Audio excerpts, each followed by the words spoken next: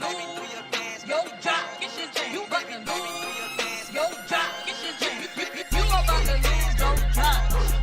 You about to lose your job. Get this thing. You about to lose your job. I'm my genius. And you about to lose your job. Get this thing. You about to lose your job. Get this thing. You about to lose your job. Cause you are entertaining me for nothing. You about to lose your job. Get this thing. You about to lose your job. Get this thing. You about to lose your job. Cause you are entertaining me for nothing. You about to lose your job. Get this thing. You about to lose your job. Get this thing. You about to lose your job. Get this thing. You about to lose your J-O-B. You about to lose your job. Get this thing. You about to lose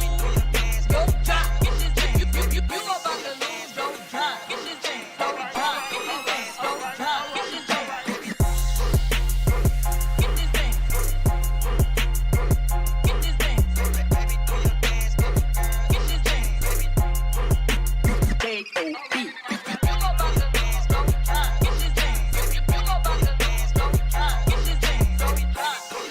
Your job.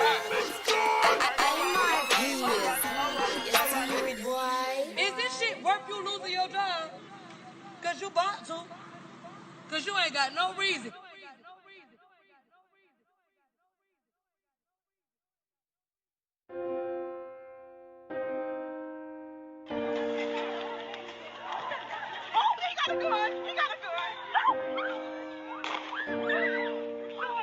Dude was getting into his car and the cop pulled up and like literally was like holding on to him and started shooting. Usually I try to do a little fluff. I try to do a little, thank y'all for coming, this, that, and the third, blah, blah, blah. I'm on a whole different tip tonight. I want to thank you for another week with What's Up, Brody? How you doing? What do you call a curfew when you locking people down for 24 hours? They encourage businesses not to open. Let's just go ahead and dive right in. Thank y'all for coming in and kicking it with Kirk. Let's go into it. There was an incident that I had one time that I actually ended up dumping a girl over a racial profiling incident that happened to me. You just gotta love people, man. We gotta love each other, and it's time to get close with your family. But didn't you sign up to protect and serve? Didn't you sign up to serve the community, even if that means, unfortunately, you may not make it home? Isn't that what you signed up for as an officer? Or did you sign up for a cushy job with a check where you could terrorize people? Is what do you say to the people who are peacefully protesting and they're being tear gas, bombed, shot rubber bullets at, and being beaten? We might have chose this life and whatever, but we also chose one of the only fields that is guaranteed to not stop based on any natural disaster. How long do we stay quiet and don't say anything? How long do we do this for? Make a complete stop, you take a left turn, and the cop lights come on. Every single right, basic human right that Black Americans have gotten in this country, we had to fight for it. We're on vacation. I decided we wanted to go out to Vegas for the weekend, so that's what we did. And the cop's like, well, your license plate says California. Why are you out here? Best thing that I've learned, hold on to your family.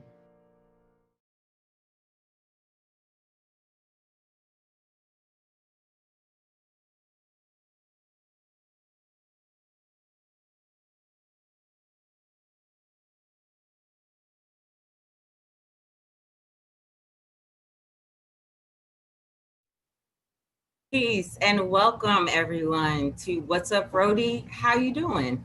I'm Noelle Jordan, creator and executive producer for What's Up, Brody.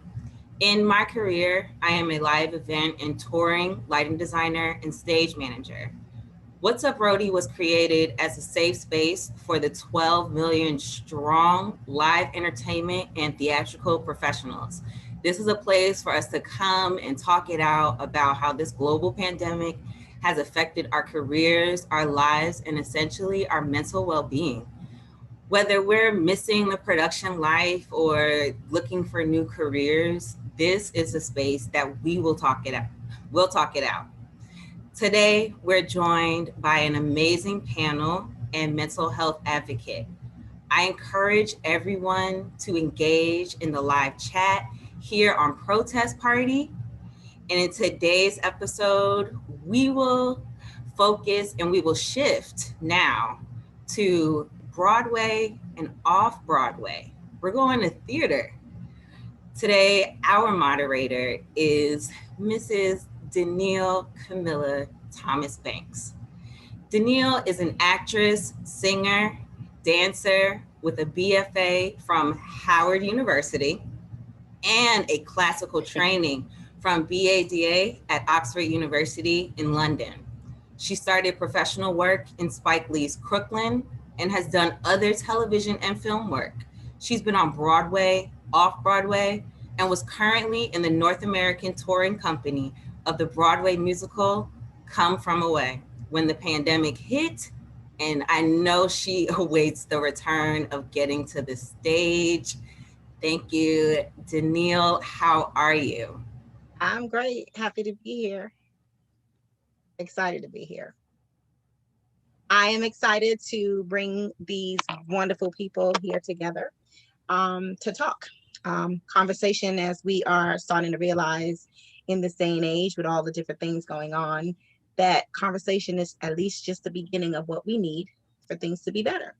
And so we're here to have a conversation.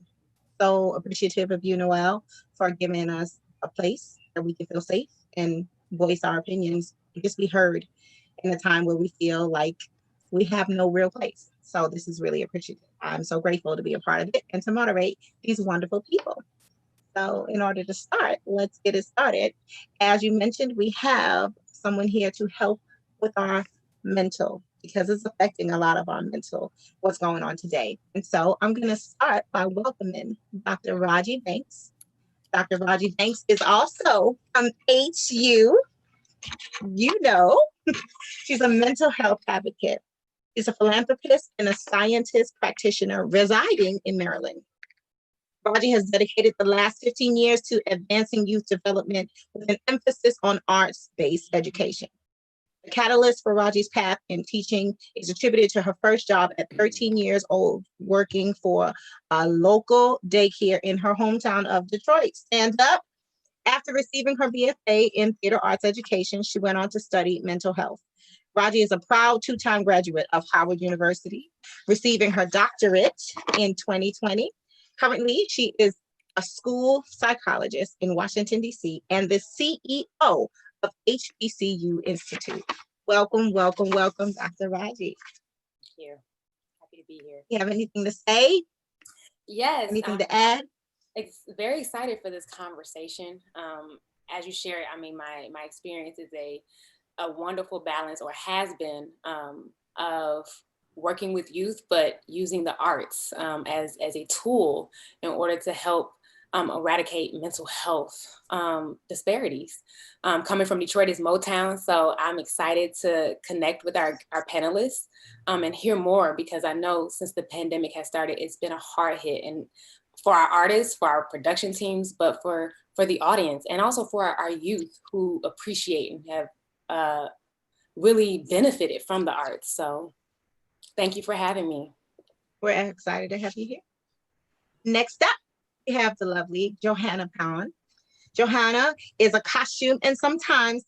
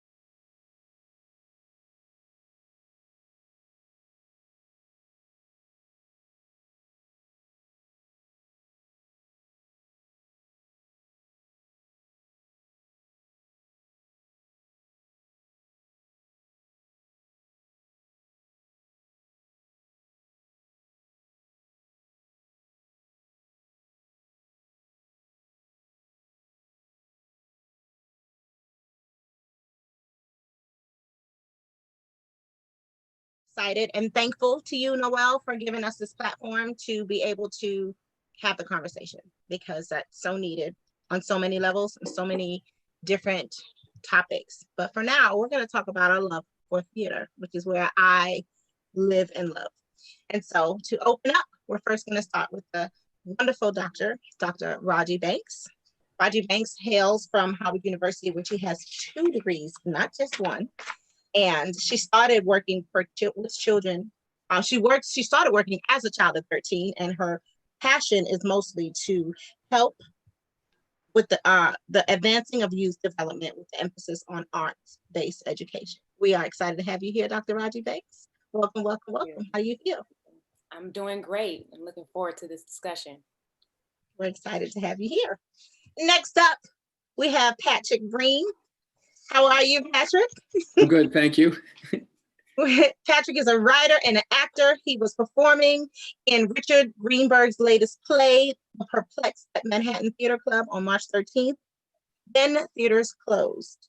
Other plays, Normal Heart and Next Fall, on Broadway as well. We're happy to have you, Patrick. Thank you very much. It's really a pleasure to be here, and I really love the idea of talking with people in the community, and because it's been such an isolating time. And anyway, I'm just really excited to have this chat. Excited to have you too. Moving on, we have the lovely Johanna Pond. Johanna is very extravagant because she hails from 2 different places. Her birthplace was in Singapore and right here in New York. And we're excited to have her. She is a costume and sometimes scenic designer in theater, film, dance, and opera. She is amazing, and we're happy to have you here, Johanna. Are you happy to be here? Anything to add? Very happy to be here. Yeah. Happy to have you join the conversation. Moving on to another lovely lady, we have Dembo. Dembo has been working in this business for 20 years. So I know she's feeling the strain of not being able to do the work. I'm sure it's worn off, that we've gotten a break, and now we are feeling strain, correct? Yeah. She's previously worked at the Lincoln Center for years, a flea theater, where she served as general manager and managing director. And where are you currently working now, Beth? MCC Theater. And she's proud of it. We're happy to have you here. Anything to add? Thank you so much. I'm really happy to be here. Also, like Patrick, really looking forward to the conversation. Thanks for having me. And last, but certainly not least, which I'm sure you guys will witness in the next hour, we have Christopher Burris here. He is an acting coach, director, and photographer, and he is residing in my place of birth, Brooklyn, New York.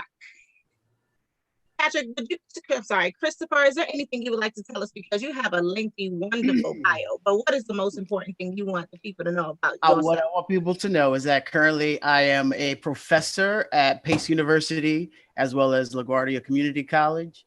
And I am happy to be here, be a part of the conversation and figuring out what we need to do to heal and to get ourselves right and to use the arts to do it. Absolutely. Awesome. Before we go any further, I just want to mention honorably that we are excited to be using this platform, the Protest Party, which is amazing.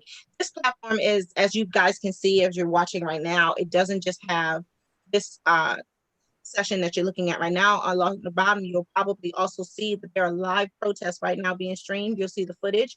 It's not going to be the audio, but you will see like the B-roll of actual protests going on right now, which are important and which are needed, and we support them. And you can see them along the bottom. It's not going to disturb us, but it's just mentioned. It's just obvious right there, which I think is really, really awesome. So we're so grateful and thankful to be a part and to be using this platform of Protest Party TV. Awesome, awesome, awesome. All right, guys, without further ado, let's get ready and let's start to have this conversation. This conversation right now is dealing with Broadway and off-Broadway, because we are dealing with the arts. And there are a lot of different mediums of art. But right now we're talking about Broadway and off-Broadway. This is a question I would like to pose first. What is the process of Broadway and the theater when the lights go off and the road stops? What has it been for you? What does it mean for you? Who wants to go first? I'll start if you'd like. The process was pretty fast. I mean, I think there was an usher at Moulin Rouge on Broadway who tested positive for the COVID virus, like March 10th, maybe. And then we kept hearing rumors, things were going to close. The Broadway theater was going to close. I was in an off-Broadway theater at the time, about 500 seats, something like that. And the general manager and the artistic director came down and spoke to us on March 13th. I think that was a Thursday. That might be the 12th. I'm not sure. And they said, you can go home, or you can do one more performance tonight, and then we're closing the theater. It was that fast. And we voted, and we said, let's do one more show. And the audience was like, half of them didn't come. So it was like a half house. It's like, if we ever get back to 50% or 25%, it was like our last show, it was 50%, and there was a lot of spaces between seats because people already knew something was coming, and they knew that they probably maybe don't sit next to each other or something. And so we did the final show and went home, and that was 6 months ago already. And so that process has just been, we just sort of call each other and go, like, I talked to Bernie Telsey, who's the artistic director at Manhattan Theater Club, where Beth works, and go like, what's everybody talking about? And it's April, maybe. And then I read something Dr. Fauci said November of next year, because he thinks that's when people will feel comfortable. He wasn't even suggesting that that's the right time. He just thinks audiences won't feel comfortable until November, a year and 2 months away. So I hope that's not the case, and I hope it comes back sooner. But of course, only if we're safe, only if there's a safe way to do it, But I'm all for half houses. Anything. Because the audience by now sometimes is just my dog, and that's fine for me too. Yes. Right. What about you? It's just me. I have 3 birds, so they have to hear me. You still beat me. What about you? What was yours? I think the experience definitely was depended a lot upon if you were working in the moment. So when it happened, I had just finished a gig in Chicago and was just teaching and preparing for the next thing. And so it hit my class immediately. We had just started the semester at LaGuardia. I had 3 classes with my students. And then all of a sudden, everything went virtual. And this is an acting class. So having to figure out instantly on the spot how to communicate the needs and how to make sure that we kept the work going. But as a professional, it didn't really hit me until I started to miss stuff. It didn't start to hit me until it was like, oh, wait a minute, that project I was counting on that should be starting right about now isn't starting. So the experience of it was lots of ups and downs, just in terms of like different moments of processing and sort of having a moment to go like, wait a minute, what's happening right now? Where am I? Okay, I'm not working. Okay, cool. 5 months? Okay, cool. Okay. Yeah.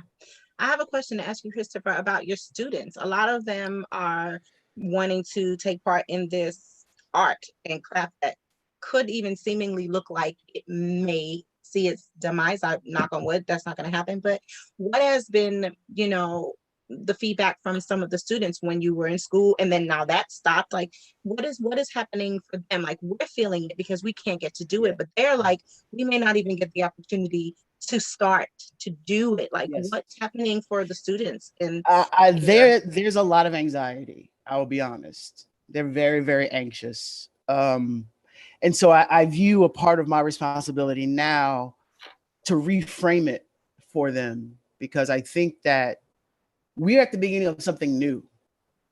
We don't know what's going to happen when things come back to full, but we know that there's going to be something different. We know that there are going to be paradigm changes that we can't anticipate necessarily. So I'm trying to reframe it for my students to say, you're at the beginning of learning something new at a time in which the entirety of the art form is also undergoing a seismic shift, but trying to make that okay. trying to help them see that we still have the possibility to prepare them as artists for what they want to create down the path in the future. What about you, Beth? What has the experience been on your side?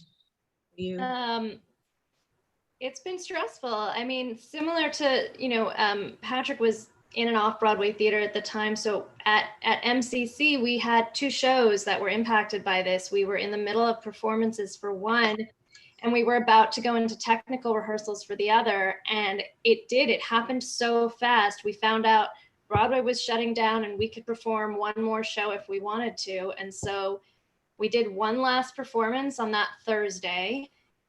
We did not go into tech for the show that had just been rehearsing and had finished their final run in the room that day. Wow. Yet the set was loaded in, the lights were focused, everything was up in the theater. And it felt like a rush to get actors to get their stuff to be able to leave the theater. And it was also like we had to think about not just the actors and the people and the crew and those people involved with the shows we weren't doing, but how was our staff? What did we have to do to take care of our staff to get them to be able to work remotely? And it all happened quite, like we did feel like it was coming, we just didn't know when.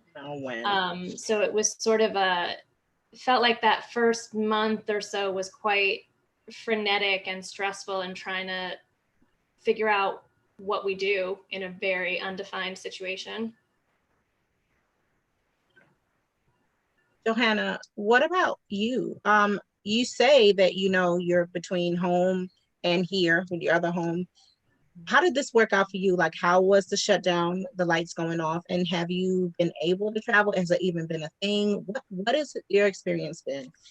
So this past spring, I was actually finishing graduate school and I was working at the same time. So I was actually in the middle of working on Take Me Out at Second Stage, and I was shopping on the show. So it was a very similar experience. Like we had rooms full of clothing, and especially in a modern show, you feel like there's so much shopping that happens. And suddenly, you have all this stuff that you have to return before all the stores close down. And there was this feeling of panic of like, what if we don't get all of this stuff back in time? Because then our companies are out thousands of dollars on all of these clothes that suddenly we can't return. And so there was a lot of panic around that. Because I was in graduate school and working at the same time, I actually chose to finish out the rest of my semester in the States. And I think like in probably around June, I came back to Singapore.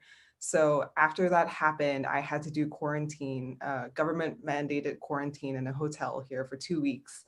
So it was 2 weeks of no fresh air and no contact with the outside world.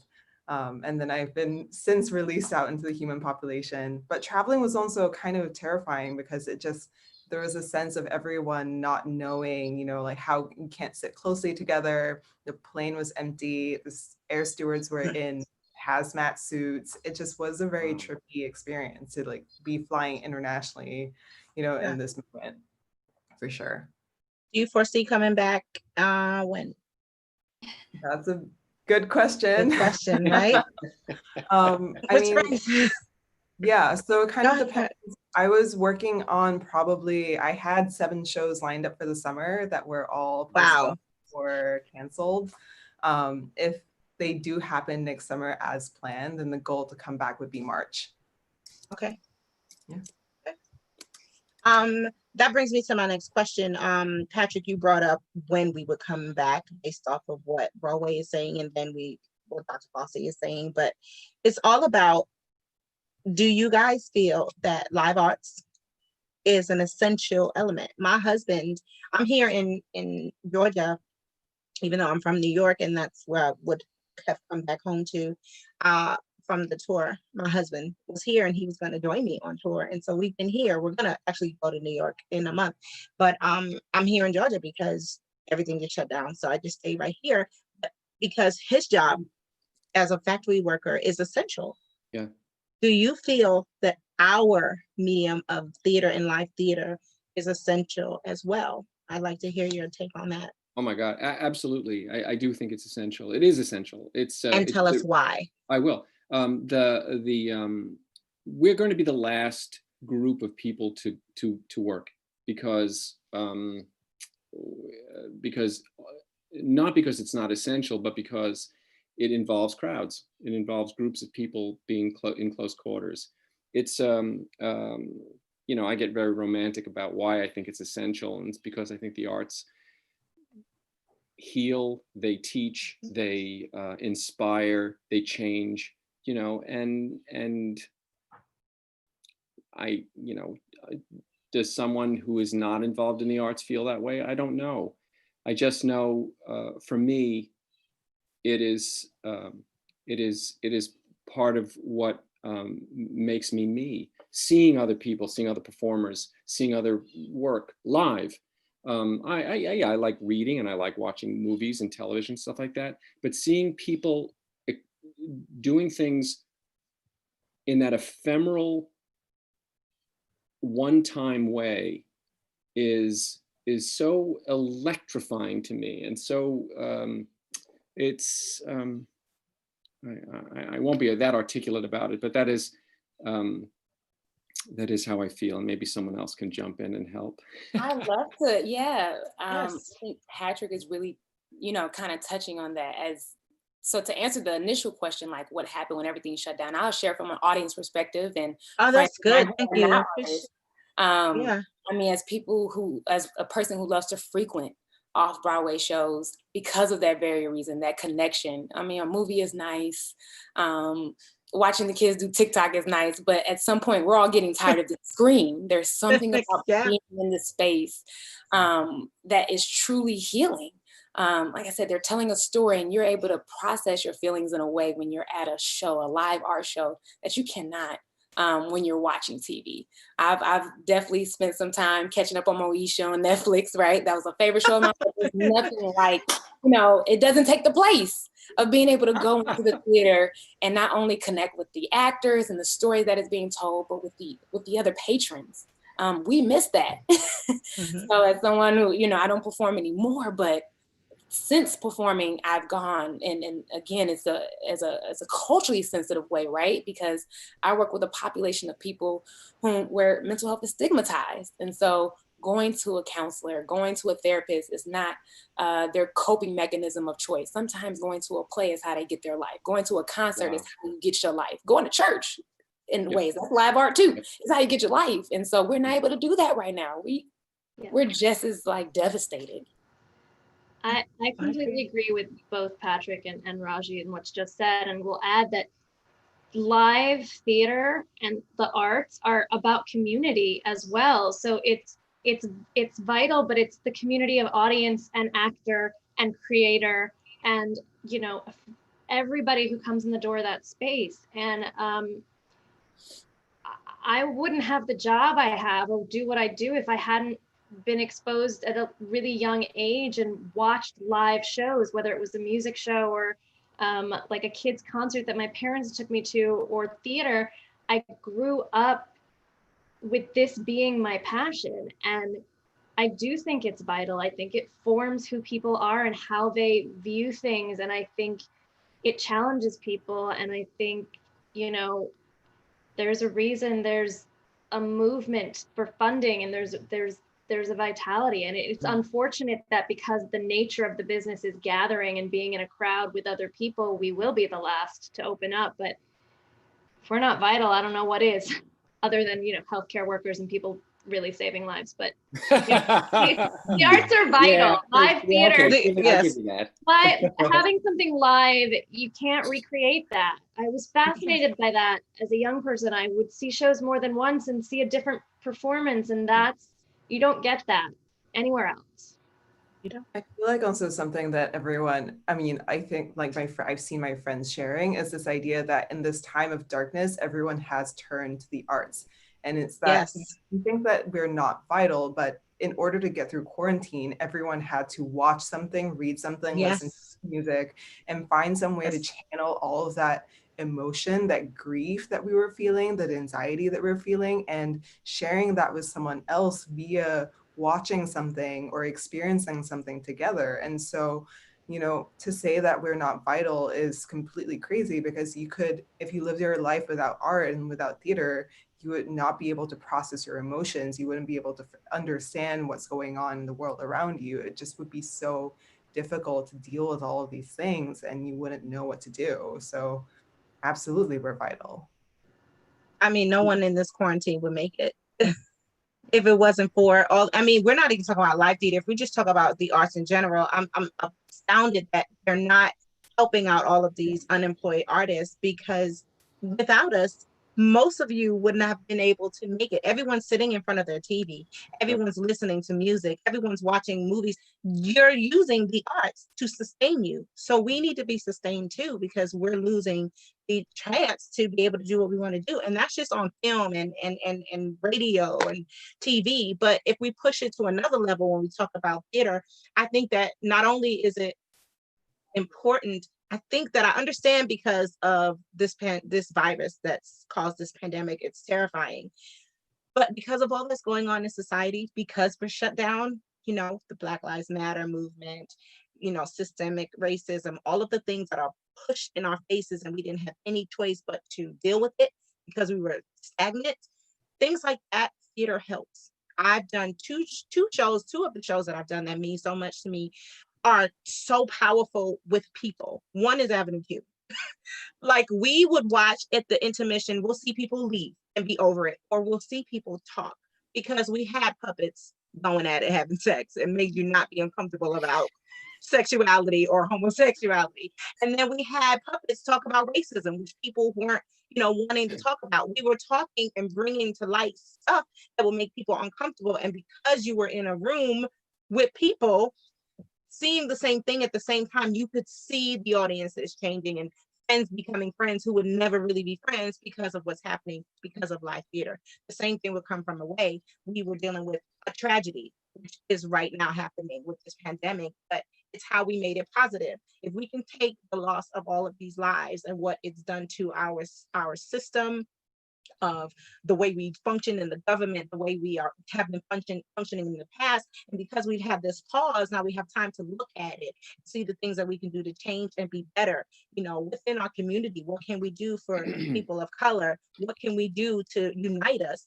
I think that, yes, it's essential, not only because of just like other mediums like TV and film, but live theater evokes feelings and change in a way that can actually bring about change. So I 100% agree that it's essential. Now, well, it's the closest thing to to religion, really, which some people think is controversial, but I'm a little fortunate in that when I was in high school, went to high school in South Holland, Illinois, and in the back of our house was a Presbyterian church, whose pastor happened to become one of my best friends in high school.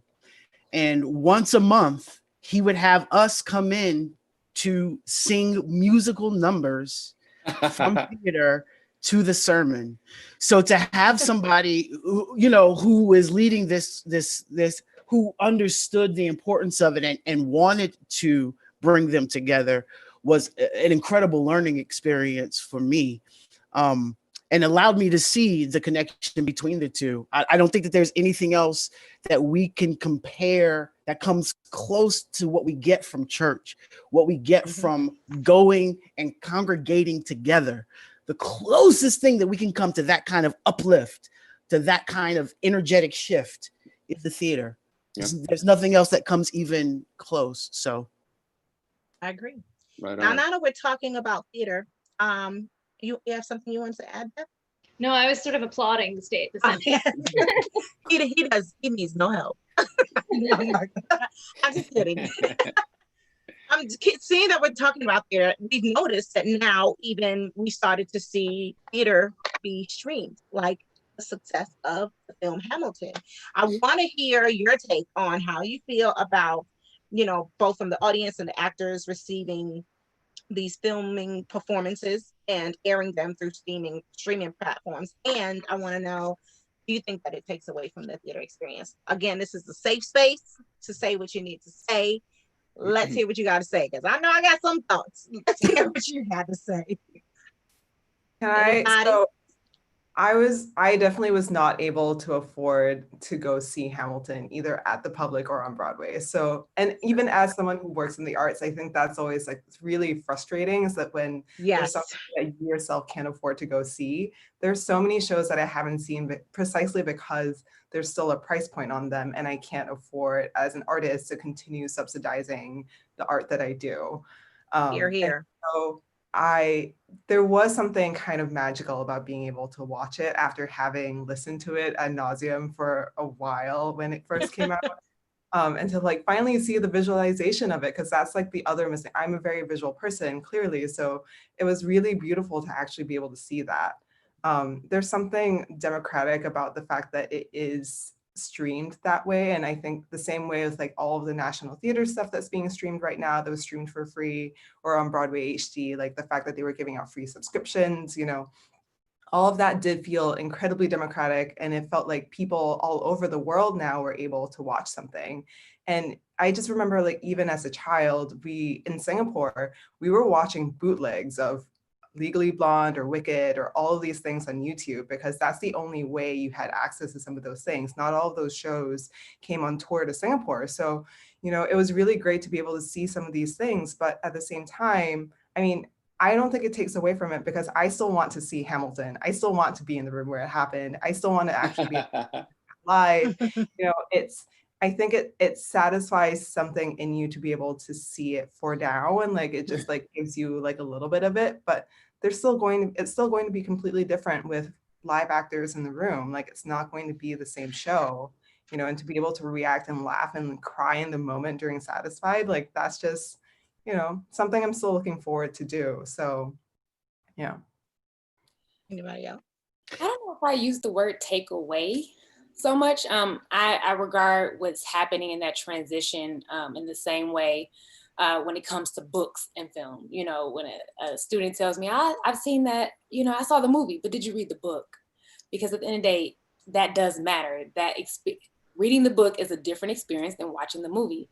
And I feel the same way about the shows. When I think about one that I really loved to watch that was streamed away, The Wiz. And I remember when they turned that into a major production, it was beautiful seeing, but it's not the same as when I saw it in live theater. It just was not. So I would just encourage patrons, I mean, at the end of the day, please enjoy, you know, Hamilton while we have it, you know, at our fingertips and on the screen. But certainly let's not make that the trend once the doors do open, that, oh, why don't we just stream, you know, forget live theater. That is what I hope doesn't happen. Yes. So I won't say take away, but let's just make sure that, you know, we are still recognizing that it's two different, it's been presented in two different ways, and we need to respect and embrace them both. Yeah. I think that's the key. Like I think that it's different. I don't know what the word for it is, but in my opinion, it's not. If the artist can't receive energy in the moment, then it's not theater, right? Like, it can be a play and I'm watching a play, but if that artist can't receive my energy back in the moment, it's not theater. It's something else. So I think that there's a definite value, like everyone has said, in seeing all of these shows, but understanding that it's a different experience, because in a theatrical experience, you're bringing your full self into the space, right? Your entire body is there. If I don't want to pay attention, or if I don't want to engage, I have to intentionally go out of my way to disengage if I'm in the space. If I'm at home, you got to work extra hard to get my feet involved in whatever story you're telling. Yeah. And that difference, I just don't think it can be compared. And I'm sorry, I want to add on to that, Christopher. The same way as an audience member, we have to bring our full selves. When you come to a theater show, there are just certain things that you don't do, you know, that we see people do in a movie theater. Oh my God, girl, what you do? You know, yelling at the screen. That doesn't happen in theater, right? You are there and you are really just taking it all in, and it becomes a personal journey in a way that I don't have that personal journey at home when I'm watching theater that's because you can pause it and go get something. You know what I mean? Right. Yep. You lose a little bit of it. That was my take on it. I'd seen Hamilton 3 times because I Avenue Q and them had the same people I I still had to pay a lot of money, but I could get a ticket. It wasn't just how much it cost, it was just to get it. And I cannot, and I was not trying to believe the hype either. I'm like, I love theater, but this is too expensive. Y'all tripping. I cannot do it. And I tell you, when I was in that room where it happened, it literally was amazing, which is why I went to see it, multiple times. And I was so excited for when it was streaming. They had the best of everything. They had the best designers. I mean, as a theatrical experience, I saw the second act, not the first act. Don't ask me how. I know how. Don't ask me how. That's not your business, and that's not the point. The point is that. Oh my goodness. But you know what I mean, like. Yes, I know. Yeah, that's how I felt. It was amazing. And now look, I'm excited about it. I was so excited. And I had a TT date night for all my nieces and nephews to sit down and get to see some live theater. And it was exciting to see my friends on screen. And I thought that I would be watching it all the time because I had listened to the soundtrack like leading up to it. I just couldn't get ready. And then my family was like, if you're gonna sing like this when the show is on, we're gonna have a problem. So I was just so excited and I loved watching it. It was great. And it was just like a token for me to remember what it was. But this is from all of us who love the arts. My concern is that it's going to be enough for people who are not that exposed to the experience of live theater. And one, they're going to miss it because as great as it was to see it, it does not compare at all to what it was in the room. And I don't care if there was a mistake happening, which I wouldn't even have noticed. Nothing about live theater is something that you miss when you're there in the moment. And something about TV where you're going to probably work on the sound. I want to hear you crack because that's what a voice does sometimes. You know what I mean? Yeah. And half the times when you're witnessing something firsthand, you're not paying attention to that crack. It's gone in the next moment. Like the live theater, like you said, that energy that you're getting from the stage and it's that reciprocity from the audience to the performers. I'm so scared that we're going to start getting used to this. And it's going to be something that we're relying on. And so I hope not. So bad. You know? I hope not too, but I also think it's worth saying that I don't think every show can do a filmed thing like Hamilton did. With like top notch of the line cinema quality. It's not your B-roll from the back of the house. And I think, it's not a flat, theater's not a two-dimensional thing that's actually meant to be seen on a screen. So like wherever they chose to put a close-up, I might've been looking somewhere else in the theater. Mm-hmm. So, like I like to always watch the ensemble sometimes and see what they're doing.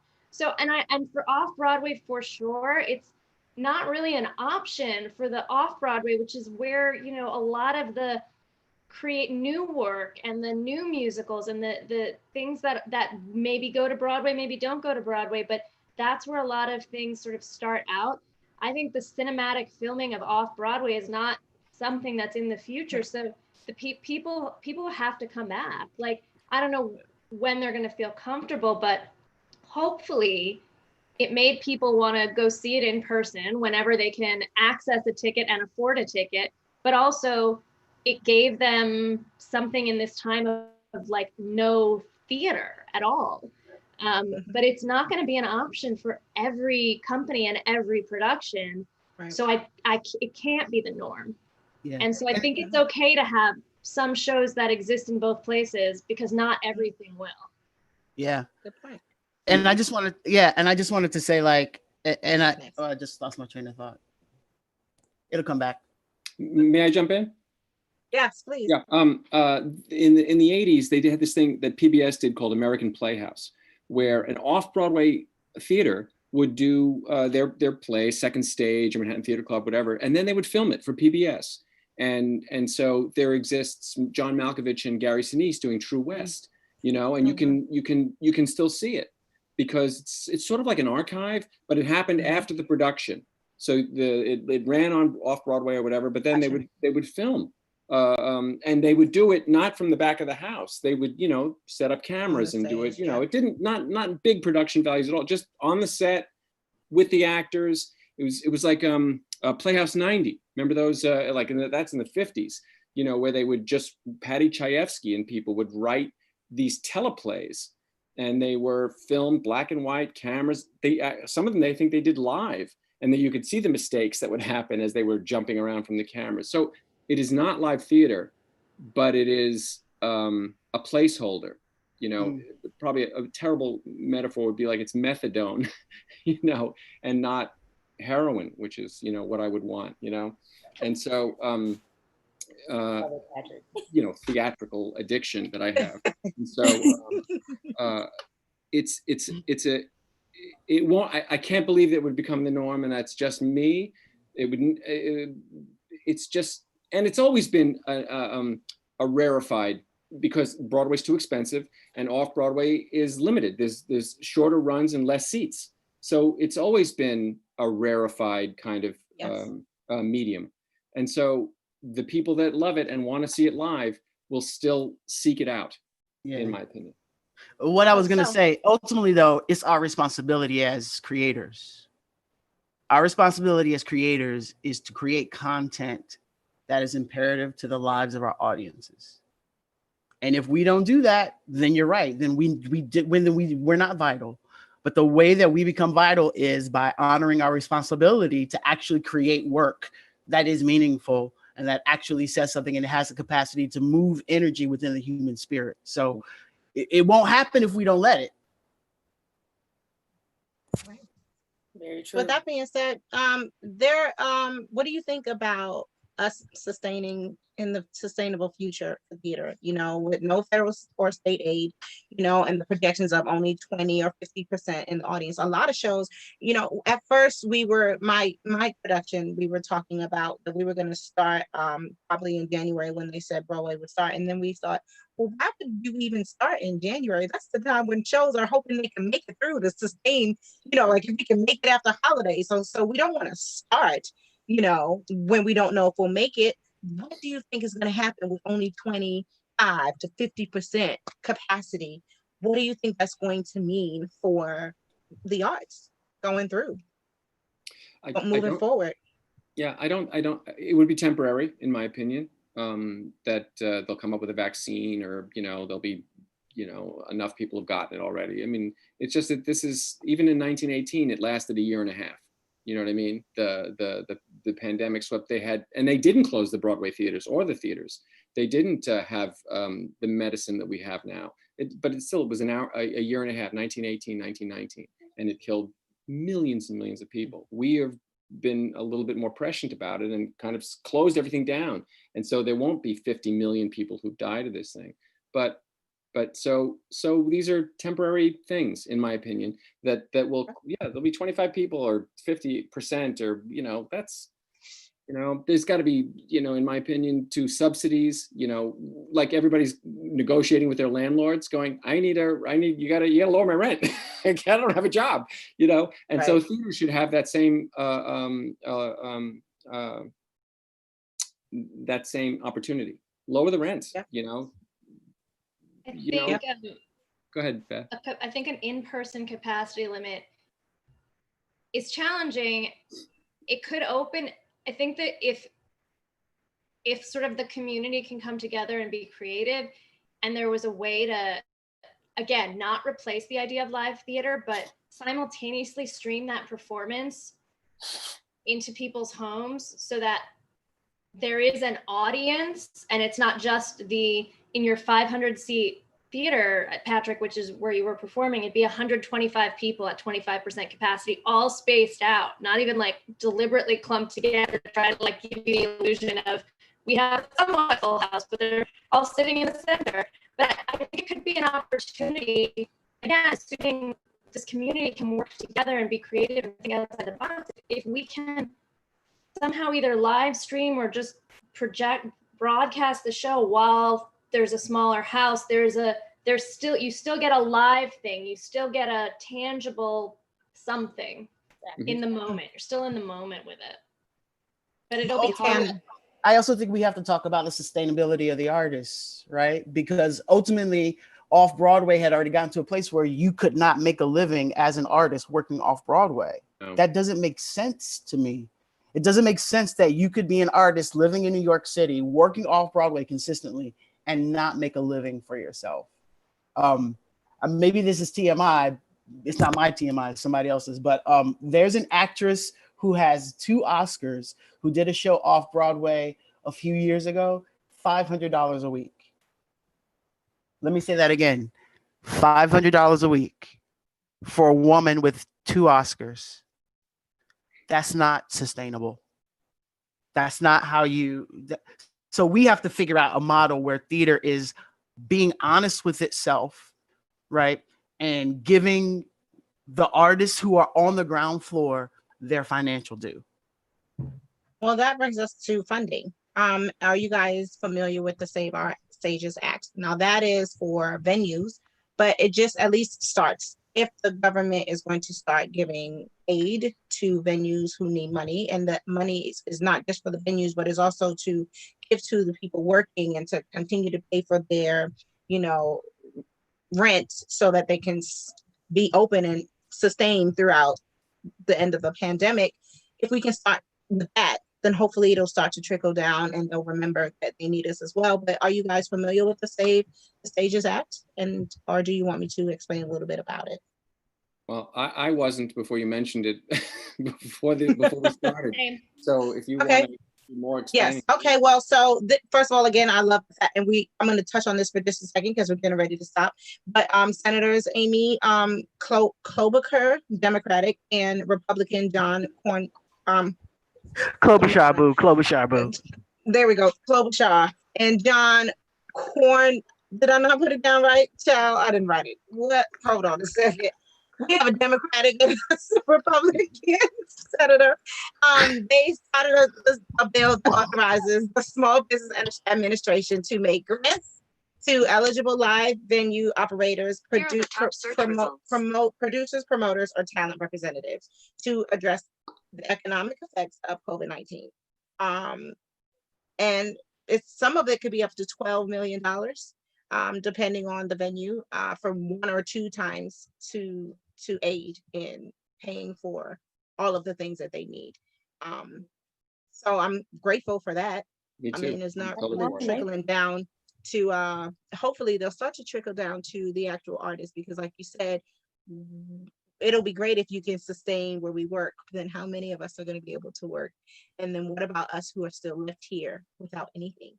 And before I get off of that, I want to go back to Raji, to Raji Banks, to ask, is there anything that you can leave with us to let us know what would you advise to help with what's going on with our mental while we're dealing with all of this? And some of it has been discussed here already.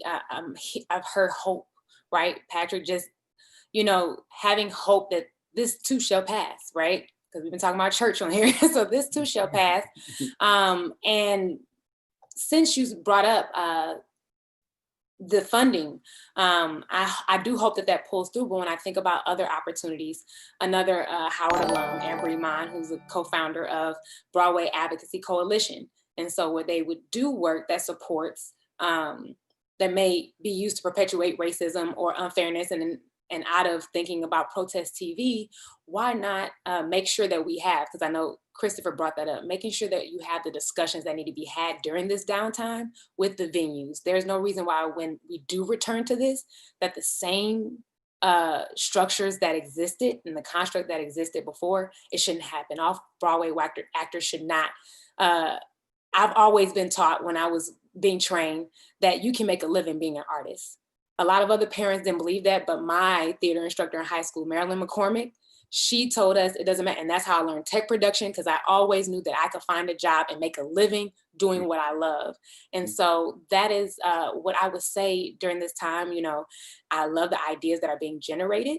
And I think that they are very helpful. And as far as moving forward, stay hopeful, but also having those necessary, right? Making good trouble, in the words of John Lewis, and making sure that when we return back, that it's a huge shift. Not just we're just happy to be back, but what did we do differently? What ideas were we brewing and did we bring together to make sure that not only are we enjoying, having, getting our checks, but making sure that everybody, can get a piece of the pie. Anything else anybody would like to leave before we are getting ready to be done? Anything? She said it all. I said, That's when you're in with the doctor. That's why you're in with the doctor. Just hearing you out, I'm thinking like, man, I miss theater. Come back. So we're getting ready to say goodbye to this conversation on this platform. But please continue the conversations amongst other people. Please continue the conversations with the people who can make change. Please continue the conversations with yourself, giving yourself that hope. Please stay well. Please stay safe. And hopefully we'll all be back to the theater on some way, in some capacity, in the close future. It's been awesome. Thanks again, Noel, for this wonderful platform. Thank you, everyone who was part of this conversation. And we wish you all the best. Pleasure.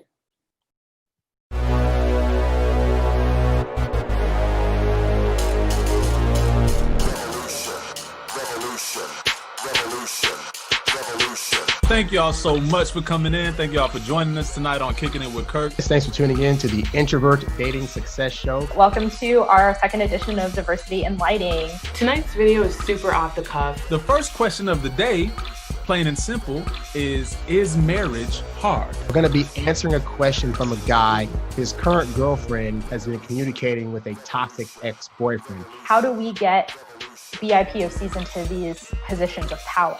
I want to talk about performative activism and why it's so harmful to the Black Lives Matter movement. So let's dive in it, man. Revolution. If you don't like what we're doing, if you don't want to rock with the NFAC, that's cool. Form your own militia. There is a playbook for this shit. It's not like we have to create it from scratch just because now we're all digital. We need people who are there on the computer and off of it. You have to be there for the good and the bad. You can't just be there when it's most convenient for you. If they was really about what they was about, they would have been at all the formations. But you need to make sure also that Black ideas and Black people creating culture get funded. It's not just who we see on stage, it's those that they point to at their curtain call. Listen, have the conversation, be humble, admit what mistakes were made. These chat rooms can go, but this thing has me rolling. Somebody did say, what about the women who be proposing to their men? Should the men take their last name? Absolutely. Absolutely. If you want to be a part of this fight, you're going to have to learn to be uncomfortable. Revolution.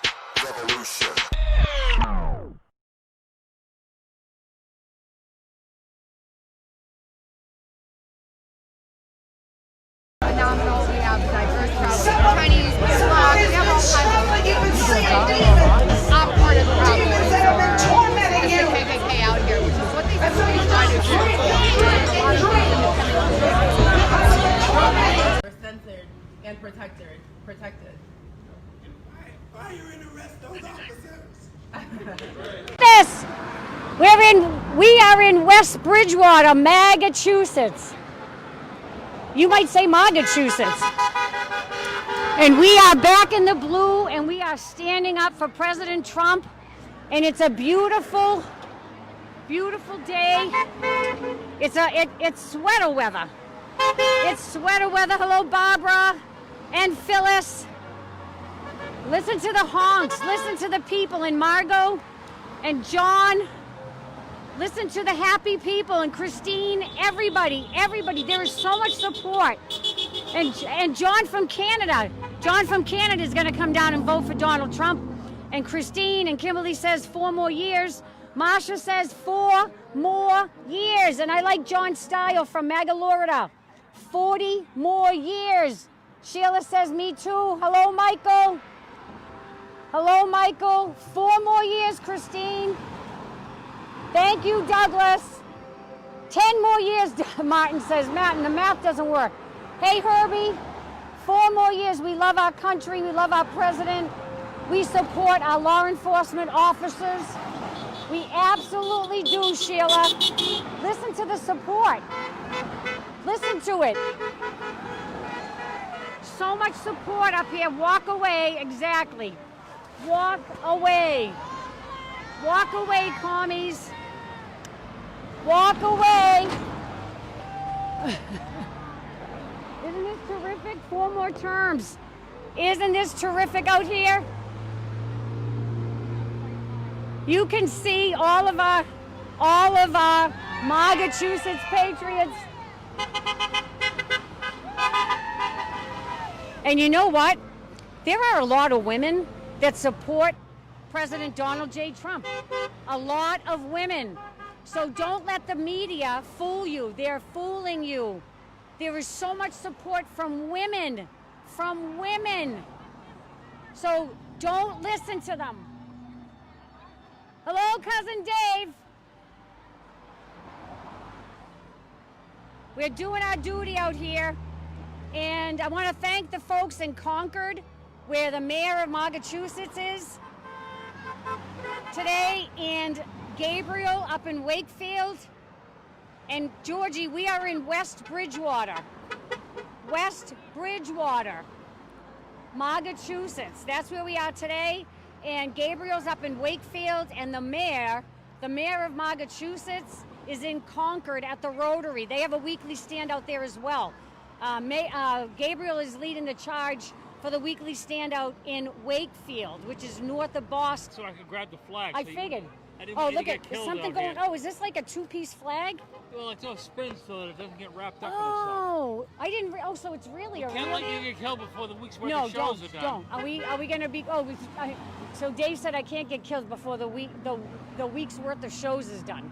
We're just trying to make sure that there's no physical contact or conflict with anybody. Sure. So we're going to bring our bikes in, and then like I said, if I can... It's like you're separating this side from this side with bikes. Is it true barricade? What's that?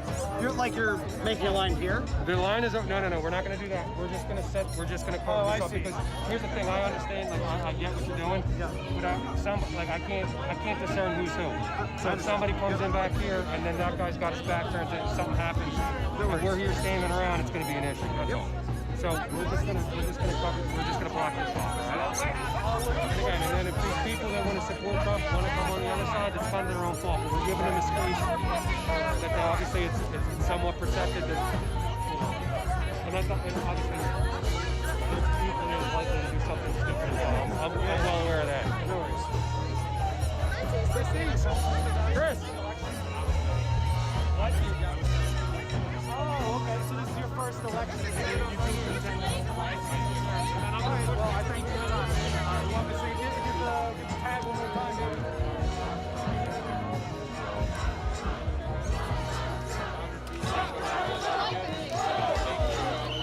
Support local people. My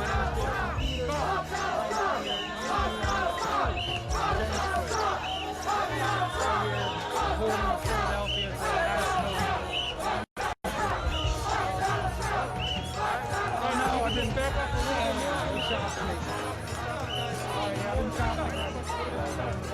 Philadelphia. Excuse me, Trump car man, would you like to be interviewed? What's the say? What would you like to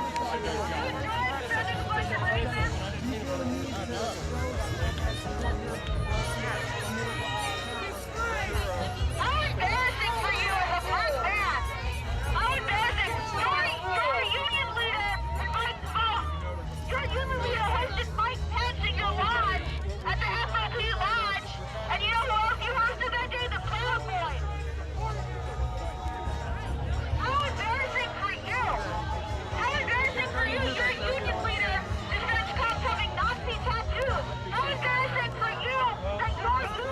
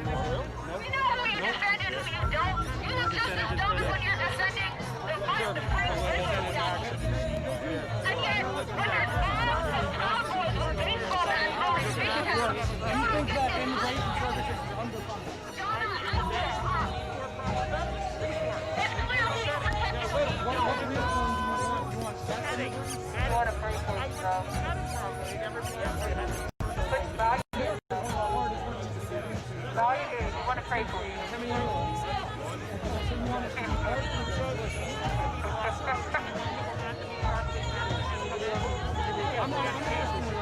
Did you say in your dreams, in my dreams, I wish that you would get some teeth?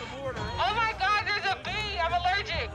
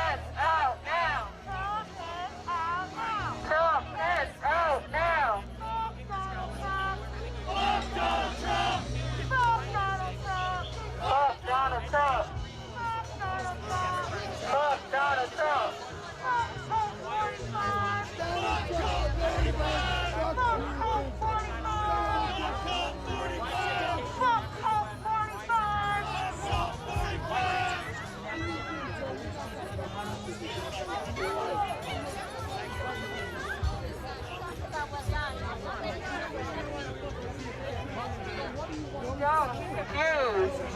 It's the drug. It's the drug. It probably smells like doo-doo.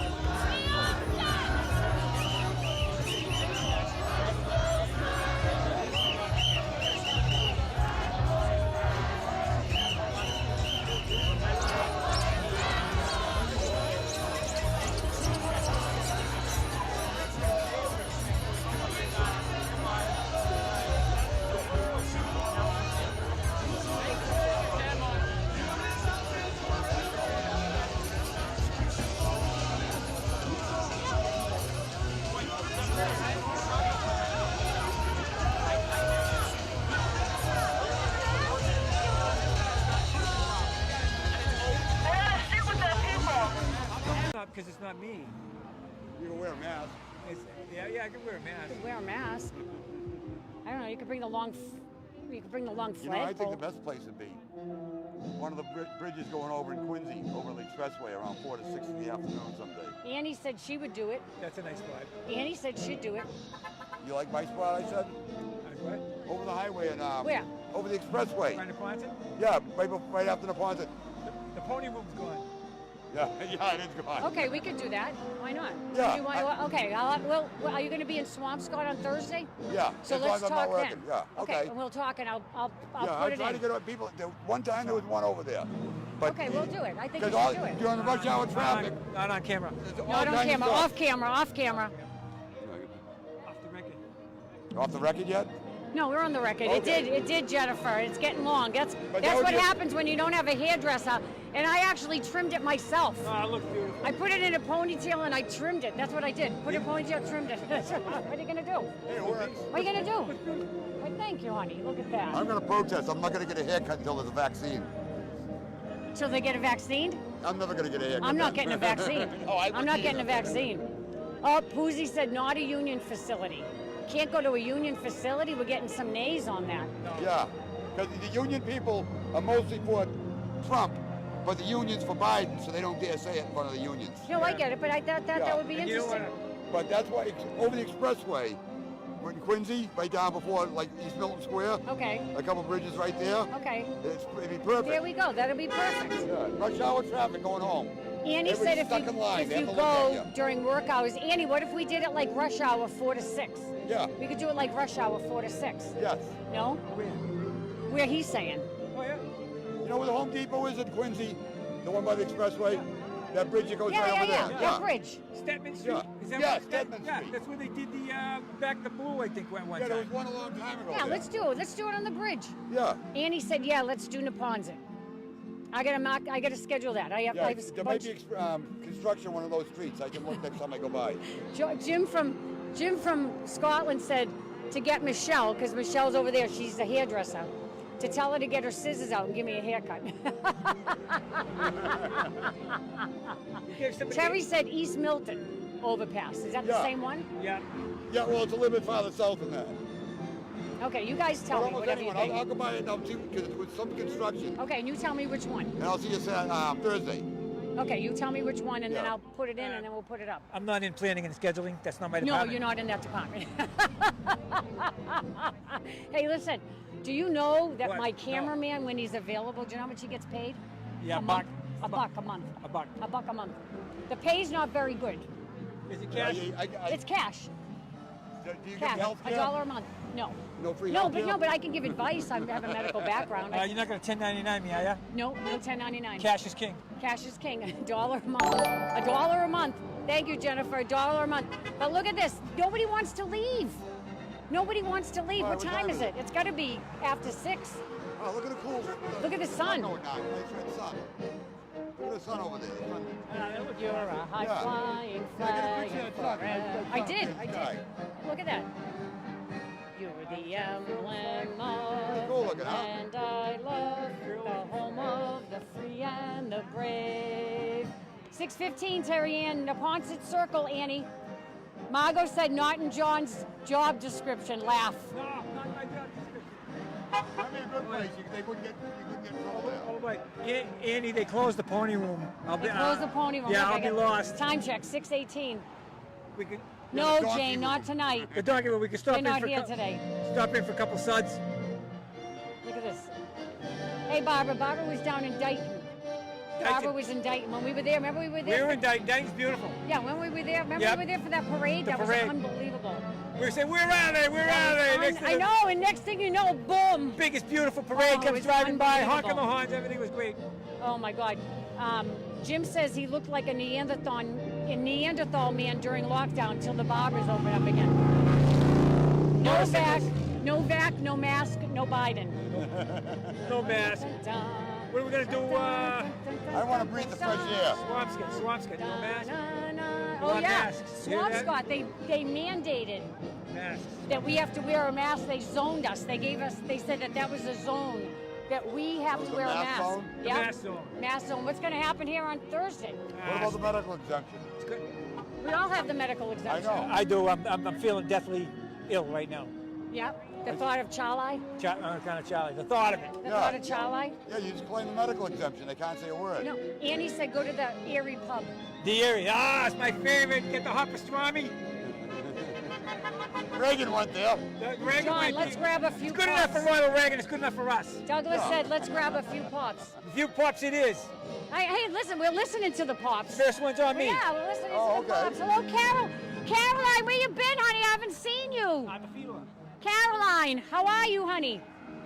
I haven't seen you. Caroline's from the Leominster area, the Leominster area. Okay. Say hi to cousin Caroline. Hi, cousin Caroline. Showdown, Margot says showdown in Swampscott. Showdown in Swampscott, It is. They're going to want to mandate masks, huh? Yes, and they said it's because of us. And so there are 3 Board of Health members. One of them, her last name is Goodman.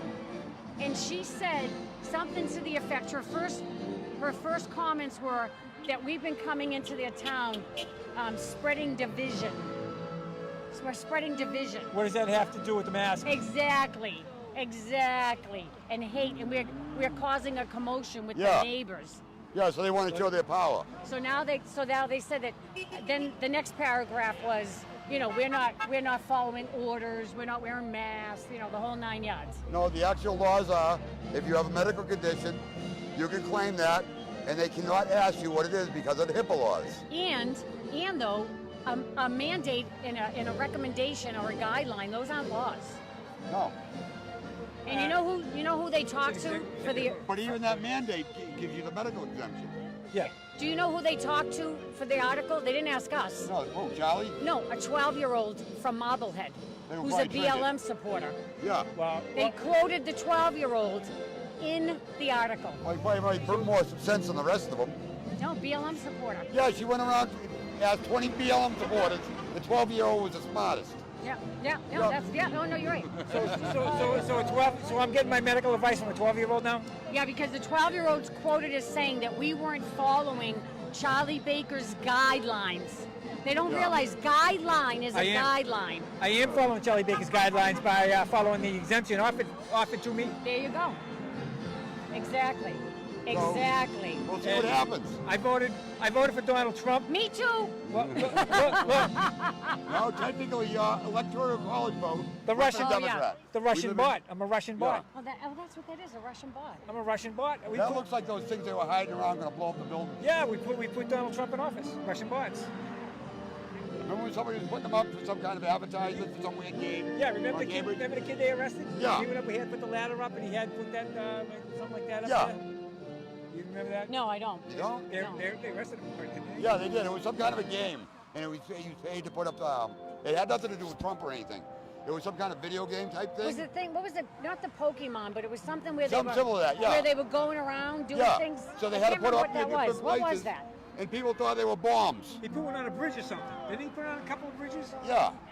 Yeah, we're in Cambridge. Yeah. Commie. Shovel. That's where they have the Communist Party there. Oh, big time. They do. Okay, so we're all leaving here. Okay. I'll see Thank you, you, everybody. I'll see you on Sunday. We're going to be Woburn Thursday tomorrow, Woburn tomorrow, Leominster tomorrow, and Townsend tomorrow. I'll For see you freedom. Okay, everybody. Charlie Baker's house is important. Douglas is bringing a flask to Woburn tomorrow. Thank you, everybody. And say goodbye to all our friends, our cousins. And we are American, where at least I know I'm free. And I won't forget the men who died, who gave that right to me. And I'll gladly stand up next to you and defend her still today. 'Cause there ain't no doubt yeah, you guys get in there. God bless the USA. This is fantastic. Thank you all. Keep up the fight. We got 7 weeks. Thank you, Caroline. We have 7 weeks left. 7 short weeks left. Get out there and stand up for our president and stand up for the law enforcement officers that protect us. And don't back down from these commies. And I'm telling you right now, if you have one of your kids and one of their friends, and they're anti-American and they support BLM, tell them they're not welcome in your house. We have to stand up for what is right? Because we're proud to be Americans. Because we're proud to be American, where at least I know I'm free. And I won't forget the men who died, who gave that right to me. And I'll gladly stand up next to you and defend her still today. Bye, everybody. I love this land. God bless the USA.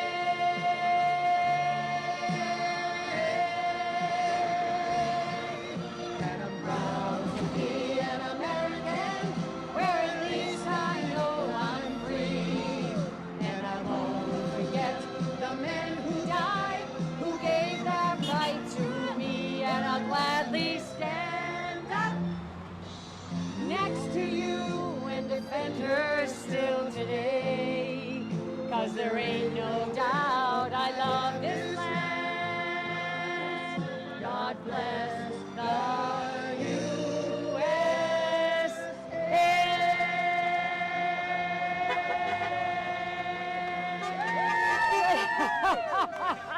Great job, ladies. Great job. Me too.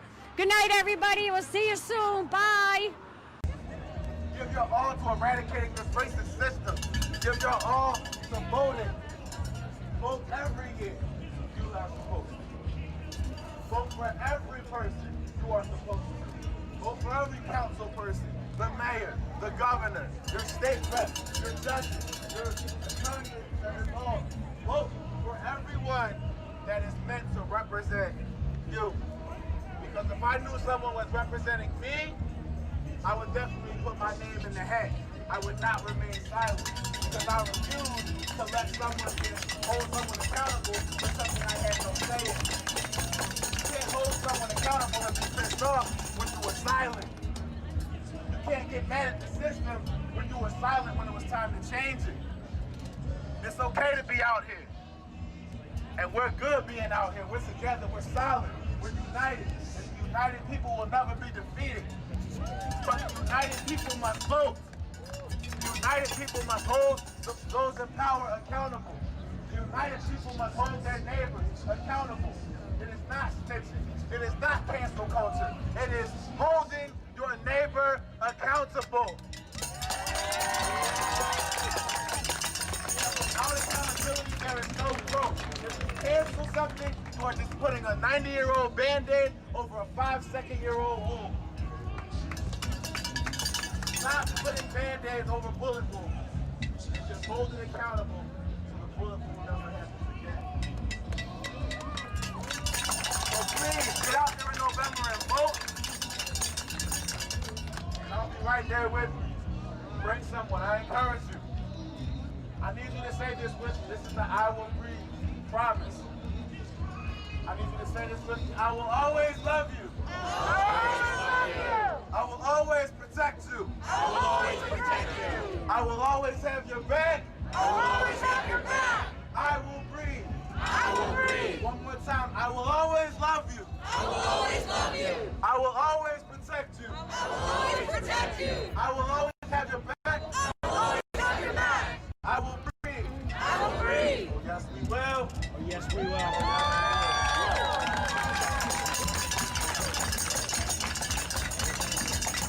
That Trump talks about his daughter. I don't understand how anybody can be okay with hearing that and still allow this disgusting man to be our president. Can you imagine hearing somebody talk about your child the way that Trump has talked about his? Can you imagine that?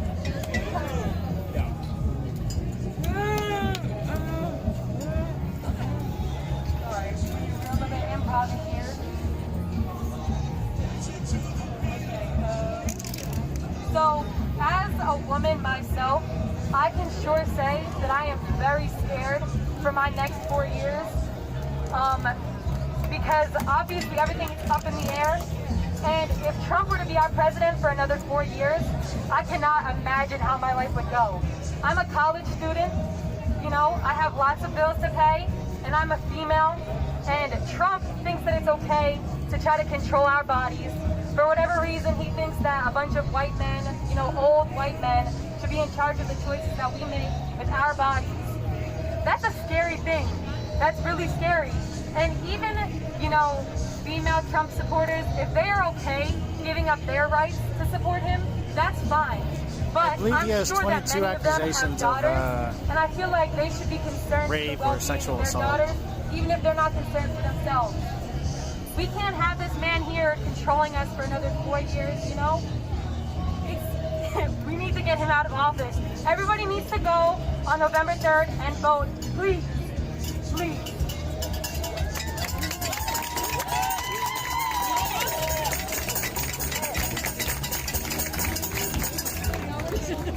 And remember the sign, guys. Fuck Trump. Fuck Trump. Woo!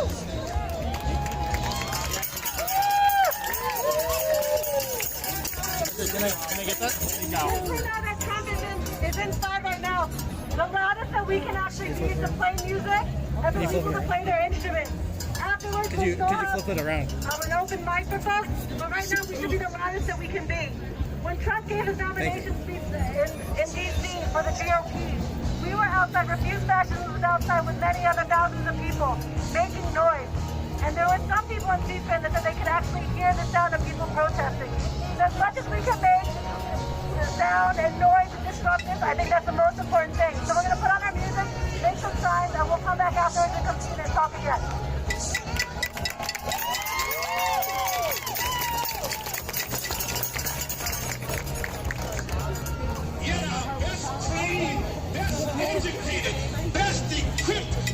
Philadelphia has been peaceful for more than 3 months, so if you're looking for peaceful protest, we got it here.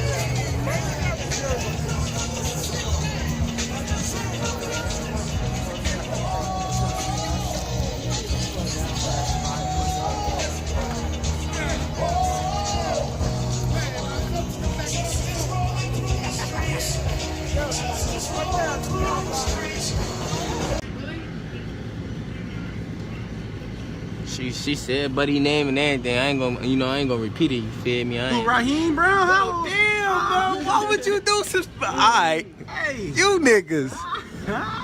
Y'all got it. Well, man, this girl gonna text me said, so I mean, you with bitches. What? I mean, she's talking about live. Hot down, shorty. You hear babies, you hear other, what? Man, females weird. Different city girls. Different city girls, man. They definitely will. That's all I mess with different city girls. You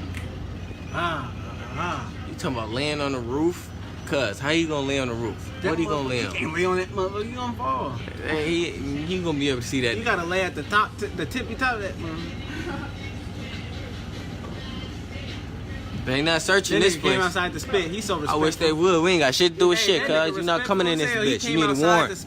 You need a warrant, cuz. You ain't got no warrant. You're not stepping foot in this bitch. Shit. You should spit on their property. Is that a chopper in the sky? Yeah, man, look at this nigga head. Ain't no helicopter in the sky. He shaved that motherfucker. Good. Yeah, shaved. That, look at the. Oh, you talking about buddy right there? Yeah, man. He look like a whopper. His head shaped like a whopper. Folks got one of them Mockajon dumbass. It's gonna be like, hey man, can you not say that about my head, please?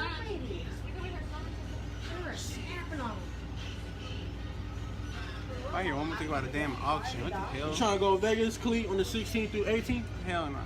Because, I'm probably gonna pop out there on the 16th through 18th. I don't even know. Fuck Vegas.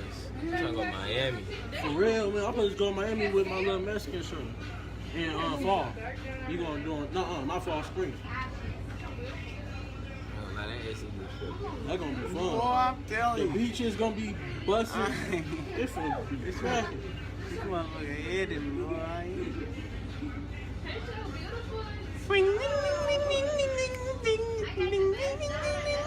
Oh shit, my bad. That beat go crazy. Drop the views for that shit. My fault. That beat go crazy. My mama's there. Dropping my views on my mama. My shit went to 3-something. Shut your ass up. That was my ringtone. He's your best friend. So shaking. People don't vote. See, I know, and mostly, I'm sorry, young kids have lots of energy. I will tell you that Biden does not have the energy of a lot of this. I know, and I am worried about it. But you know what, though? It doesn't matter if Mickey Mouse is running. I'm sorry. We've got an evil in the White House. I don't care. Well, you saw who I supported last time. The people that didn't put her in office, that just terrified me. May I ask you one more question? Who did you support in the primary? Was Joe your original? No, Amy Klobuchar. Amy Klobuchar? I'm sorry. We need I'm sorry. Moms fix shit. It's what we do. Moms fix stuff. You put a woman in there, a mom, we get shit done. We don't stand around and dilly-dally. Does having Kamala as the VP make you feel a little better? Yes. Yes. Yes. Well, I appreciate your point of view. Thank you very much. To say, you want to talk? Oh. How's it going? I saw you out here. I don't know if you're familiar with me. My name's Jason Peters. I'm a writer for Philly Weekly. I've seen you down at the encampments a number of times.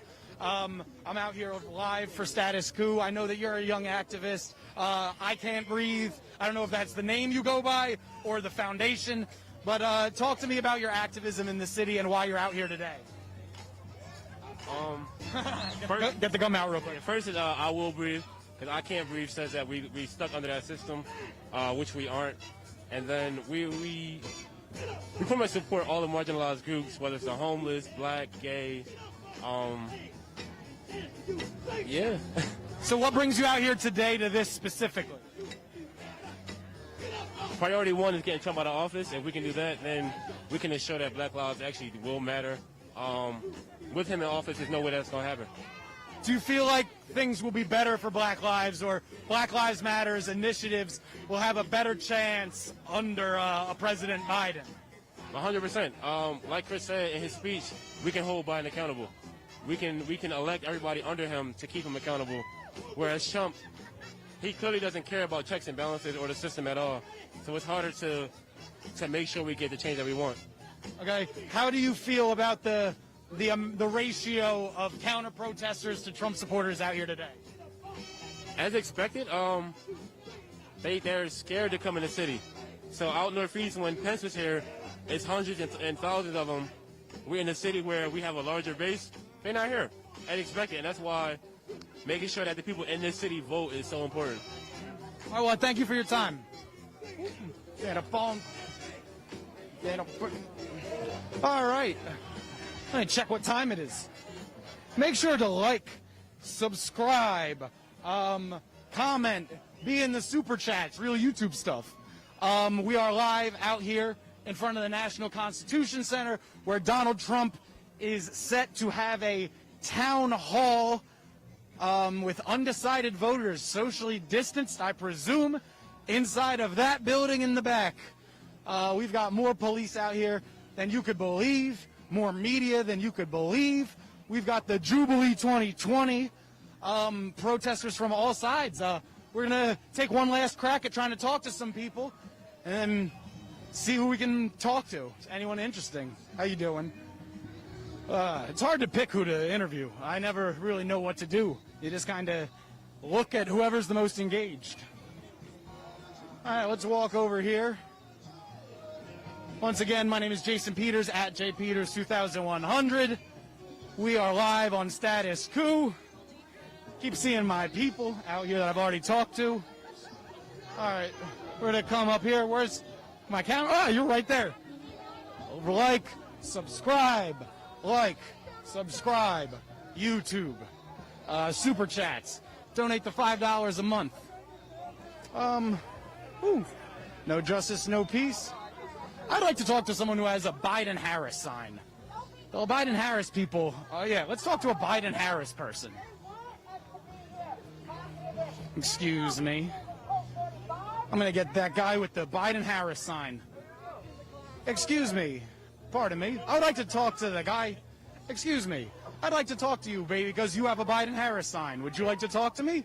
Oh, my name is Jason Peters. I'm an independent analyst from Status Quo. I don't know what this.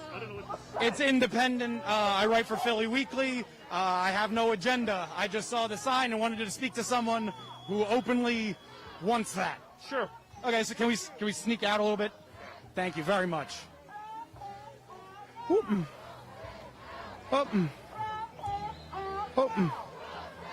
Everyone.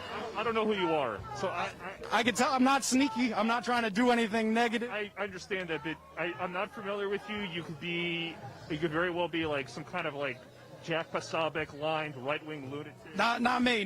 I write for Philly Weekly, the newspaper. This is my second time ever doing this YouTube stuff. So I understand your complaints. It's completely valid. Anyone could do this.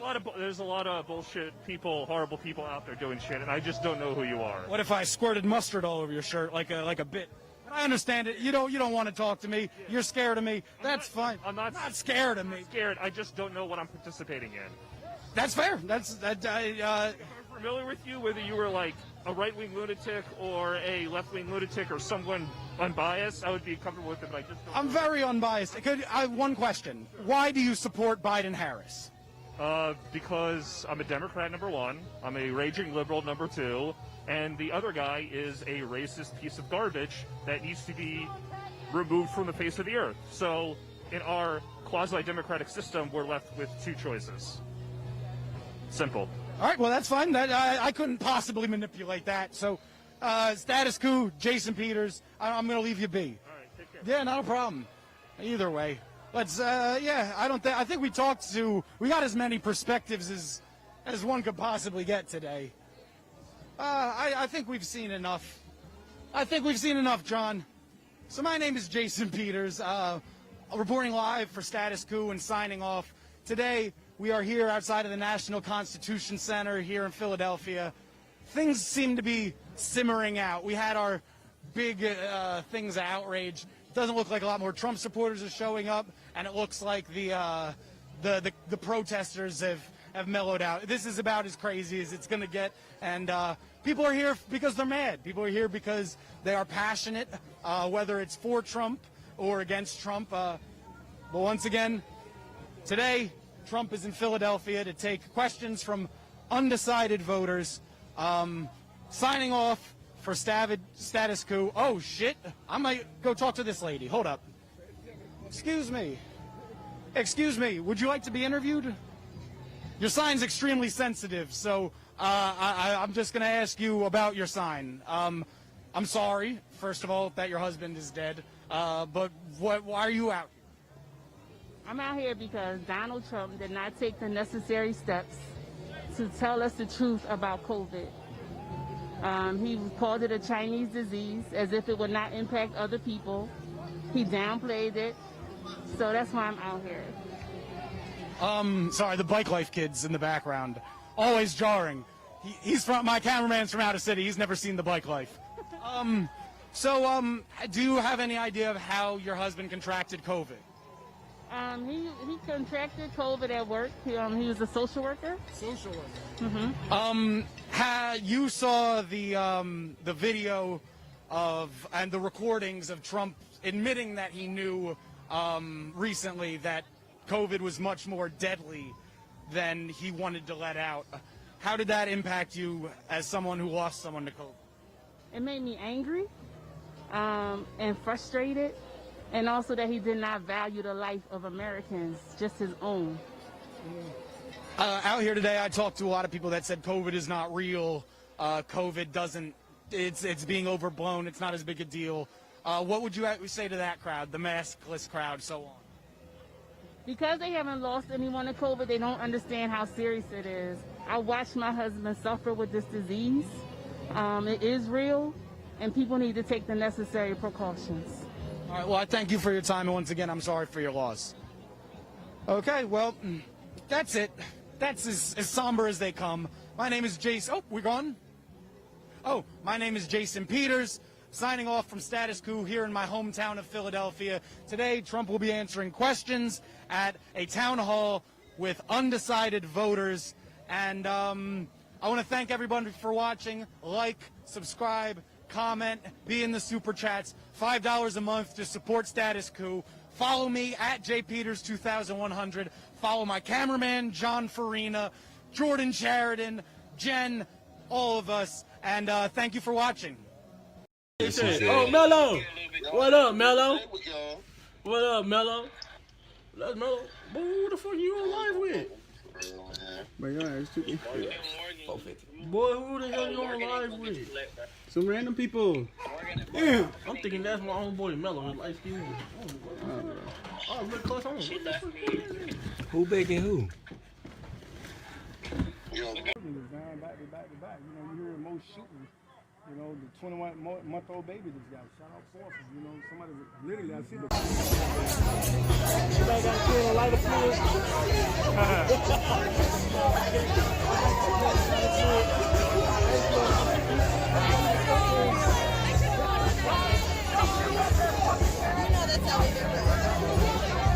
Back up, you progress!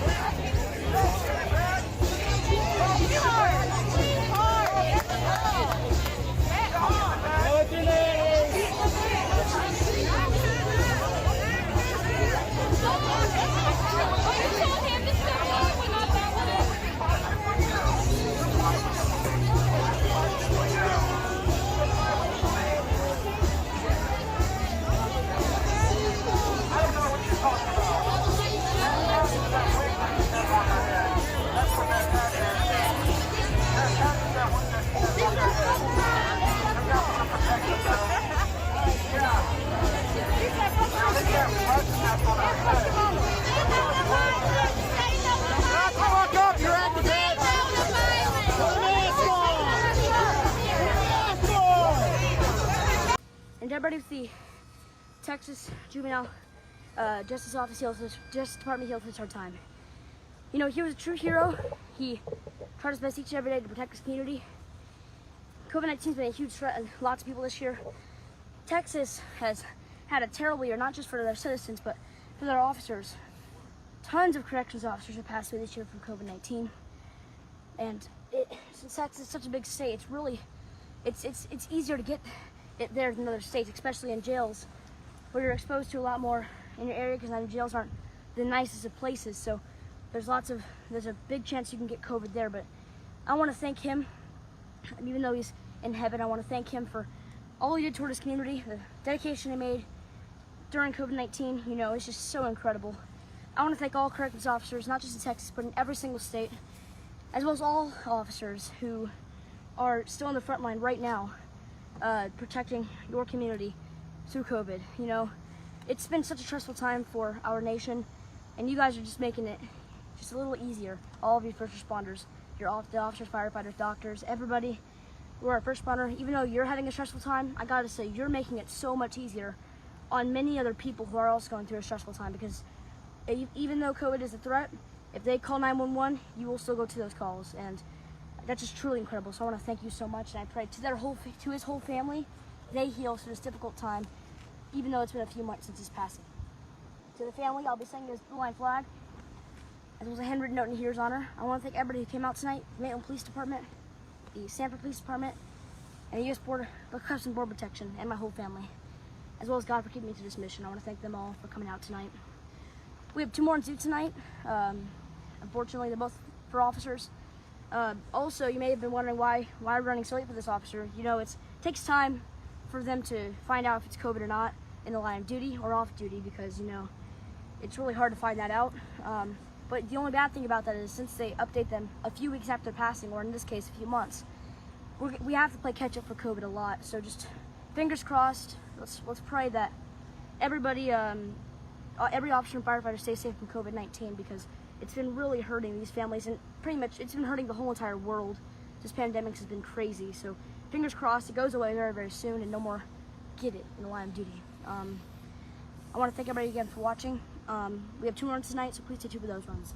Once again, thank everybody for watching, and I pray God blesses you all.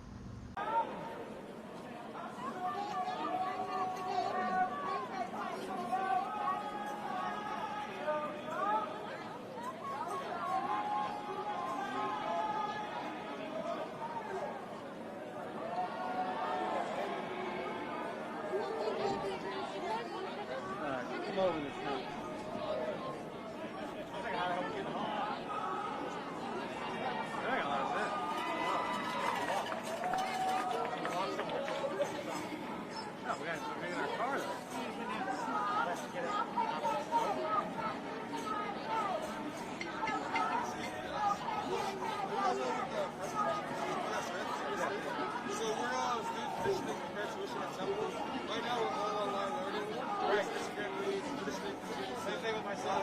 Yeah, exactly. So it's really hard for us to focus, be at our desk in our rooms for 6 hours a day, try to learn. And much facilities that we had previously, we don't have anymore. And it's just been a same for all those services. Exactly. Yeah. What we're right now is just to help raise awareness. We might be interested not tonight, but if we wanted to reach somebody, Instagram.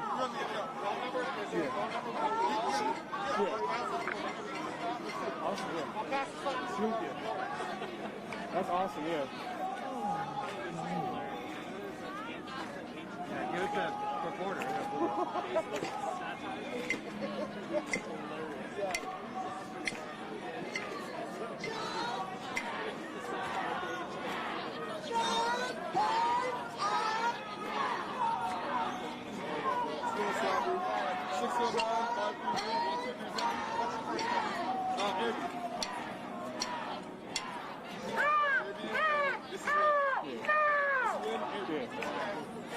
We'll give it to our desk. Awesome. Thank you so much. Appreciate it. Yeah, totally get it. Have a good one, guys.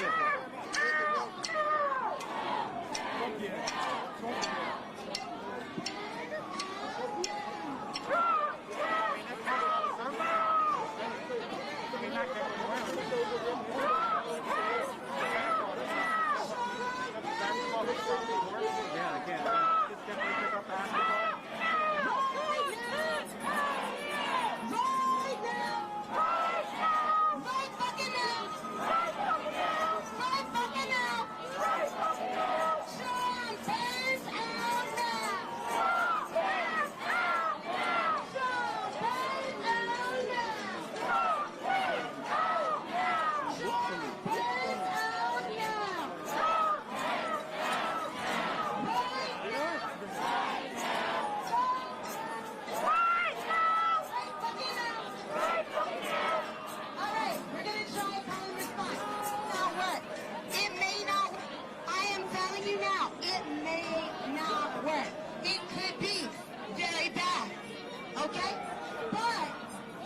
Trying new things. Raise your hand. Do you like trying new things? Do you like trying new things? You like trying new things? You like, okay. Enough of us like trying new things that we will try it. Who's a fascist? He's a racist, orange, nasty. Racist, orange, nasty. Dangerous, crazy, trashy. Dangerous, crazy, trashy. Acting stupid, what's happening? Acting stupid, what's happening? What's happening? What's happening? He's a fascist. He's a fascist. Okay, let's try it. Put it one more time and then we'll put it together. We got this. He's a fascist. He's a fascist. Racist, orange. Racist, orange, nasty. Dangerous, crazy, trashy. Acting stupid, what's happening?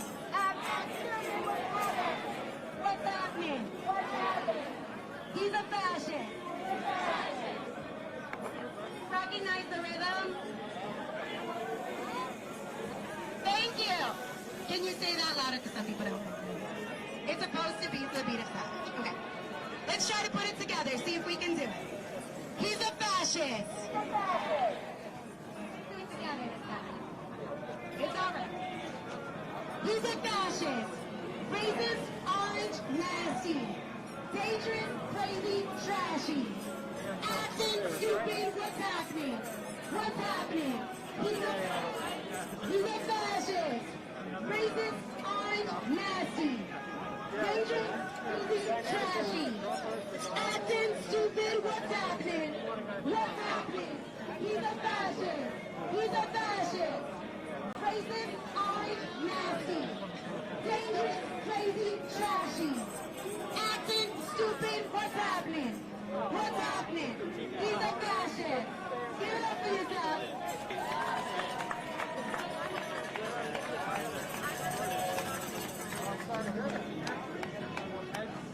And we're going to bring it closer this way. We're going to walk over this way. And we're going to bring some music. And make it all the way to the seat. Everyone out. Yes.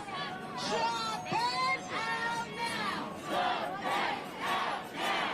Trumpet out now. Trumpet out now. Trumpet out now. Trumpet out now. Trumpet out now. Trumpet out now. Trumpet out now. Trumpet out now. Say it like you mean it. Trumpets out now! Trumpets out now! Trumpets out now! Trumpets out now! Don't be afraid. Come into the street. Don't be afraid. We gotta be brave, y'all. We gotta be brave.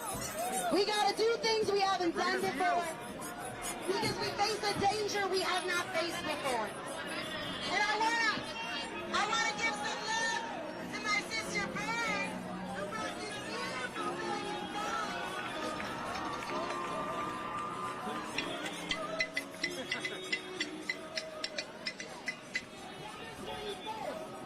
We are going to be in the streets nationwide.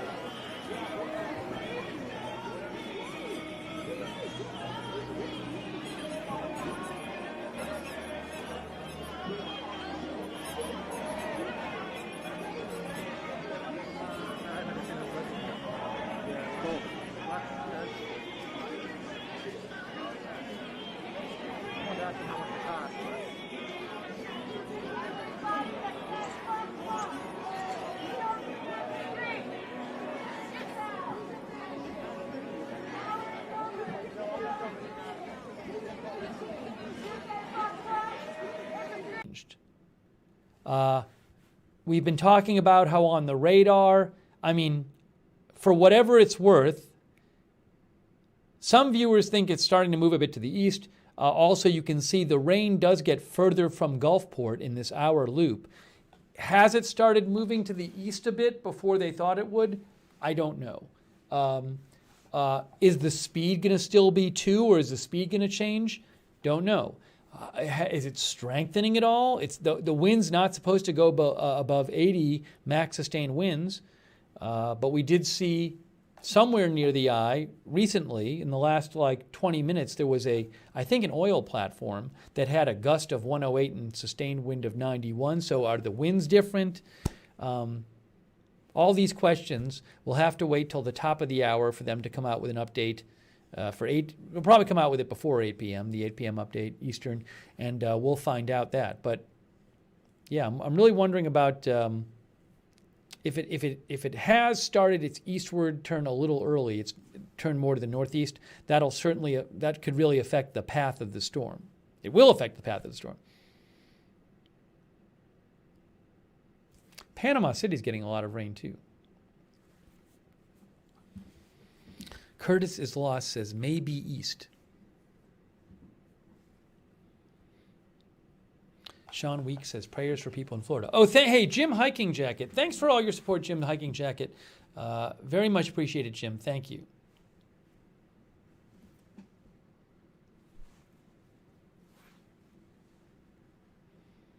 And some inches, are supposed to get up to 30 inches of rain, including Pensacola.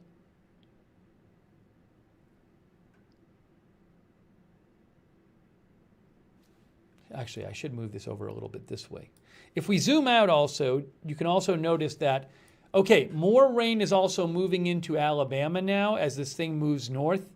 So Dothan is now getting a bunch of rain, getting close to Montgomery. And also, look, I'm up here. That's me up here in Atlanta. So that's coming to us eventually, I think. But you can see South Georgia, Southern Georgia, Southwest Georgia is getting a bunch of rain now too. Boy, Mississippi, a day or two ago, it looked like Mississippi was going to get absolutely hammered. And certainly parts of Mississippi got a bunch of rain, but a lot of Mississippi has been fine. I don't know if New Orleans, I don't know if they got any rain. They got storm surge. Tallahassee getting a bunch of rain. Tom Kimball says Panama City Beach has had 11 inches of rain so far. Is that true? I wonder, let me see if I can find some Sally rainfall totals. I can also look at my radar. That might help. I want to see actual totals.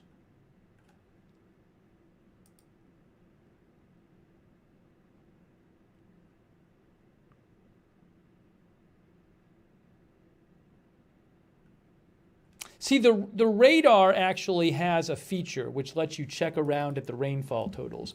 I don't know how accurate it is, but I'll try it again. This is radar scope. Digital storm total, okay? So it's digital storm total. We do inspector tool. So if we go up to Pensacola, it says, according to this, Pensacola has gotten about 10 inches, which I would believe. And then they say, according to this, Panama City has gotten, they say, like 7 inches. Right. You're not following them very well. You look too much like the world, so you're like one of them. They don't hate you very much. But if you really follow Jesus, everybody hates you. Everybody relate to that. Yep. But there are benefits. Here they are. Yes. Alrighty, look at the inspiration of the Holy Spirit. Ephesians chapter 1. It says, blessed be the God and Father of our Lord Jesus Christ, who has blessed us with every spiritual blessing in the heavenly places in Christ. It doesn't say he's going to do it. The Bible says he has blessed us with all spiritual blessings in heavenly places in Christ. Now I know that it's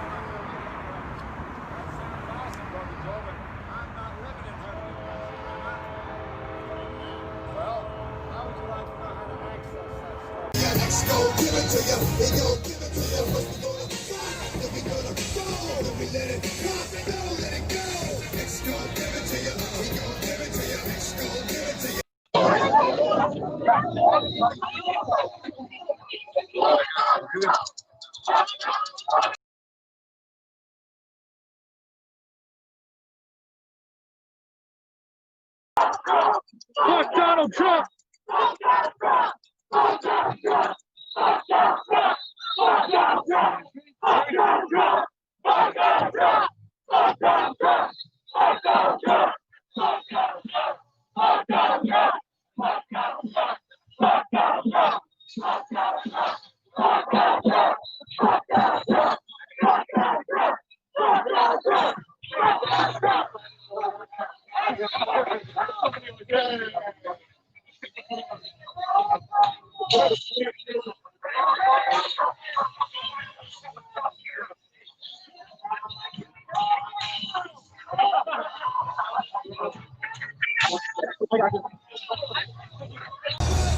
So I actually suspect that the pre-recorded interview probably is wrapping up just about now. Let's take a look at what the protesters are up to. But again, my guess, although I can't sort of confirm it, is that Trump's probably on his way out of Philadelphia by about now. Again, the interview that'll be tonight was pre-recorded and it just happened.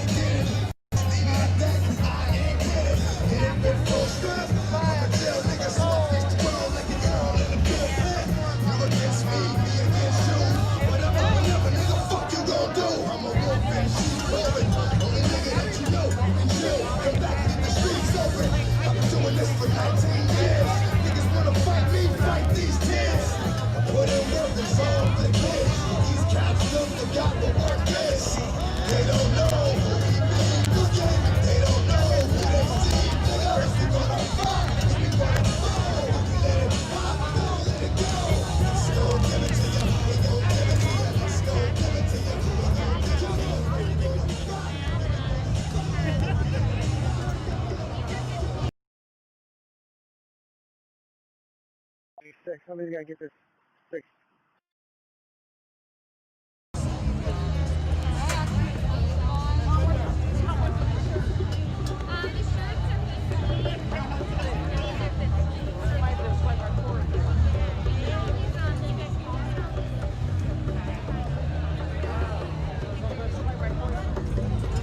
Human race beautiful, having different opinions, but it's how we talk about it, how we come together, that makes a huge difference. And this is not productive for anybody. If we could engage and talk, I think we'd find that a lot of us want the same things. We want our families to be safe.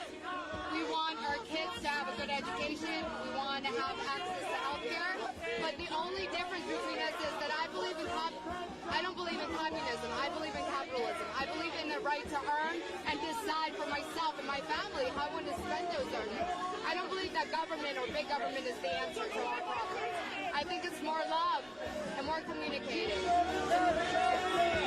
I mean, I'm a racist simply for supporting a counter voice, for knowing the pains of communism and socialism. I know.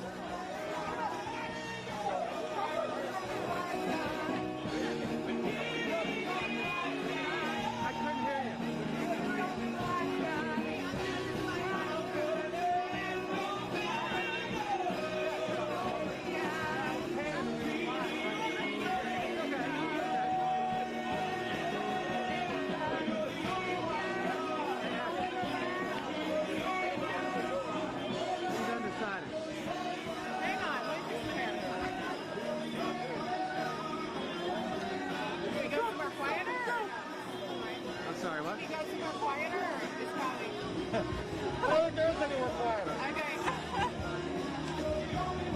Ready? Check 1, 2. You're good, yeah? Hey, first question. What's your name, please? Jennifer Buell. Jennifer Buell. Spell your last name for me, please. B-U-H-L.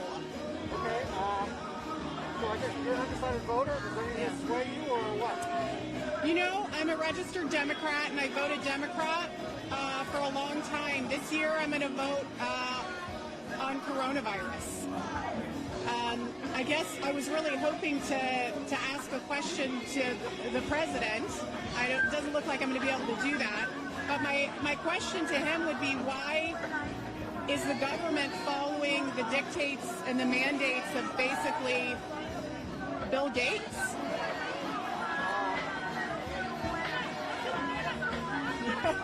They seem to be letting it sounds like the Democrats want the doctors to decide. But Trump's position is if they do that, then the economy's going to go off the ground. Yeah, so I'm all for doctors. I'm all for scientists. In fact, I've probably read more in the last 6 months science and doctors than anyone else I know. And the science is not supporting mandated masks. It's not supporting mandated vaccines, that's for sure. The vaccine safety and efficacy studies are really bad with the coronavirus vaccines, and I personally am scared that someone is going to make me vaccinate my son. You know, that's a big deal for me. And he's not at risk of getting coronavirus or getting it in a deadly way. He's much more at risk of getting struck by lightning, frankly. And so when someone tells me, like Biden, that he wants to mandate masks for at a minimum of 3 months for everyone, including little kids, outside, that is a big concern for me. I assume that he's saying that until we get a vaccine. That's why there's at a minimum. And with vaccine safety and efficacy studies taking many, many years, that's not a reasonable solution. We can't online homeschool. I'm an only parent, and I've got 2 little kids, and I'm doing it all on my own. And my little kindergartner can't go to school. And it's like, I don't even know how I can carry on. And yet, you know, a lot of the big Democrats, to be honest, are saying, well, let's just keep everything shut down. And that's really hard on me. Again, I want Biden to say something to let me vote for him. But unless he changes his tune, I cannot vote for Bill Gates. And he sounds like a Bill Gates puppet. You know? This is... No, you're good. It's good. Thank you very much. Yeah. Just stay there for a second. I'm going to get shot. What's that? I'm going to get a couple pictures of you. Okay. Just like talk to your son. Just ignore me. Yeah. Okay.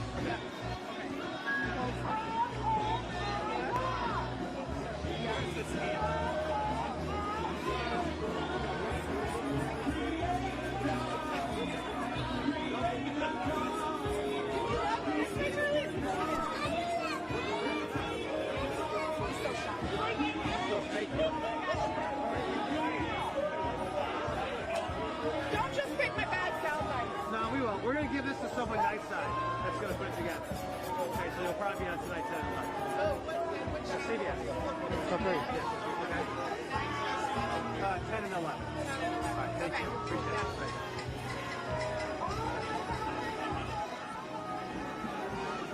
Matt, you want to be in it? I do like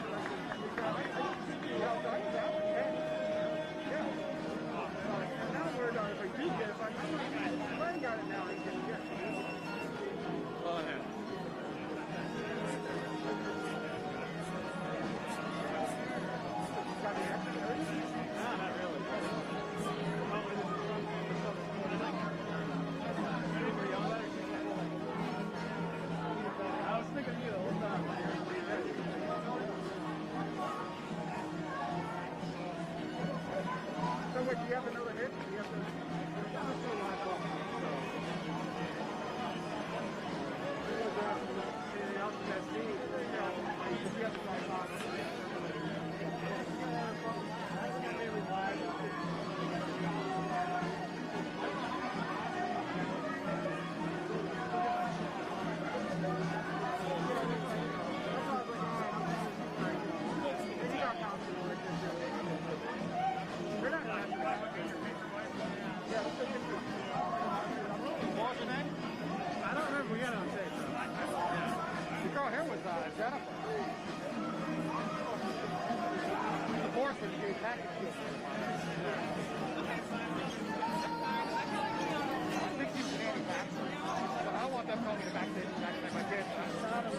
And I wanted to go, oh, are you an anti-vaxxer?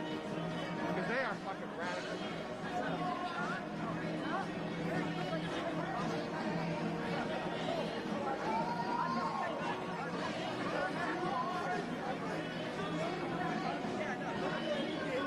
Did you give me a book?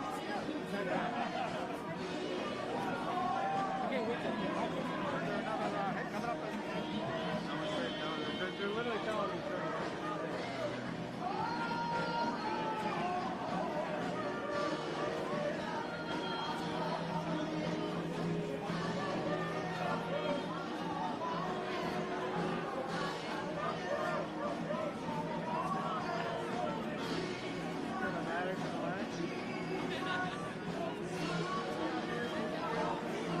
says an hour left.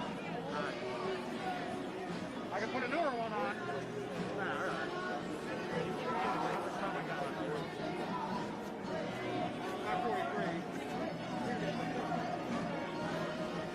Would they even take you after the first month, you know?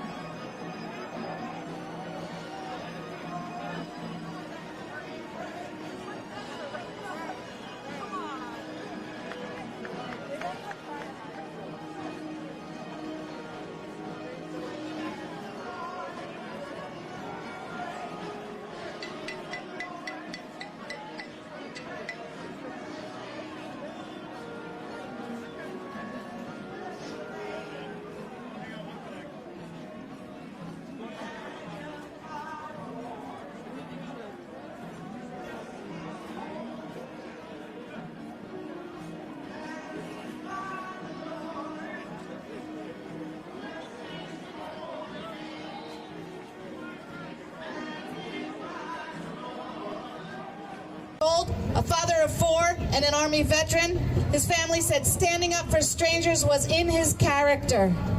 Namkai was a 23-year-old recent college graduate. As he was dying, he said, "Tell them, I want everybody to know. I want everyone on this train to know I love them."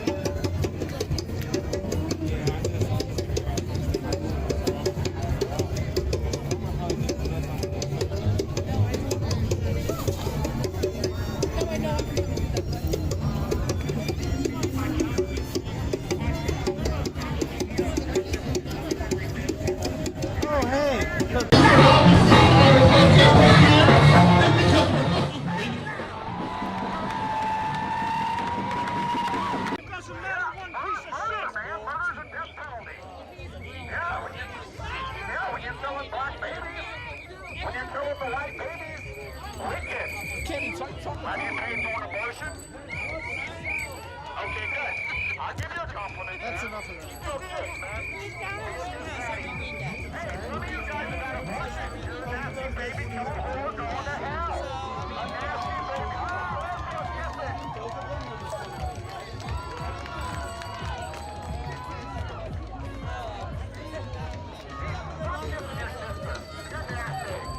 You're nasty. You're disgusting. You need Jesus Christ.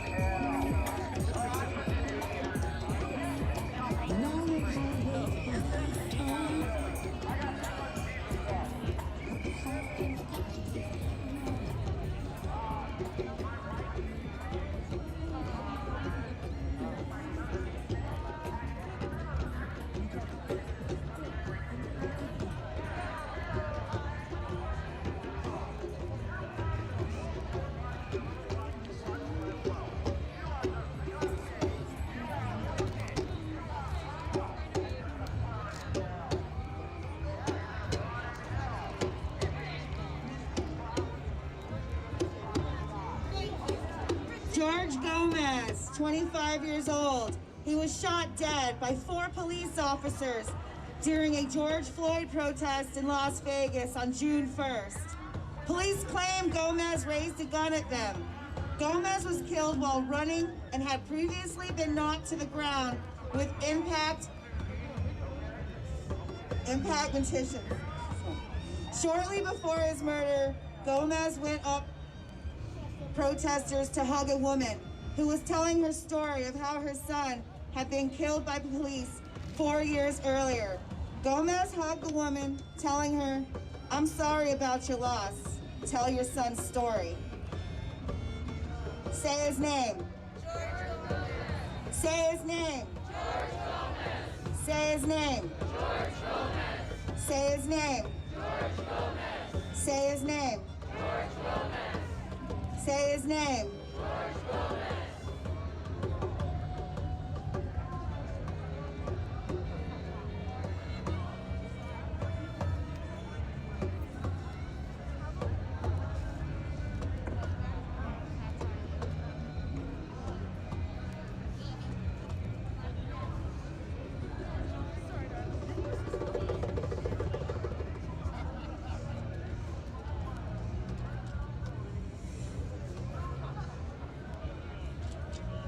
David McPhee owned and operated Yaya's Barbecue Shack, a popular barbecue restaurant in Louisville's predominantly black West End. A beloved fixture of the community, he had a reputation for generosity, including serving food with no cost in his restaurant to police officers and members of the community who were struggling financially. Having de-escalated potentially violent situations on multiple occasions, he was known as a calming presence in his neighborhood. He took the name after becoming a Rastafarian 10 years ago. McAtee was fatally shot in the chest by a soldier in the Kentucky National Guard unit deployed to impose a 9 p.m. curfew ordered in response to racist police killings of George Floyd and Louisville's Breonna Taylor. Along with Louisville Metropolitan Police Department, the National Guard was trying to break up a social gathering in the parking lot of Dino's Food Mart across the street from McAtee's restaurant. McAtee was killed because he resorted to armed self-defense after the Louisville police shot munitions into his restaurant, nearly hitting his young niece in the head.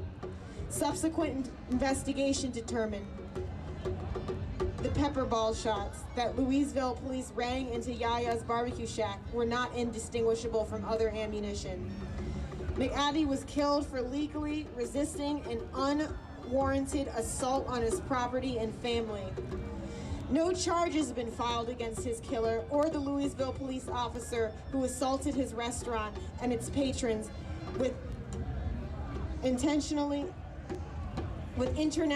banned criminal munitions.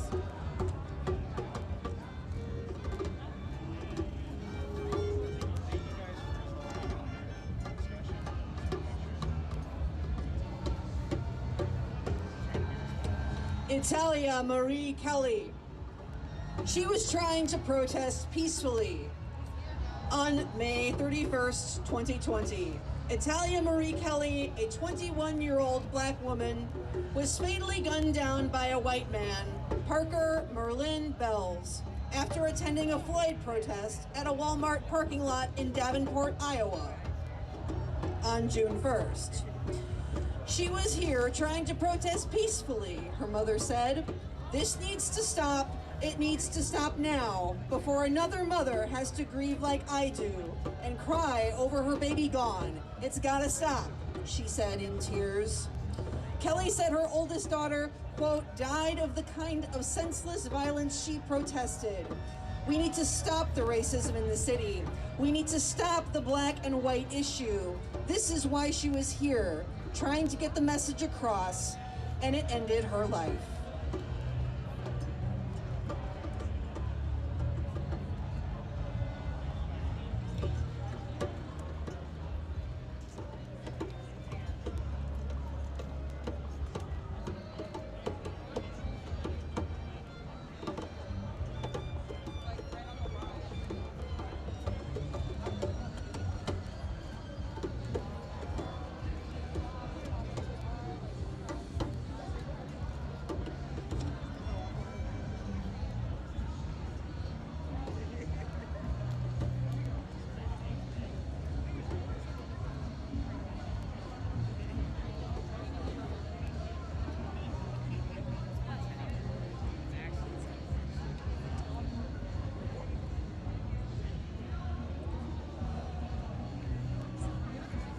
Summer Taylor, standing up for anyone who needed to be stood up for. July 4th, 2020. Summer Taylor, 24, was killed by a speeding car when protests closed U.S. Interstate Highway I-5 on July 4th. Taylor was a strong white ally of the Black Lives Movement. Taylor and another victim of the automobile assault, Diaz Love, were described at a July 7th vigil as young people who drawn to the protests because they believed that Black Lives Matter, and that it was important to do everything in their power to support Black lives and fight for them.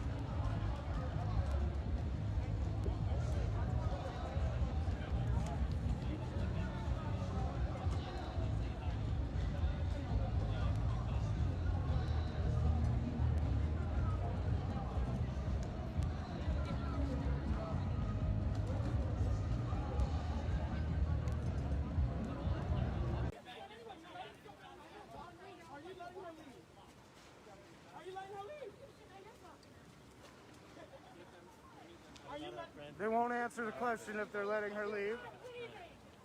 Guys, we're going to need these steps outside of the crime scene. Oh, look at this. Look, they put the tape, made this an active, it's not crime scene tape though, it's just police line.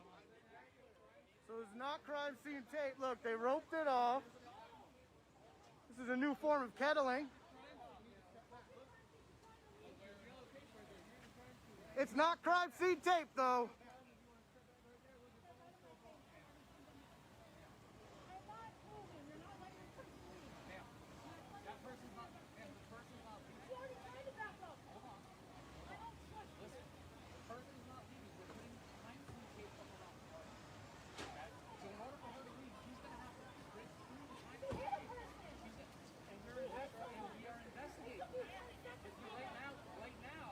Right, why is she still in her vehicle? Why is she still behind the wheel?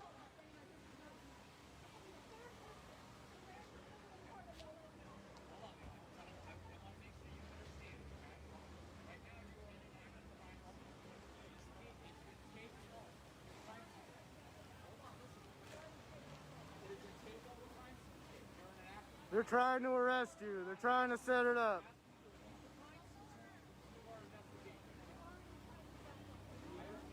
They're putting tape up. It's fine. It's okay. We need you here.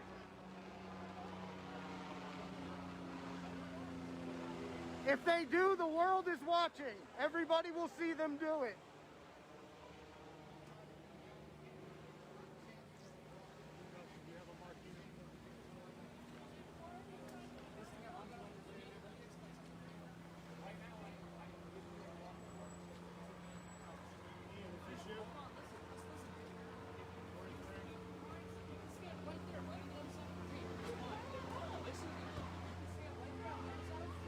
About you, but I'm so looking forward to a president that not only has a plan for Puerto Ricans, for Hispanics, but also will bring that level of respect and caring to the White House that we need. Muy buenas tardes, soy Viviana Janel, soy presidenta de la Junta de Comisionados del Condado de Osceola. Aquí estoy muy emocionada de recibir el vicepresidente Biden en este día que es el primer día del mes de la herencia hispana. Aquí That's what some people believe. They believe that protection looks like that. But we know what real protection looks like. Because our students that are supposed to be criminals, our students aren't criminals. They're just dealing with society. Society puts a target on our back. Because if they didn't, there would be no reason for these white supremacists to have to show up here today. It's society that we've lived in, the ancestors before us, and before us for 400 years. More than that, because we don't even know if the history books are telling the truth about that. That have seen us as property, that want us to bow down and listen to them because they're in a position of authority. But I got power too. Because last time I checked, on June 30th, we shut down this street. We shut the street down today. Last time I checked, we stand out every Wednesday shutting down the street for Jackie Lacey. Last time I checked, the students are getting listened to. Last time I checked, LAUSD made a decision to defund the police. But we're not done with them. No, let's make that clear. $25 million, hey, we're going to keep that. And that's for sure going to be reinvested into black youth, so we're still waiting on that policy announcement. We're still waiting on the policy announcement about random searches. We're still waiting on the policy announcement about pepper spray. Because they feel police need protection from elementary and middle school children, and they decide to use pepper spray. That shows you how much of a threat they think children are to them. That shows you how much of a threat they think that we are. They don't care about us getting an education. They don't care about whether we can walk down the street and go get Skittles or we can jog in our own neighborhood, sleep on our couch. They don't care. They never have. And they can keep telling us stop showing up in the streets because that's how self antagonizing. But if Breonna Taylor couldn't sleep in her own home, then where can I go?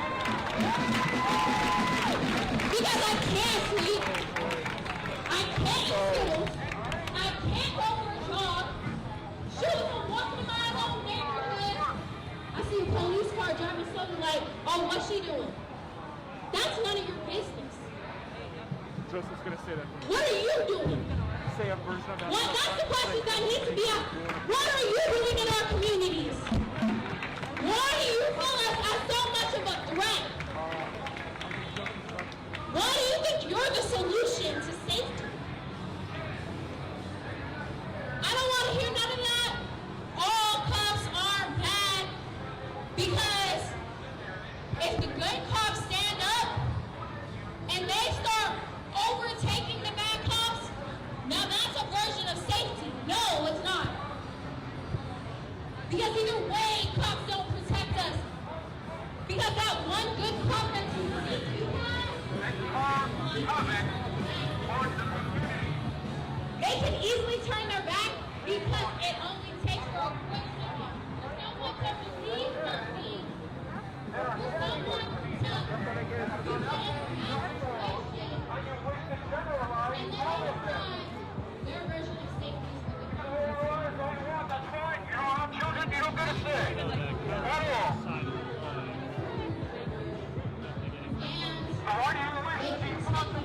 To keep doing that. Because it's not like there's one name. It's not like George Floyd is the only name. It's not like Breonna Taylor is the only name. Because if it was, then we wouldn't have to keep doing this. But it's not the only name. Because just here in LA, we have, what, 620 names? 22? 622 names! Last time I checked! That's just in LA County! Because everywhere there's a George Floyd, everywhere there's a Breonna Taylor, everywhere there's another name. Every week, I go on social media, I turn on the news. And that's why black individuals are so numb to hearing another name on TV. And it's sad that that's our reality. Our reality is that we know at least once a month, when we turn on the TV, there's a name out there in the streets. But at the end of the day, we have to keep fighting for what we want, and we want more for generations, and this generation is going to keep going, and we're going to show you how much these powerful youth are. Black lives matter! Black lives matter! Black lives matter!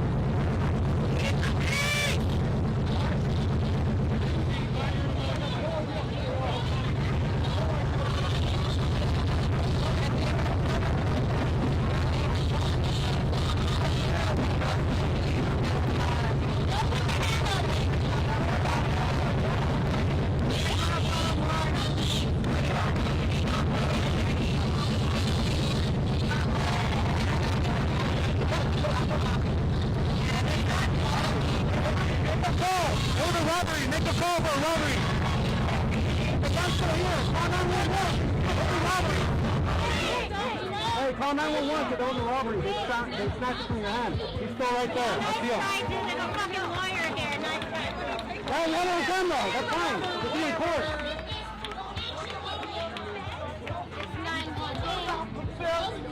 Pass it on to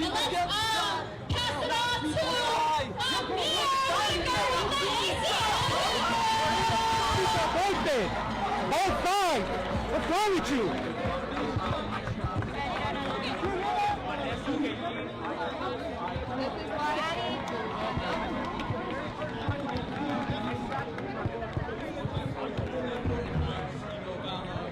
You've got a wall. For people that have came to the rally, but it's shielding the speakers and the together, but that's not the world we live in today. Because for 8 months, the President of the United States has refused to implement a plan to bring this pandemic to an end. A pandemic that has killed more than 194,000 fellow Americans, including thousands of Latinos and Latina brothers and sisters. His incompetence and cruelty has come as a surprise for many Americans, but not for our community. We knew who he was from the beginning.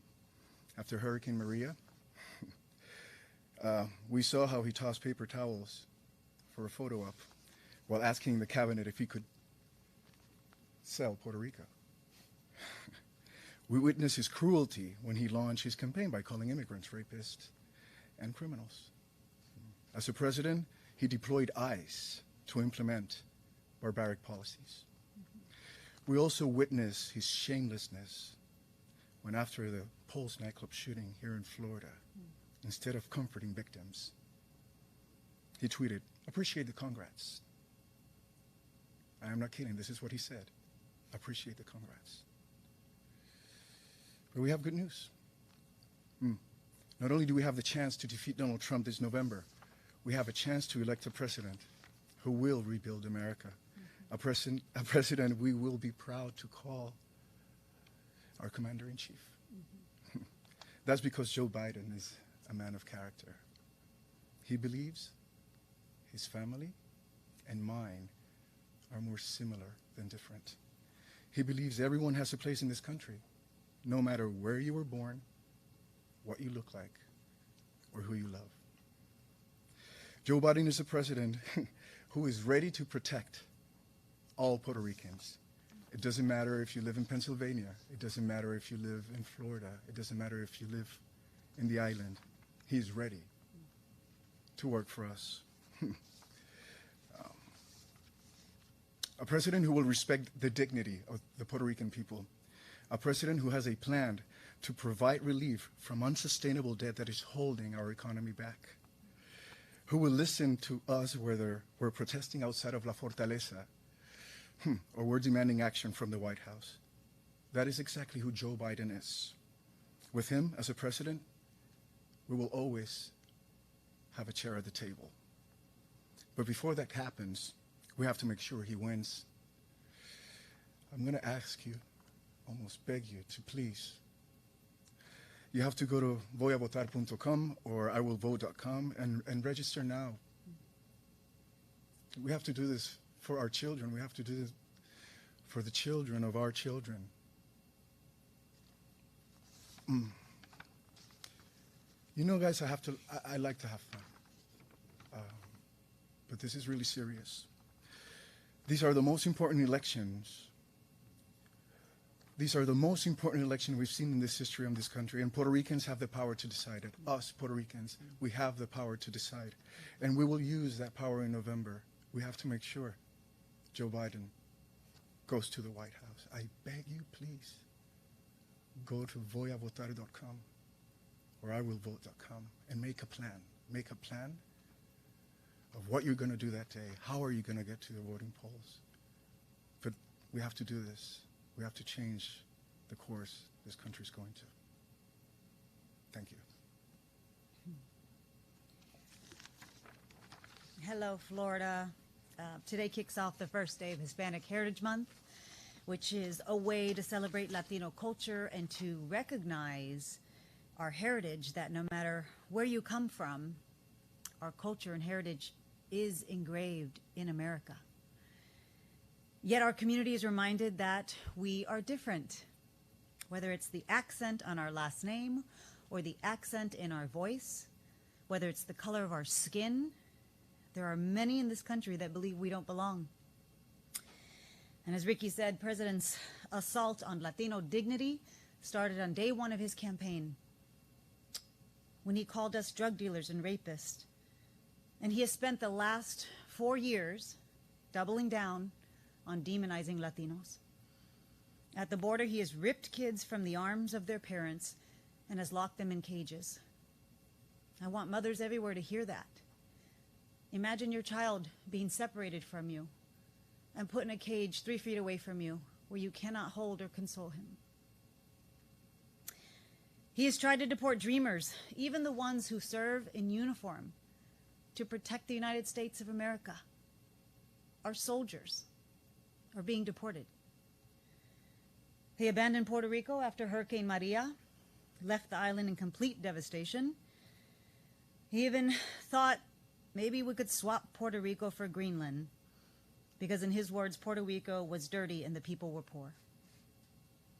He's completely failed to respond to COVID-19, a virus that has disproportionately affected the Latino community's health and economic security. Latinos are only 18% of the population, but we make up over 34% of essential frontline workers. 34%. That's your nurses, those are your healthcare workers, your drivers, your delivery people, your farm workers who are putting food on your table. Farm workers have always been essential. We didn't need a pandemic to tell us that. Trump's strategy is to cast out Latinos as being less than fully American. Well, let me tell you how American we are. This year, for the first time in history, Hispanics will be the largest minority group of potential voters in the United States. Latino voters will decide the 2020 election. That's a simple fact. In Florida, where we are today, Hispanics are even a bigger part of the population, 25% compared to 18% nationally. And I want to be clear, increasing Hispanic participation in elections doesn't help Democrats or Republicans. It helps America.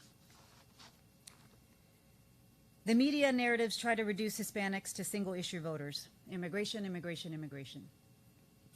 But guess what? Our community cares about a whole lot more. Biden offers a very strong platform and record on the economy, on healthcare, and education. Under the Obama-Biden administration, Latino unemployment rates declined more than 7% the previous administration. Joe Biden believes to his core that there's no greater economic engine in the world than the hard work and ingenuity of the American people. Nobody has more respect for the working men and women who get up every day to build and sustain this country. And Joe Biden knows that many of those hardworking people are Latinos. Trump administration endorses economic policies that reward wealth over work and corporations over working families. We are battling for the soul of the nation. Biden has a plan to create millions of good-paying jobs and give America's working families economic mobility for themselves and for their children. We are battling for the soul of this nation. Mexico isn't sending drug dealers and rapists. They just sent firefighters to help us fight the California wildfires. They're trying to save American lives. Puerto Ricans are American. Puerto Rico isn't a foreign country. They're American citizens. We should be lifting them up. It's more than just coming around every 4 years, knocking on our door and saying, hey, your vote matters. It's about showing us Latinos our lives matter. Our livelihoods matter. So I don't know about you, but after all the attacks and the insults, I don't just want Donald Trump out of office, but I want the Latino community to be the decisive group that votes him out of office. I want to show our pride and our strength and our power as a community. That's why I'm asking you to do everything you can to elect Joe Biden and Kamala Harris. He's a family man, a man of faith. Throughout his career, he has stood with the Latino community and has shown that he values us for the diverse and countless ways we make this country great already. We need Joe Biden in the White House, and he needs our help to get there. There's no question that Latino voters can determine the outcome of this election, and that starts right here in Florida. So we have the numbers. It's up to us to make sure those numbers add up to his victory this November.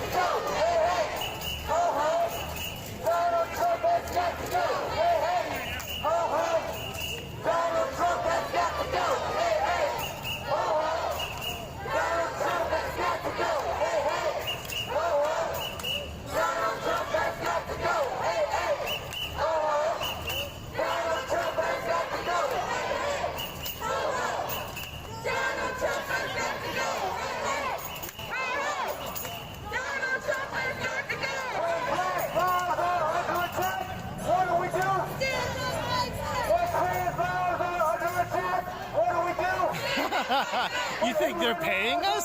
Fuck you, man. What do we do? Women's lives are under attack. What do we do? That's some cognitive dissonance, man. What do we do? When trans lives are under attack, what do we do? When women's lives are under attack, what do we do? When immigrants' lives are under attack, what do we do? When Muslim lives are under attack, what do we do? Trump, pants out now! Trump, pants out now! Trump, pants out now! Trump, pants out now! Trump, pants out now! Trump, pants out now! Trump, pants out now! Whether you're here in Kissimmee or watching our live stream, I'm so grateful you've chosen to spend some time with us today. I'm so excited to have the chance, to talk to you about what's at stake in this election for the two places that made me the man I am today, my beautiful Puerto Rico and Florida. I was born in San Juan, Puerto Rico, which is where I fell in love with music. But during my early teenage years, my family and I moved to Orlando, Florida. I actually graduated not too far from here, Dr. Phillips High School. In so many ways, my story is the American story. When I arrived in Florida, I could barely speak English. By the time I left, I knew what I wanted to do with the rest of my life. And the fact that I realized that dream proves that in this country, anything is possible. So, despite everything we are facing, I still have hope. But I would be lying if I didn't recognize that this is one of the most difficult periods in this country's history. And I'm not only talking about the pandemic and the economic crisis that comes along with that. I'm talking about unity. I'm talking about inclusion. I'm talking about acceptance. All of the values we used to cherish most are being abandoned by those in power. But during this period of so much hardship, I've also seen firsthand the best of this country, even with a president in the White House trying to divide us. One song, en español, broke all the barriers across cultures, languages, and ages. Despacito proved to me that in this country we will never be defined by our differences. And no matter who is president, Latinos and Latinas will always have a place here. But how much better would it be to have a president who celebrates our community instead of denigrating it? That's Joe Biden. He has spent Hispanic Heritage Month recognizing all of the contributions Latinos and Latinas have made to our nation. He knows we are not a monolith. We are public servants, military leaders, lawyers, doctors, nurses, teachers, artists, essential workers, and groundbreakers who make this country great. And Joe has made it clear that whether you're first generation or your family has been here 4 generations, you belong in the United States as much as anyone else. And as Ricky said, Joe will always be there for Puerto Rico. He He will never abandon us in our time of need. And working hand in hand with Puerto Rico's leaders, he will invest in building and a more prosperous future for the place I will always call home. A future that will make life better for Puerto Ricanos, whether you live on the island or on the mainland. But while I'm confident Joe will have our backs as president, I also know he needs us. And that means making our voices heard at the ballot box. So if you weren't convinced by Eva and Ricky, maybe you will be convinced by me. Go to iwillvote.com, voyavotar.com. Seriously, do it now. Register to vote and make a plan for when and where you're going to do it. And text TODOS to 30330 to find out more ways to get involved in this campaign. Nothing less than the future of our country is on the ballot in November, and we cannot let nuestras familias down. Es con gran orgullo presentarles el vicepresidente. I'm honored to present Vice President and the future President of the United States, Joe Biden.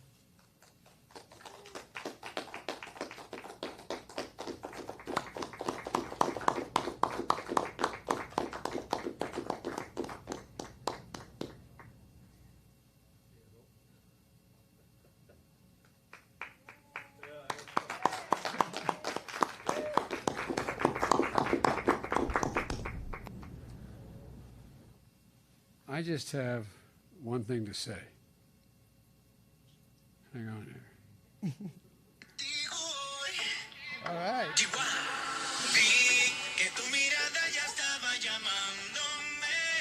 There you go. Dance a little bit, Joe. Come on. I tell you, my man. I tell you what, if I had the talent of any one of these people, I'd be elected president by acclamation.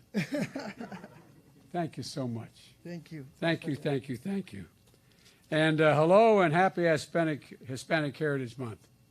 It's great to be back in Florida and to be here to celebrate what is best in our democracy, our diversity, our culture that is shaped by people from every part of the world, especially the rich Hispanic heritage that enlivens so much of our national story.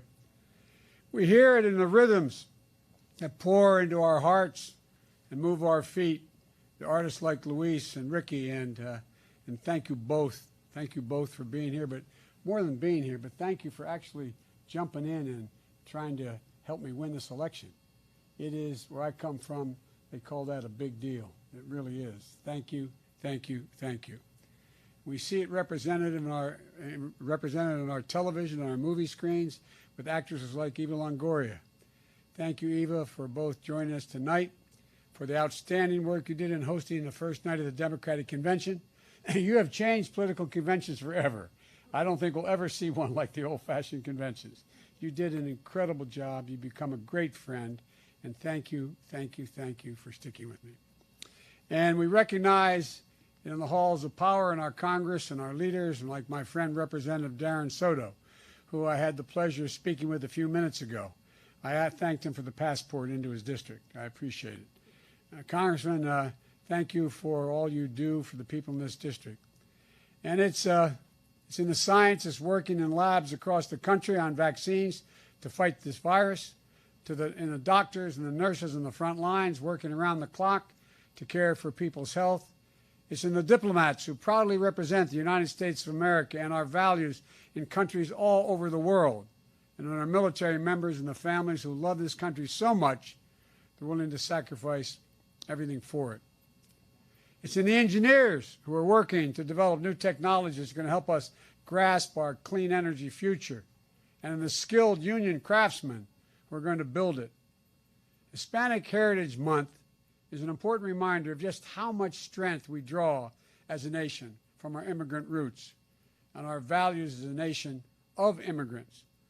Unless you are a Native American or your ancestors were enslaved and brought here by force beginning 400 years ago, we've all come from somewhere else. And for most of us, that journey began with a choice to try for something better here in the United States. Whether it was my ancestors who boarded coffin ships in the Irish Sea in the famine in the 1840s, or families who fled oppressive regimes and natural disasters in Latin America and the Caribbean, or any of the waves of immigrants seeking freedom and opportunity who have continually renewed our strength and have given us the important capacity to all of us to speak with grit and determination, to simply say, I can do it. I can do it. All of our ancestors, yours and mine, they came equipped with only one thing. The only thing they had in their pocket was hope. And in so many ways, that's part of what makes us Americans. And for people with Hispanic ancestries, those contributions date all the way back before our founding. There's no separating out Hispanic heritage from American heritage. These stories are one and the same, and growing more vibrantly entwined every single day. Today, it is no exaggeration to say that the future of the success of this country depends on Hispanics having opportunities and the tools they need to succeed. You know, I know my team here knows, my new team, that 24 out of every 100 kids in school today speak Spanish. The idea we are not going to encourage and build and invest in is just mind-blowingly stupid. Folks, in the midst of this god-awful pandemic, we've seen even more clearly than ever how much we rely on people with Hispanic roots to keep our country running. And again, that's not an exaggeration. So many of our frontline workers are Hispanic. The people stocking the grocery shelves, driving the delivery trucks, working in the meatpacking plants, staffing our nursing homes, our hospitals. These include 200,000 dreamers working in those key roles, many of whom are of Hispanic heritage. And we depend on them. And there are a lot of people who are recognized for the first time by what they truly are, essential. What we do, we don't just need to thank them. We need to pay them, and treat them with dignity. My dad used to say, Joey, a job's about a lot more than a paycheck. It's about your dignity. It's about respect. It's about your place in the community. It's about being able to look your kid in the eye and say, honey, it's going to be okay. And to make sure we're giving Hispanic Americans the support and respect they deserve and need at all times, we have to change our attitudes. How can we have a strong and thriving republic if we aren't doing more to fully deal in Hispanic communities? And all those communities have for too long been left out and left behind to every aspect of American life. The answer is real simple. We won't be able to. That's why I've laid out extensive plans that demonstrate how we're going to use every tool at our disposal to take on the inequities that hurt Hispanic communities by, number one, investing in economic mobility, improving our educational system, rooting out race-based disparities in our health care, and building on Obamacare, taking on the gun violence that plagues our communities, and finally, building an immigration system that treats people with dignity and is true to American values. Today, I've released my agenda for Puerto Rico. Even after being president for nearly 4 years, Donald Trump doesn't seem to grasp that the people of Puerto Rico are American citizens already. I mean, think about it. And they deserve to have the leadership in government that understands that in America, there is no room for the idea of second-class citizens, period. We're all equal, all deserving. I'm running to be president of all America, including 3 million American citizens living in Puerto Rico. I'm not going to steal the money that desperately needed to reconstruct the island in order to build a wall along the border that does nothing to keep Americans safe. I'm not going to suggest that we sell or trade, as was mentioned earlier, Puerto Rico. I'm not going to throw paper towels at people whose lives have just been devastated by a hurricane. The world saw that. Not just the United States, the world saw that. It was mortifying. I'm not going to deny the science of climate change that tells us hurricanes are devastating weather events that will only grow more frequent and more intense unless we take action. And I'm certainly not going to say what the president allegedly said to the Department of Homeland Security and the national security officials when he allegedly said, I got it.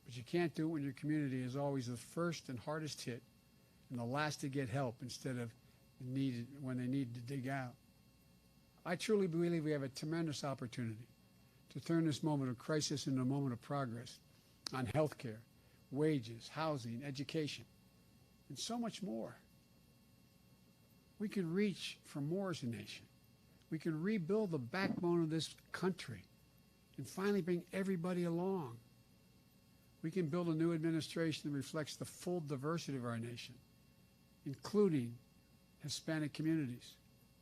Hispanic voters, especially right here in Florida, can help put our nation on a path moving forward. There are now 49 days left to Election Day. I'm asking for your vote. I'm going to work very hard every single day to get it. I used to, when I first ran as a kid, I'd knock on the door and say, "My name is Joe Biden. I'm running for the United States Senate. Look me over. If you like what I see and believe what I say, help me out. If not, vote for the other guy." Well, I'm here in Florida to say, look me over again. Here in Florida and all across the country, I hope that each and every one of you gets involved in this election. It sounds like hyperbole, exaggeration, but our democracy depends on every voice being heard and every vote being counted. So please, this election, make your vote heard. Through your vote, your voice is heard. Make a plan to vote, has been pointed out. Make a plan to help your community vote. You know, I grew up in a heavily Irish Catholic community in Scranton, Pennsylvania, and a heavily Italian Polish community in Claremont, Delaware. These are communities built on two things: faith and family. They've been the core of my entire life. That's what I come back to again and again, whether it's losing my wife and daughter in an accident or my son dying from glioblastoma. It's been the source of my strength in times of struggle and my comfort in times of grief: faith and family. It seems to me that's the same strength that's always animated the Hispanic community: faith and family. That's the heritage we're celebrating this month. And it's profoundly American as well. It's not only our past, it's our future as well. And more than any other time, the Hispanic community, Latino community holds in their palm of their hand, the destiny of this country. You may not want to hear it, but it's true. It's true. You can decide the direction of this country. I've said many times when I decided to run, I said one of the reasons why I'm running is restore the soul of America. It's a basic proposition. We're so much better than we are acting now. The rest of the world is looking at us like, what has happened to America? America's always led not just by the example of our power, but the power of our example. We hold these truths to be self-evident. All men and women are created equal, endowed by their Creator with certain inalienable rights. And it goes on. We've never met that test. We've never walked away from it before. We've got to keep bending that arc. We've got to keep getting more inclusive, because therein lies the power and the majesty of the United States of America. I want to thank you all, particularly thank the people who came here and introduced me today, and may God protect our troops. God bless you all. Thank you.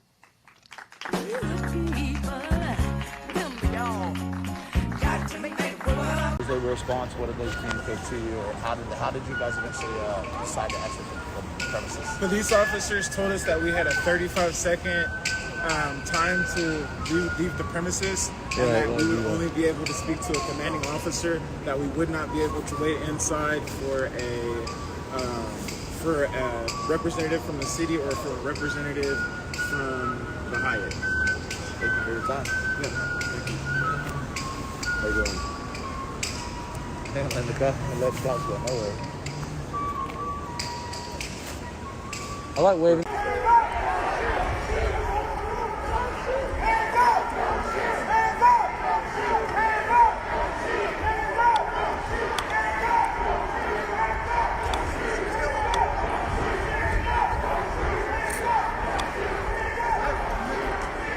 I've never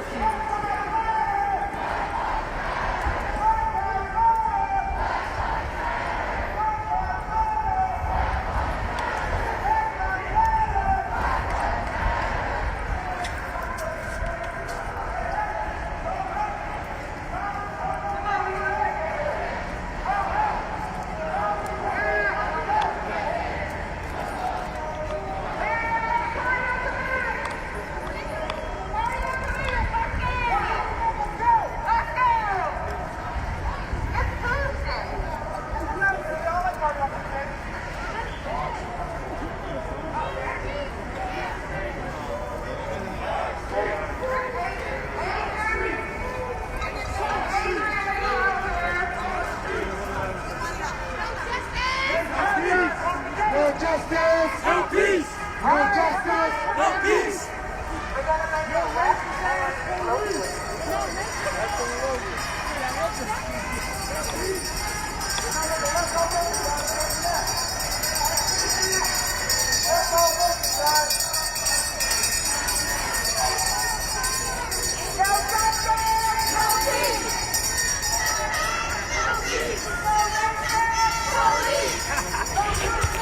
No peace.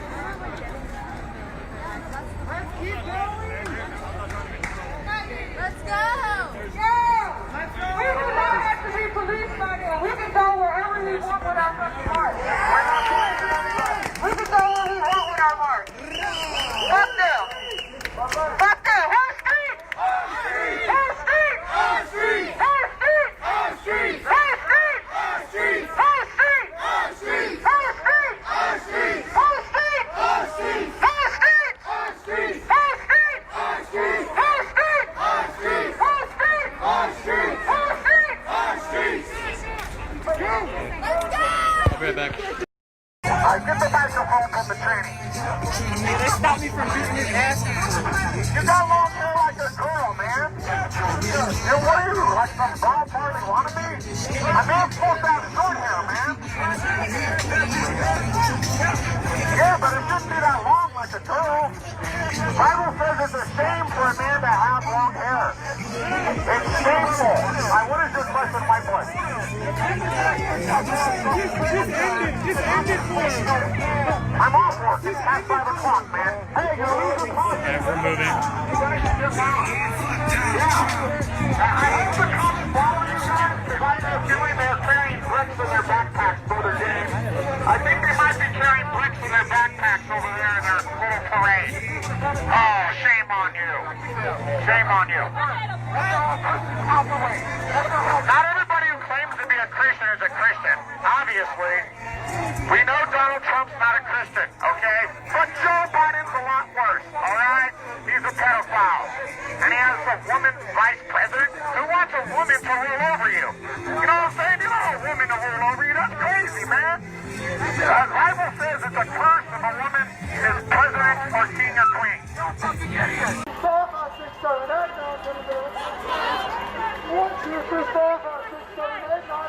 Fuck 12. Fuck 12.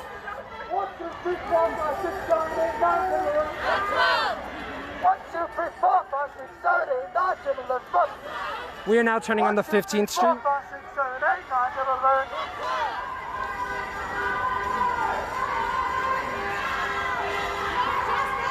No peace. No peace.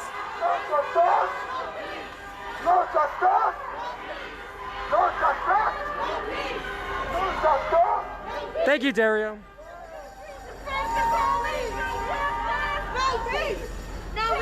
Okay, so if he gets 20% of the vote, let's do some math here. 100% minus 20% equals what? 80%? Oh my God, that's crazy. It's almost like people don't support President Trump.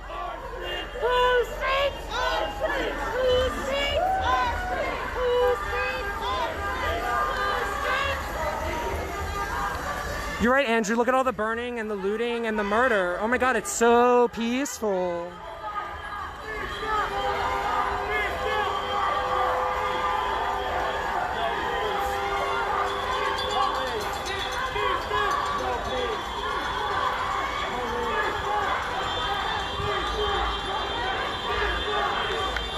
If you think 20% is good, then I guess like you didn't do well in school, but that's just my opinion.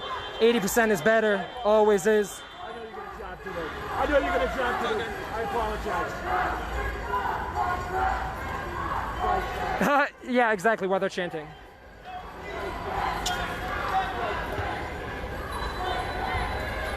Black Lives Matter! Black Lives Matter! Black Lives Matter! Black Lives Matter! Black Lives Matter! Black Lives Matter! Black Lives Matter! Black Lives Matter! Black Lives Matter! Black Lives Matter!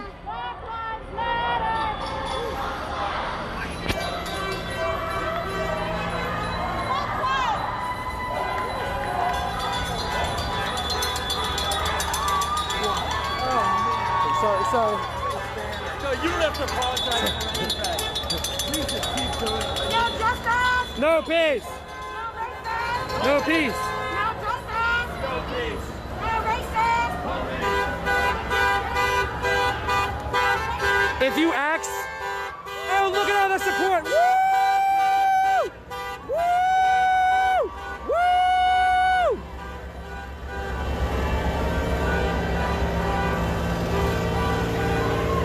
Oh, I should let you Trump supporters know this is not a safe space. You will be blocked, so go ahead and out yourself. I'll block you. You didn't want safe spaces? Guess what? This ain't one of them.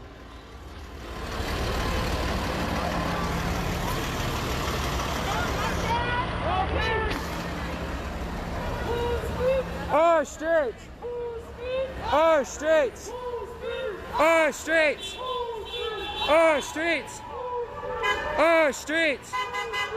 Our streets! Our streets! Our streets! Our streets!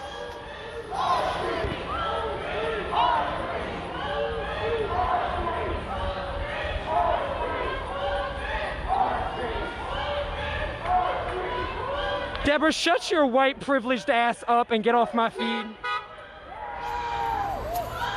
You're the exact reason of what a white person should not be doing in a time like this, so please get off my Facebook and go back to doing your yoga and sipping kale and, you know, sipping your smoothies. Go away.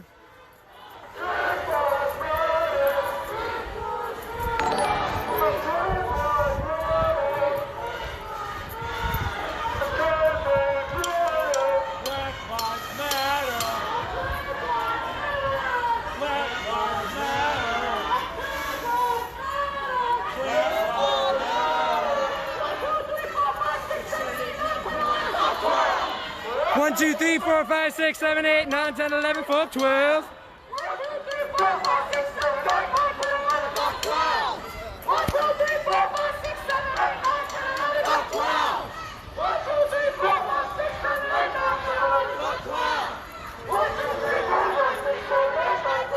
Fuck 12.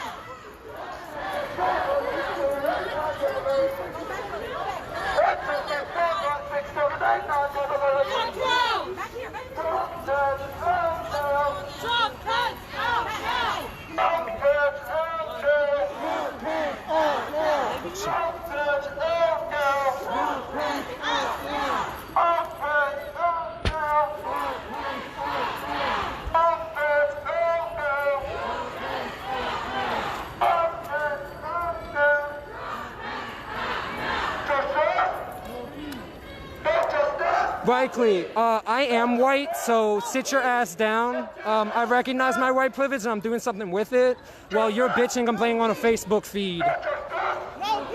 Go get a job. John, you're completely right. Terrorist lives don't matter, which is exactly why we need to get rid of the fascist far right in this country. They've killed 20 Americans so far in the last few months, so guess what? Know who the terrorists really are before you come on my feed.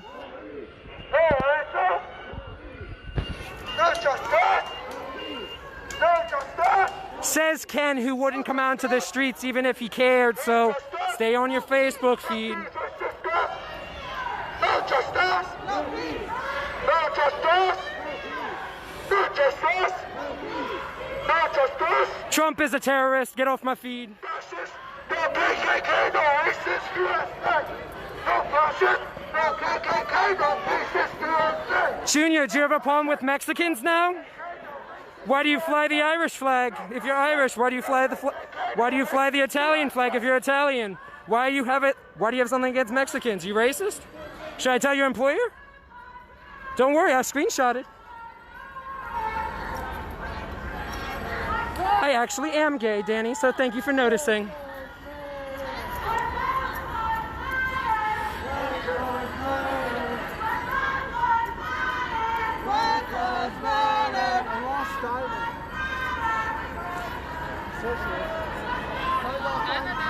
Oh my God, Diamond, I've been looking for it.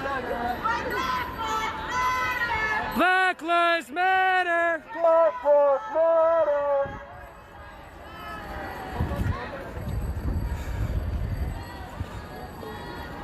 Black Lives Matter! We are currently walking up Market Street.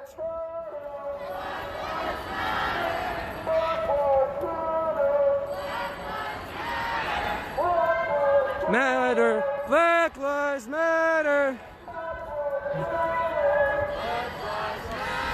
It must be really sad to fail an open book test when you have all of the history about our civil rights movements in this country and you still don't understand why we're out here. Honestly, it's just sad at this point. Like, really sad. Like, I actually feel sorry for you. Like, I'm not angry. I just feel sorry. You're right, Junior. We love our country so much, we're gonna save it from the fascists. We're going to save America from the fascist regime of Donald Trump, and there's nothing you can do about it. Go cry in a corner. Go fly your Trump flag. It's your only personality trait.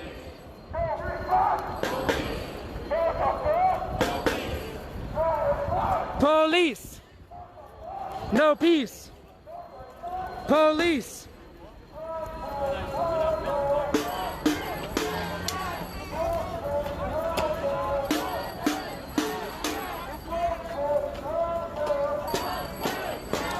You're right, one day, Glenn, all lives will matter, but today they do not, so that is why we're out here protesting. You should be out here with us since you have the same values.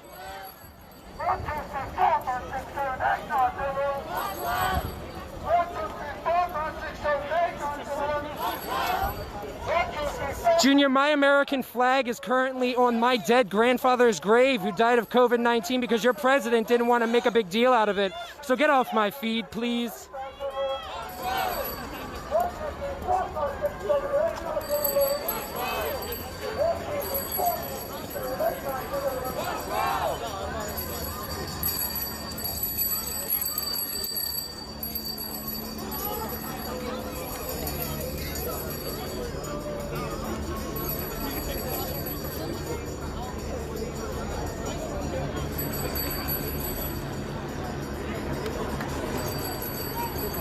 Hey, what's up? I can have my USB back. Oh, yes.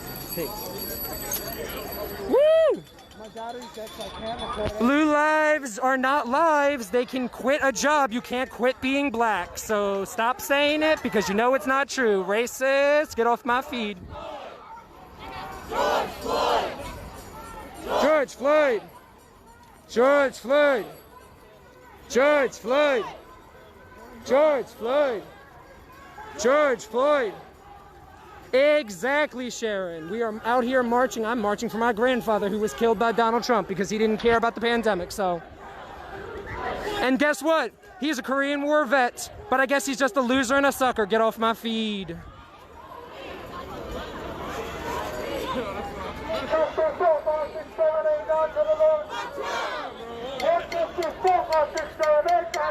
Fuck 12. Fuck 12. Hey Zeus, I hate to say it, but guess what? The military would probably stand with the protesters before they stood with Trump, because Trump's a fascist and doesn't care about the American Constitution. Military swore to protect the Constitution, not Donald Trump. Sorry to break it to you. Jared, I actually do believe in God, and that's exactly why I'm out here, because God created all men equally, so get off my feed. No justice! No peace! No racist! Police! No justice! No peace! No racist! Police! No justice! No peace! No racist! Police! No justice! No peace! Micah, I at least give you credit for your profile picture, which says stay home during the pandemic, so. No justice! No peace! No racist! Police! Fuck the police! Justice, no peace. No fuck the police, no justice, no peace. Sorry. No justice, no peace.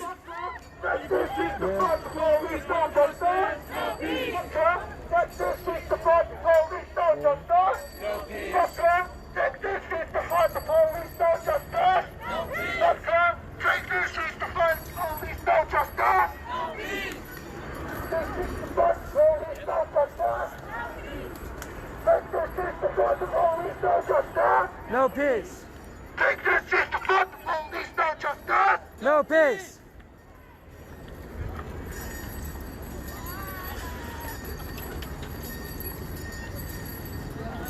Jared, no, it's okay. Tell me what I believe. No, it's okay. Go ahead. Tell me what I believe. You look like a fool right now. My favorite color is red, but then you turn around and say my favorite color is blue. Do you know how stupid you sound? Get off my feed.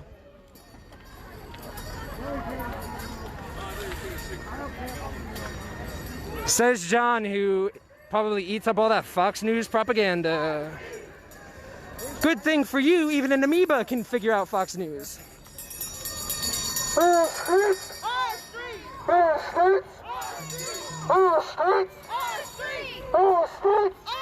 actually, Austin, Andrew Cuomo, the governor of New York, actually accepted all the help he could, including getting a medical ship that sailed all the way to New York City. But no, keep it up. Try your propaganda. See how well it works. Where's Diamond? I cannot keep track of everyone.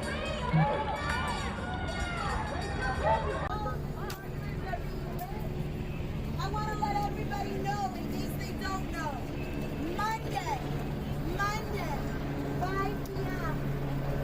Monday, 5 p.m. I'm gonna go follow them because I gotta stick with that kind of stuff. Stay safe, guys. And fascism and for humanity. 5 p.m. Monday.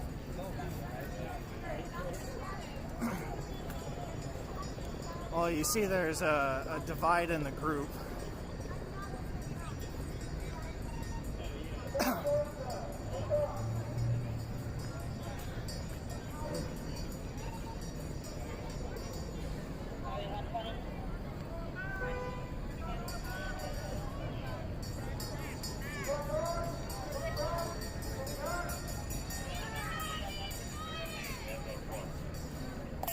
Ah, they're coming back.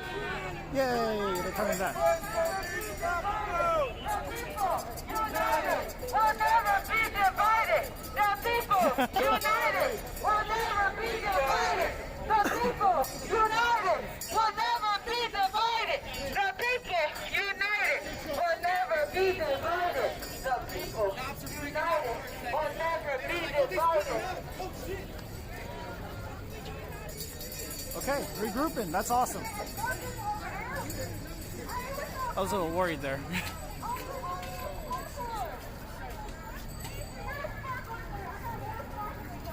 And sorry for the quality, guys. The camera gets a little blurry in the dark, apparently.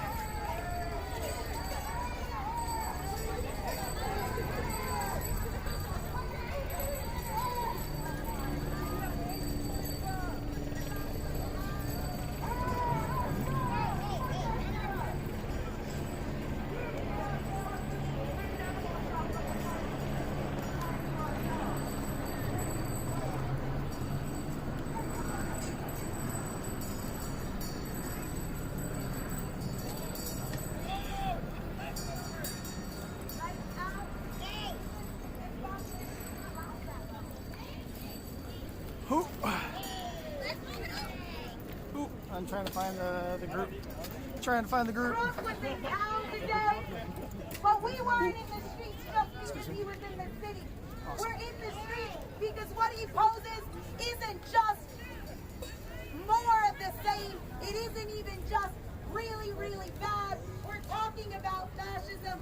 We're talking about genocide. And all of us on the side of humanity, you're all right. Will not allow that to happen. Start handing them out. Put it down if you need. Hand them out. Put it down if you need. Okay, you gotta go around. We're gonna put our fists up with our lights, and we're gonna take a pledge. Because we need to grow in our numbers, in our unity, and in our determination. Because what we face is unprecedented, and it can't be the same old thing. We gotta work with people we don't like. We gotta work with people we never met. We gotta come together to oust them. So we're gonna do a pledge. We pledge. We pledge. We pledge. We pledge. That we will not stand aside. We will not stand aside. While there is still a chance. While there is still a chance. To stop a regime. To stop a regime. That imperils humanity. That imperils humanity. And the planet itself. And the planet itself. We will stay in the streets.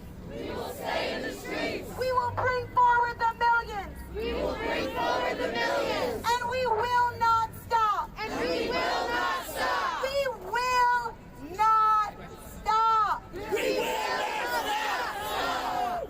Until this demand is won. Until this demand is won. Trump hands out now. Trump hands out now. Trump hands out now. Trump hands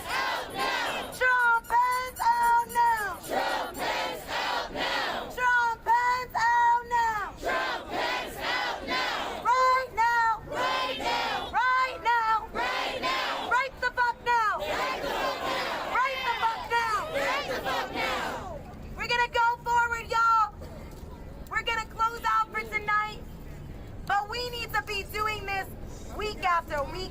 We need to be doing this day after day, and all sorts of things need to be popping off, okay? There's got to be multiple marches. There's got to be people doing their own thing. There's got to be DJs doing concerts to drive out this regime.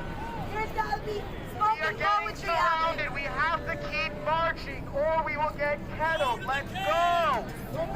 Let's put the vigils in the street as long as we're out of the park. We're not getting kettled in Rose Park. This is not happening. So look, people should, if people do want to go to the encampment, people should do that, but they should not march there together so that they just bring the cops to the encampment. Okay? But we do want people to leave here together. We do want people to leave here together, not just because we want you all to be friends, but because we want you all to be safe. We are facing fascism, and that means we're facing cops, that means we're facing Proud Boys, that means we're facing very serious consequences. Please do not go to the camp. I'm going to say it again. That is bringing police to vulnerable people. Don't do it. We said it a few times, but we'll say it again through the megaphone soon. Do not march to the encampment because you are just bringing cops to the encampment.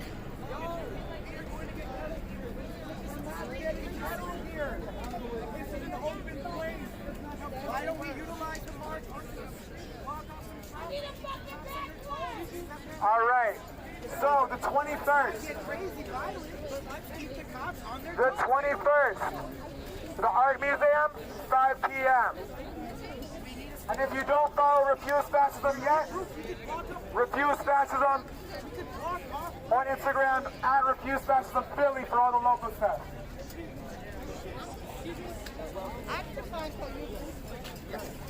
I mean, this one is ours. I got it from somebody else. No, I got it from a guy. When Trump comes to Philly, we show him what love is.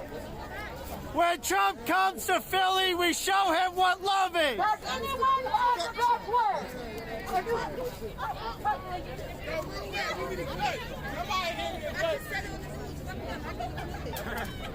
Yo, she need a backward. Yo, somebody give me a backward. I'll pay for it. We got $1 for a backward. I got $5. Fuck all that. Where the news at? Yo, we about to be on this. I got a mask. We need a fucking backward. I think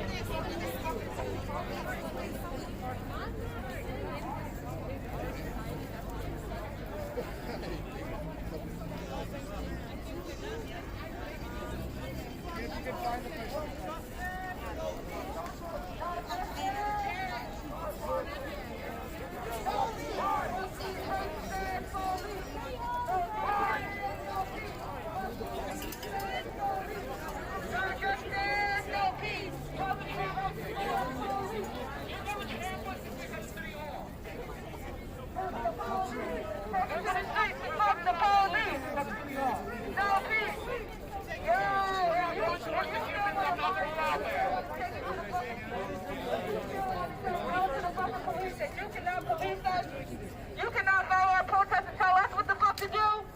Then come over here. If not, have a good night. Okay, let me go.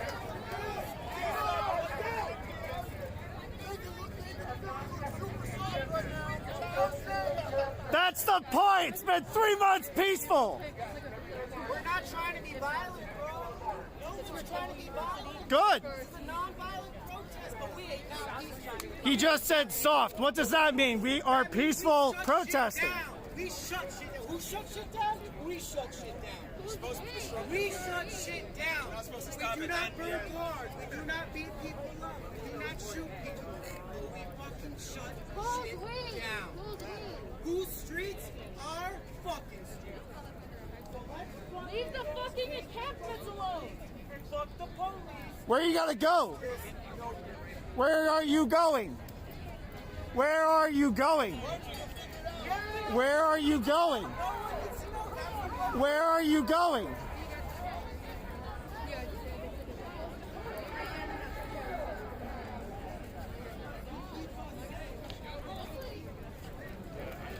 We're safe here. We are fine here.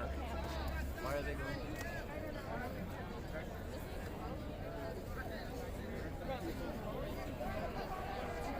All right, guys. I gotta follow the assholes.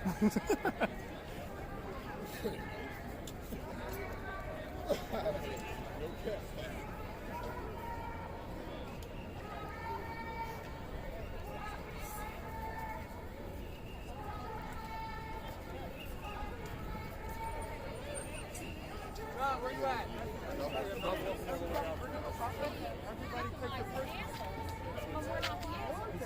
Hold on. I want to see what they're saying. You guys aren't speaking out against the book. You guys aren't speaking out against what they do. The ones that were shooting us. Were you shot at? That's not the point.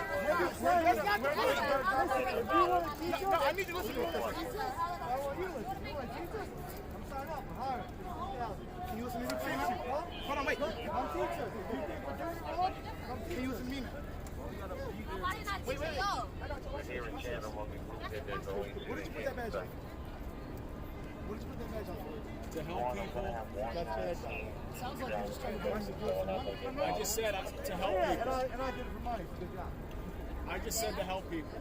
So, what about the ones, and I'm saying it again because it means something. Some dude just came at all of us as a whole tonight. What, that dude that just yelled at me? No. Well, that's not a whole then. So, when we were at the protest down there,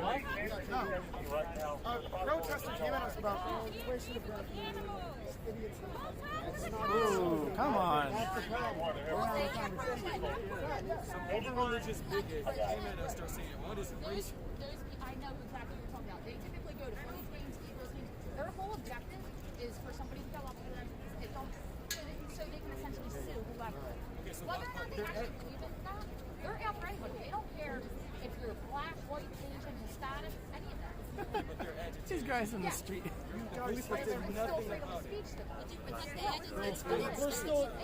We're here to protect you, to be here. Maybe people don't like what you do. You're here to protect us, your backs would be to us. Wherever you're facing, that's who you're against. No. Was anyone locked up here tonight? Your back is to us. No. Was anyone locked up here tonight? Everyone just basically had a megaphone and basically got to say whatever they wanted to. No. I got the one guy shouting in our faces. They don't matter. Keep on walking. Go.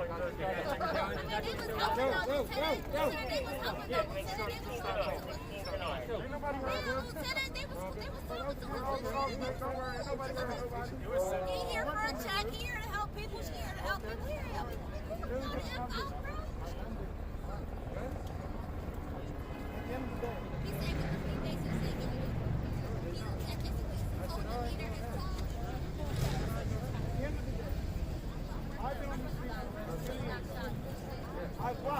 Why do you guys? Use a lot of it. It means something. You guys wear that badge every day. You're the same guy. You don't say anything. Guys, we got to roll out. Sir, we appreciate the conversation. We get the orders. We have to revisit it. Okay? So I appreciate you talking to us like that. All right, guys? Everybody have a good night.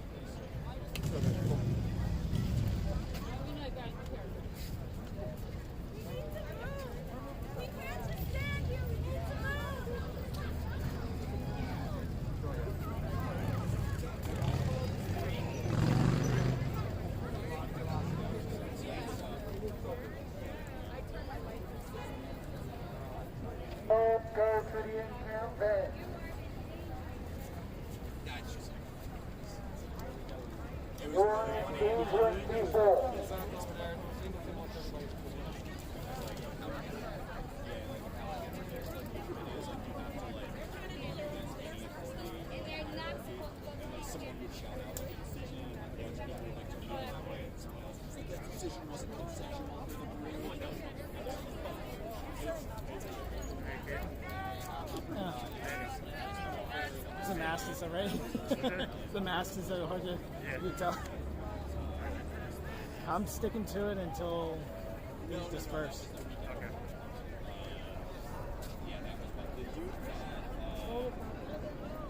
Excuse me. Were you here the whole time? I got here like 5 p.m. How many Trump supporters were there earlier?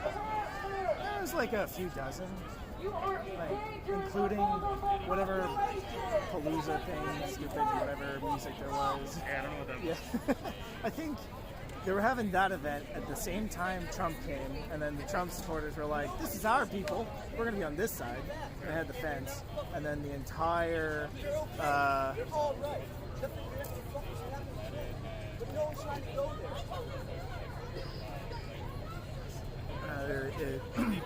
did you catch when it started to go a little bit of chaos? Not really. I got here at 7:30. Okay, yeah. Well, when we were marching, and we went past City Hall, we turned away from City Hall, and then people started getting ahead of the sign and going their own directions and stuff, and we eventually came back to City Hall after going like through all the different city streets and stuff like that. And then we decided we're going to get over to Love Park, but it's really just like a few people that are leading the group, and the group just kind of follows, and then everyone's in a big march towards wherever somebody decides they want to go. So by chaos, you mean you weren't sure which way everybody was going to go? Right, the chaos being, like here it's peaceful. For now, it's everything that we've seen peaceful. So when we're talking about chaos, it's just the fact that there's no organization anymore. It's just people butting heads over what they want to do. And there's these people who want to be in the streets, they want to march, they want to go for however long into the night. They're losing their numbers, and Refuse Fascism's like, we're finishing our night. We don't want to like get caught up in all this crap, because these guys are already starting to ruin that event. This is organized, this is doing right. I have no clue. So, I mean, they're probably the type who are just like, we want to be in the streets, fuck the police, take power. But they're also like, I think that they're basing their decisions on what they've seen in other cities where the cops corral protesters, and we were all packed up in Love Park and they were getting antsy. Okay. And I was like, no, it's been peaceful. Everything's fine. They were doing that. Yeah. They were trapping people. 3 months ago, right? Alright. If you need to get a closer angle, don't let me stop you. Oh, no. I'm just being on the side, letting things play out, and I'll see how this goes. This is the first time I've been here for something that's gotten a little bit on its, like, having a mind of its own. People butting heads and stuff like this.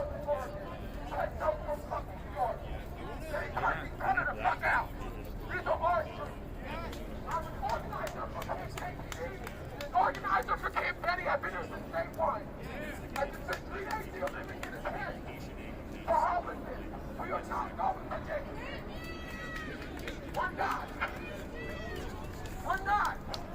And if you want to go to JPD, march by your motherfucking self. But you will not be marching on the Parkway tonight. At all.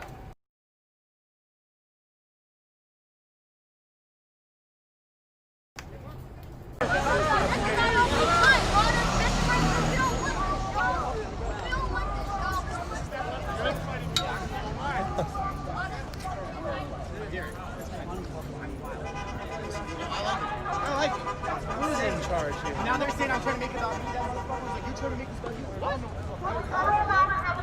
This can be happening just right there. That's all I'm saying. Of course you can. I don't know. I've had a feeling it's going to hurt me twice. I've actually never been to this.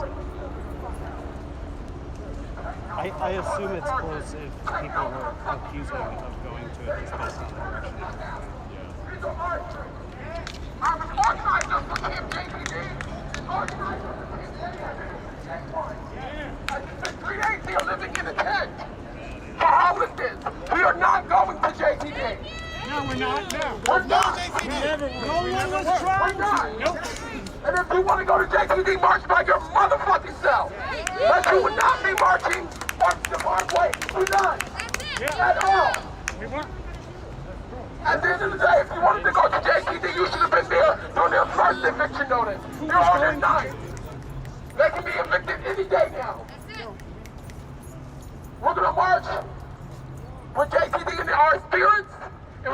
them our loving energy. But we're not going to disturb them. We're not going to give us the reason to fuck with them. We're not. Not on my fucking watch. And if anyone doesn't like it, come and see me. Because we're not going to JTV. If you want to go to JTV, go there to volunteer. Go there to help clean up. Go there to show love and support during the daytime. Go to Camp Teddy. Donate to the PayPal, Venmo, and Cash App. But we will not cause the destruction. They are already fighting their own personal demons. So let's fucking march. Yes. Lead the way. No justice! No peace! No racist! Police! No justice! No peace! No racist! Police! Black Lives Matter! Black Lives Matter! Black Lives Matter! Black Lives Matter!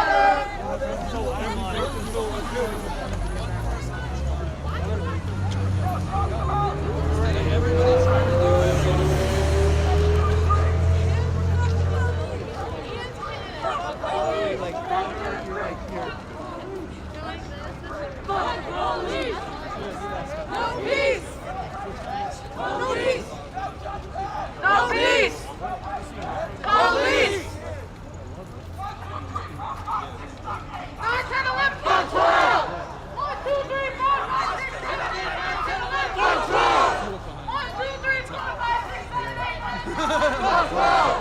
1, 2, 3, 4, 5, 6, 7, 8, 9, 10, 11, 12!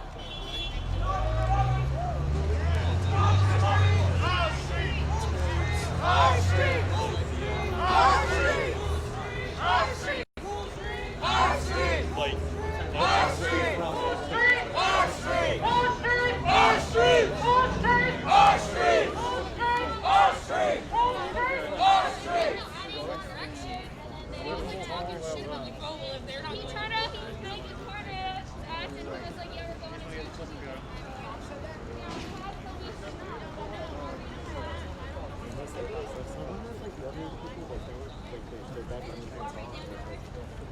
I don't know if people are down there with the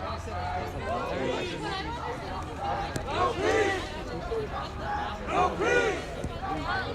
Police! No peace! Police! No peace! Police! Black Lives Matter! Black Lives Matter! Cars are coming! Cars are coming! Cars are coming! Watch out for cars! That's the point of being in the street. Like, they can stop.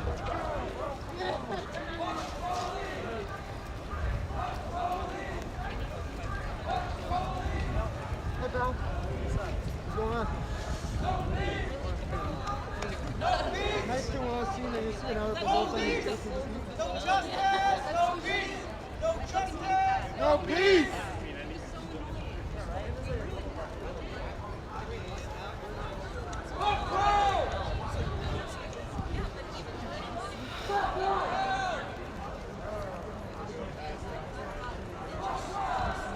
One, two, three, four, five, six, seven, eight, nine, 10, 11. 112! 1, 2, 3, 4, 5, 6, 7, 8, 9, 10, 11. 112! 1, 2, 3, 4, 5, 6, 7, 8, 9, 10, 11. 112! 1, 2, 3, 4, 5, 6, 7, 8, 9, 10, 11. 112! 1, 2, 3, 4, 5, 6, 7, 8, 9, 10, 11. 112!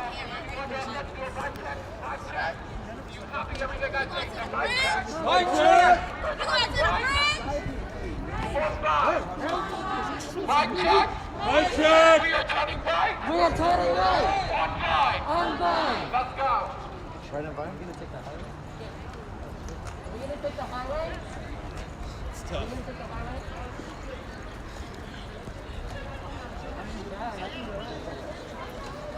I'm down. I'll take the fucking highway. Let's do it! Rock.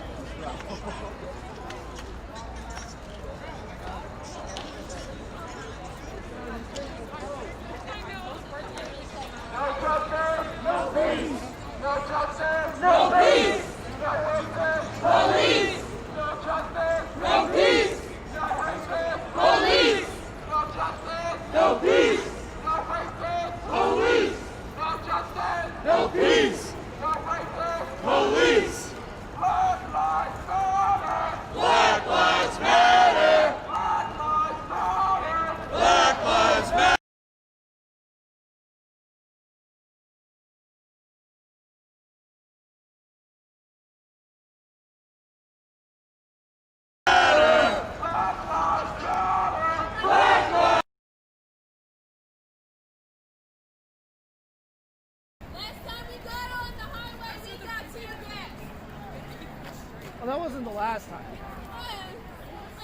highway. No. We got on the highway. It was good. Like Fuck is she a month or two ago. She gonna get people killed. That's Yeah. what she gonna do. Seriously. I'm not getting on that fucking highway. I'm stopping here. If you go down this street, you're gonna get hurt. These curs do not care.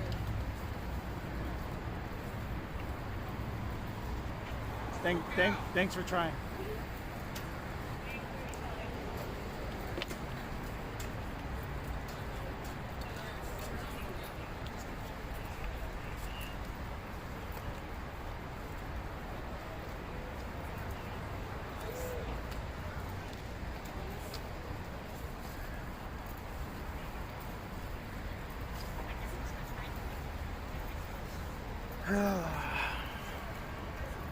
Maybe you should have passed it to fucking black people, bitch.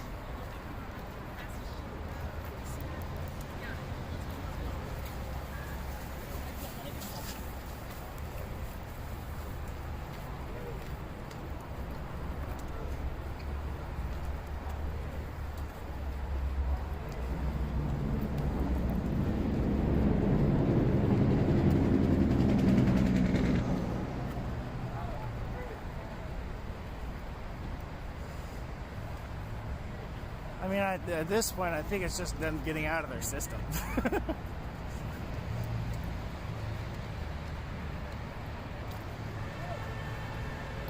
Trying to be safe. These guys aren't being very smart about it.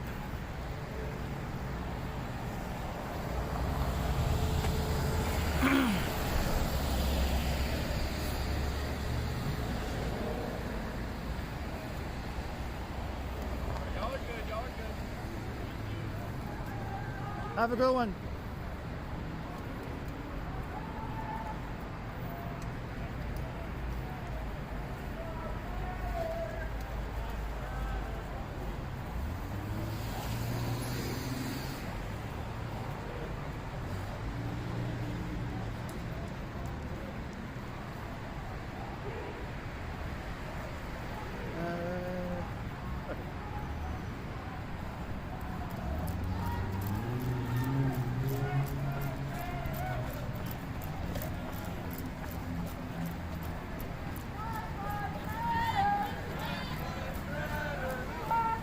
Watch your back!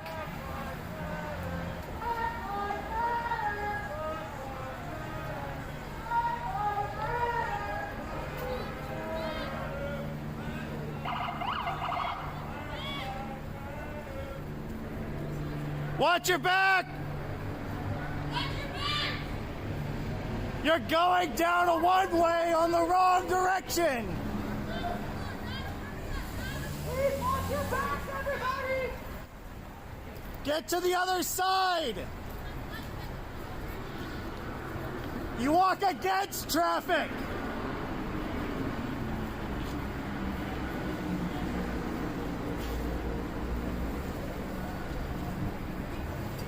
Jesus fuckers. Oh my god. These guys are gonna get hurt.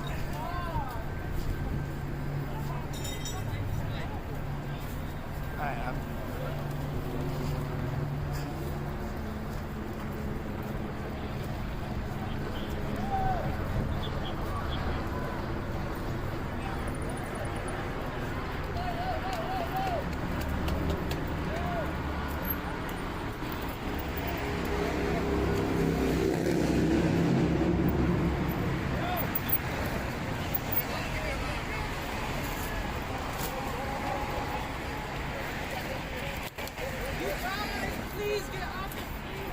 Get the fuck out of there!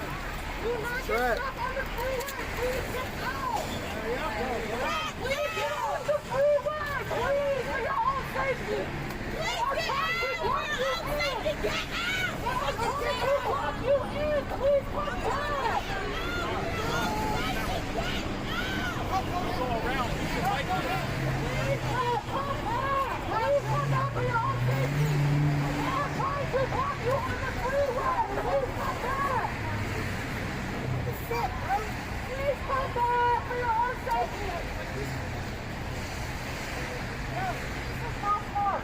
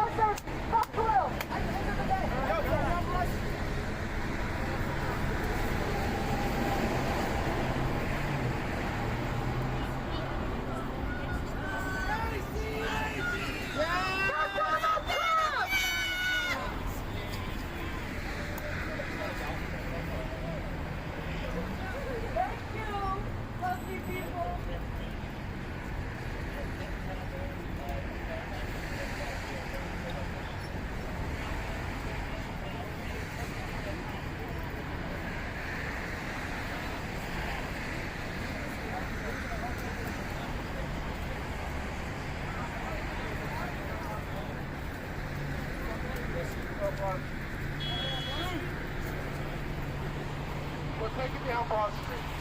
We're taking it down Broad Street!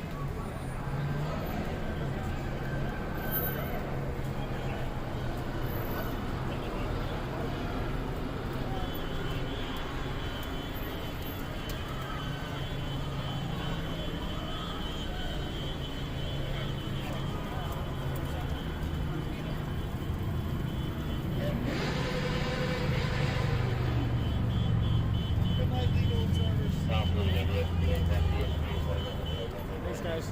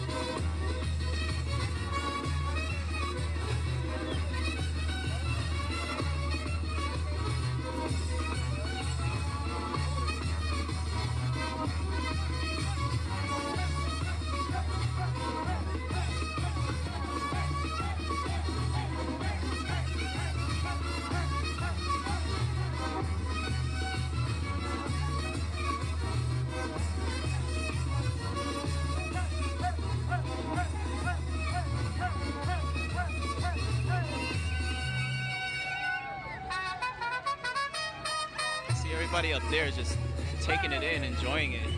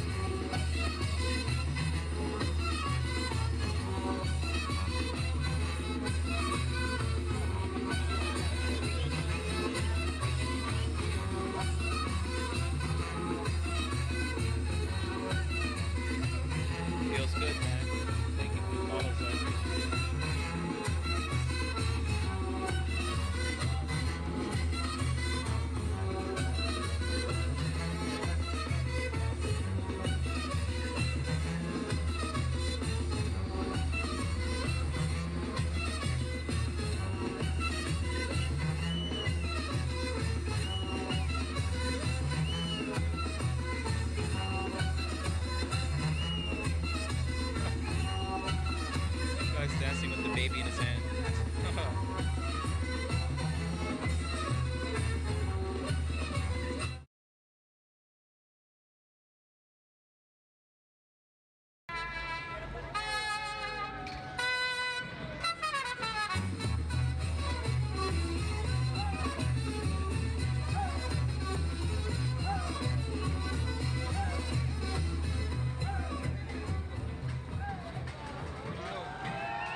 What kind of mountain is that? I want to get that. This? I don't know. I'm What are you trying to talking learn about? GoPros, you know? Which one are you talking about? Because I got two on me right now. I know. Which one should I get? It's up to you. Should get both of them. I mean, honestly, I think, and to see which one you prefer. Can you tell me what they I mean, I just looked up on Amazon like different names for like mounts and stuff, like a shoulder mount or a chest mount. This is just for the phone. It's not for like a, it's not for like a GoPro or anything. But you could put the GoPro there if you got the proper mount, which I do. I just, I use it for my phone. And you see, I got this one here. You got a YouTube channel? Nah, I'm live streaming on Twitch. Yeah. Yeah. But future YouTube is in the works. $20? For which one? Backpack. Oh, probably. Honestly, I bought it a long time ago. I don't even remember. But I remember I did actually buy this. I probably separately. It might have been like $10 or $15. So yeah. I got a bunch of them, and I'm just gonna return them if I don't want them. Yeah. Because I got a whole bunch of pieces too. Like I got ones for my handlebars as well. So yeah. You make money on Twitch? Yeah. I mean, yeah. There's ways for people to like support what you do on there, like subscribers. People donate to you on there. Like it's kind of similar to YouTube in a way. Yeah. I learned about that. I'm writing it down. Yeah, you can check it out. But a smaller audience, I want to say, just because of the fact that there's like so much. Like YouTube, the platform is just way bigger. You know what I mean? Like. Yeah, but people on Twitch, they always come back, so they look for this type of stuff, like IRL stuff. So yeah, there's a bunch of big IRL streamers on Twitch. In real life, that's what that stands for. Okay. Yeah, there's a bunch of big IRL streamers out there. So you just film stuff? Yeah, basically. You don't like talk? No, I do talk. Oh, okay. Yeah, I talk. Yeah, and I can read chat here. So like people watch and they see stuff like this and they'll talk about it. They said that we're gonna be here all night because these guys, they were dancing for so long. It's been like 40 minutes, I want to say. Like 40 minutes they was dancing for. And now it seems like they finally stopped. They got tired of dancing. They got tired of dancing. Para atrás. Let me get your Twitch. What is it? Okay, it's HX. XHX. YZE. Alright, cool. Yeah, it's pronounced highs. Alright, I'll find it. Yeah. At some point, I'll probably create a YouTube channel. I already have one, but I just don't know what I should put on there yet. But it's definitely going to be something biking related, because I bike around the city. So, yeah, it's going to be something like that. What part of the city are you from? I'm in Woodside, Queens. Okay. But it's my first time in Queens. I've always been in Manhattan. Okay. Yeah, I love that neighborhood, Woodside. It's pretty dope. Really I like nice. it. It's nice and quiet. Peaceful. Yeah, it's very chill. Very chill.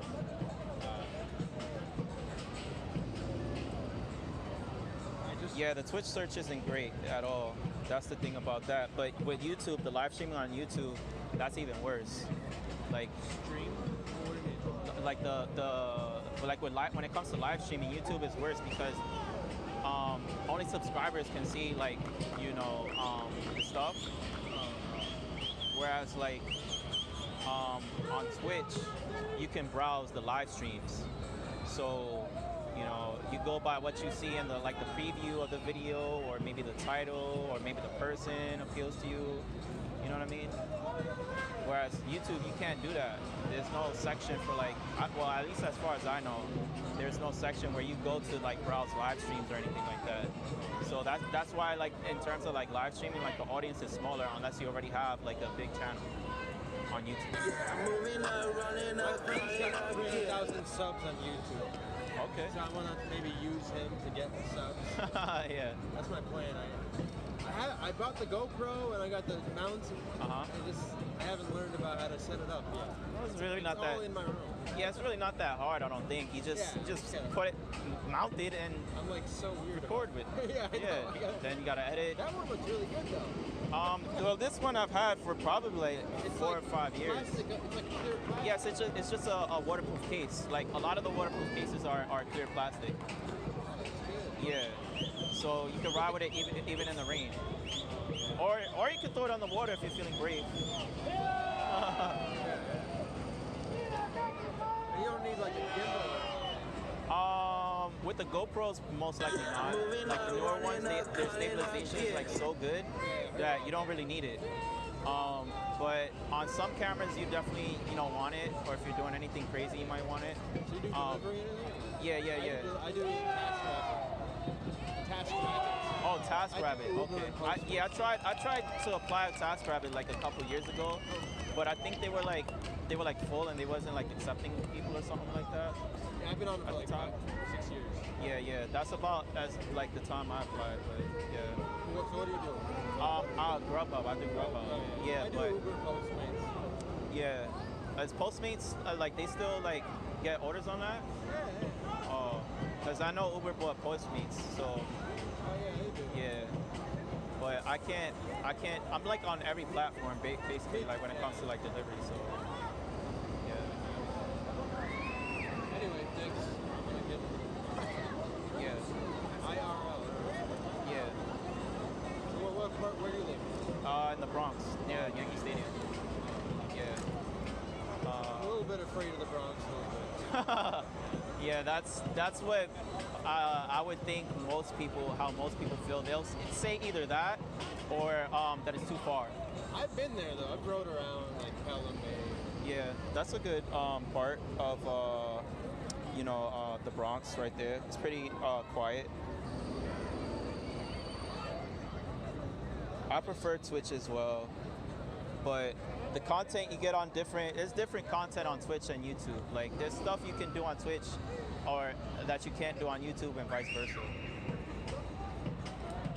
Alright, do both. Yeah, that's the best way to go about it. But I gotta come up with some kind of ideas for that. I think I already have one, which is like some of my rides that I do. Like the one where I went Monka Speed back home. Where? Where I went Monka Speed back home. Monka Speed is just an emo. Yeah, it's just an emo. If somebody could just Monka Speed in chat real quick so I can show it to him and what that looks like. Oh, that's like fast motion. Yeah. Just he's just disappearing. Or where's my emo? Can I even? I've never even tried to put like some emotes or something. Just like I want girls to see me, and then just be comfortable with me. I try to meet girls, and like they just have no idea who the fuck I am. Well, nobody knows who you are. But if like, they see you know my what I mean? YouTube first, Yeah. it could be a good way to meet girls, and they already know me because they see my videos. Yeah. So I'm just that's like half the reason I want to. Also, I'm gonna travel. I always go to like Philippines. Okay, yeah. I'm about to go to some other country. I don't know where. Yeah, I was just in the Philippines. You were there? Yeah, in February. Yeah, really? Yeah, not really. I was in Manila, which is kind of boring, but Manila sucks. Yeah. Compared to where people were telling me to go, but I was like, I want to go there anyway. You know. Why'd you go there? Just cause like it's like the capitals. I'm a city guy. I didn't really know how to get around if I went to one of the smaller places, so I felt comfortable going there. Where else did you go? Around the Philippines? Anywhere. China. No, it doesn't suck. I had a great time. I had a great time in China. Okay, fine. I knew some locals. So, Oh, okay. Yeah, so it made it a much better experience. I went to Hong Kong. It was pretty cool. Yeah. Let's see where else. China, Thailand, Malaysia, Singapore, Taiwan, South Korea. Like I said, the Philippines, Indonesia, Cambodia. I think I'm missing one. You ride a bike around? Japan as well. You rode a bike? Oh, over there? Yeah. Nah. But I want to next time. I rode a bike around Philly. Because I almost did, but I didn't buy the bike back, and so because people were telling me that it's gonna be dangerous, and so I was like. But yeah, like after like having gone, I was like, nah, I shouldn't have listened to them. I should have just brought it out, because it's really about like your comfort level. Asia is not dangerous. Well, it kind of is when it comes to driving, because it's very chaotic. Driving, yeah. Yeah, it's Right. kind of chaotic. Yeah, but like in terms of like biking, I feel comfortable in myself. It's just everybody else that you have to be, wary of. But after like having seen and done, walked around and whatever, seen the city, I was like, I could do it. I rode a bike around Chiang Mai, Thailand. Okay.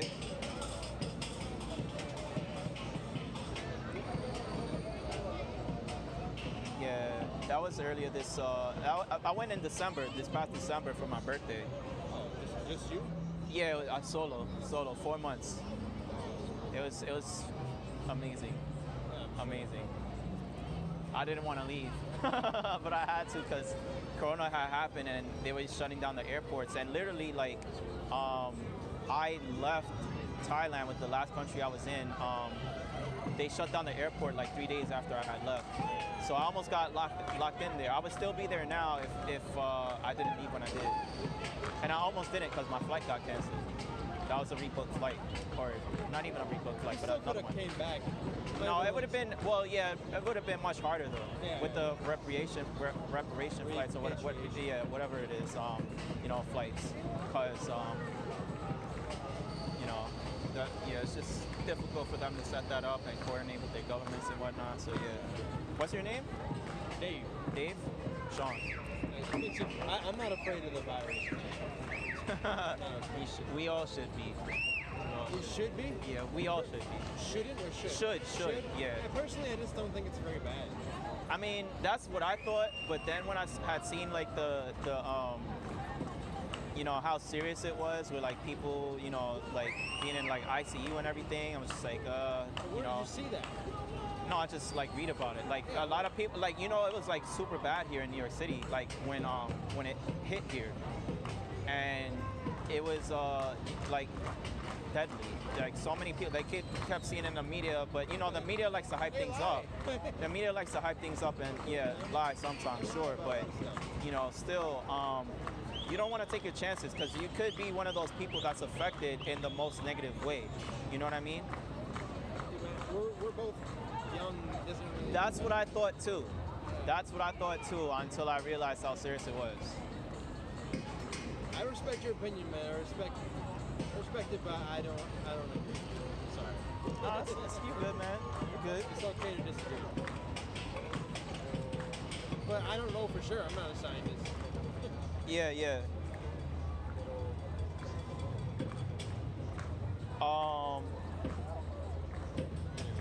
So you bike too, Dimitri?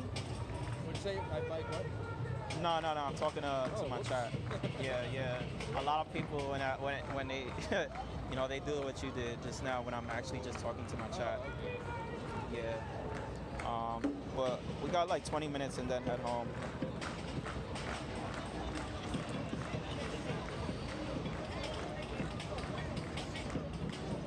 Yeah. In a way, I didn't even almost book that flight. Like I was ready to I was like, oh, I want to stay a couple of days later, but I didn't want to take the chance with my visa because I was there almost for like 30 days already. And then, so I had booked a flight to leave just before my visa expired. And then come to find out, once they shut down the airport, they extended the visa for free anyway. Yeah. So it was like... Thailand's chill like that. Not, I don't think so, but no. But they recently actually, I've been reading like the news there and stuff. They actually extended the visas now. So now like, normally it's 30 days stay without a visa extension, and now they just passed a law just yesterday that you can stay there 90 days now after you undergo a 14-day quarantine. I was in Bangkok, Chiang Mai, Chiang Rai. I've never been to Chiang Rai. And also Pai, much, you know Pai? Yeah, I never went there, but I was in Chiang Mai for 3 months. Okay. Yeah. I like Chiang Mai. Yeah, Chiang Mai is pretty dope. I like the north. Yeah, the north is, for me personally, the north is where to go, for me personally, because there's so much adventure to be had up there. Really friendlier. Yeah. But, and it's also like more relaxed, just a more relaxed vibe compared to like everywhere else. I think, you know, the south is too touristy. Like everybody goes down there. I hate tourists. Yeah, I'm not a fan of tourists either. So. I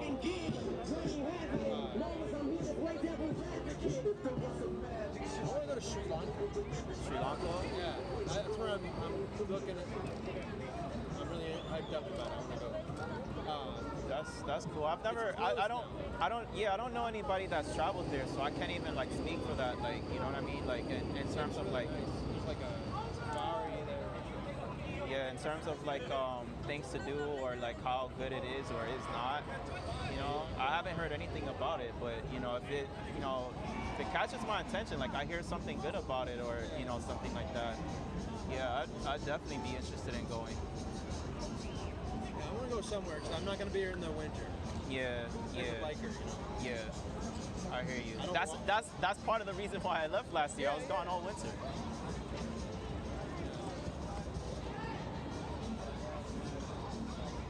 But I heard it was actually pretty mild. Like I kept asking my friends like how bad it was. They were telling me it's actually yeah, they were telling me last winter was actually pretty mild. It's bad for me. Bad for you? I was I was pretty depressed, yeah. Yeah. I hear that.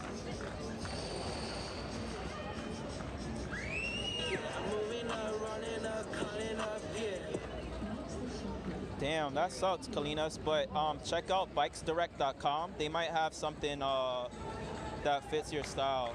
That's where I would suggest you look, because they restock bikes every so often. They sell out pretty quick because they're actually like relatively cheap, but good quality for what you get. Like the bikes that they sell there. Bikesdirect.com. If you want to check that out.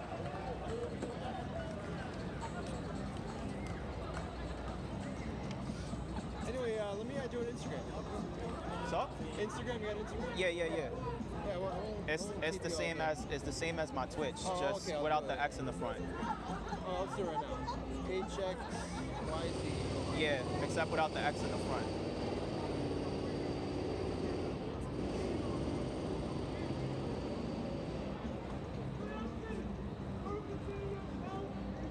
Oh man, you're still small on there. Yeah, I'm still small. Yeah, I'm still small, man. No worries, man. I know I'm small, but I'm getting there. I've just always been worried about being public. Yeah. That's why I've never had a YouTube channel or anything. Yeah. I do upload some of my cover songs and ukulele. That's the farthest I'll go. I've been scared because I'm really into conspiracy theories. Oh, I'm not. Oh, really? Yeah, I'm not. I just Not a conspiracy person. That's fine. Yeah, I can tell with your coronavirus opinion. That's fine. Anyway, I'm just trying to. You only live one time, like YOLO. That's right. Yeah, if people don't, there's a lot of people that would like me. They just don't know me.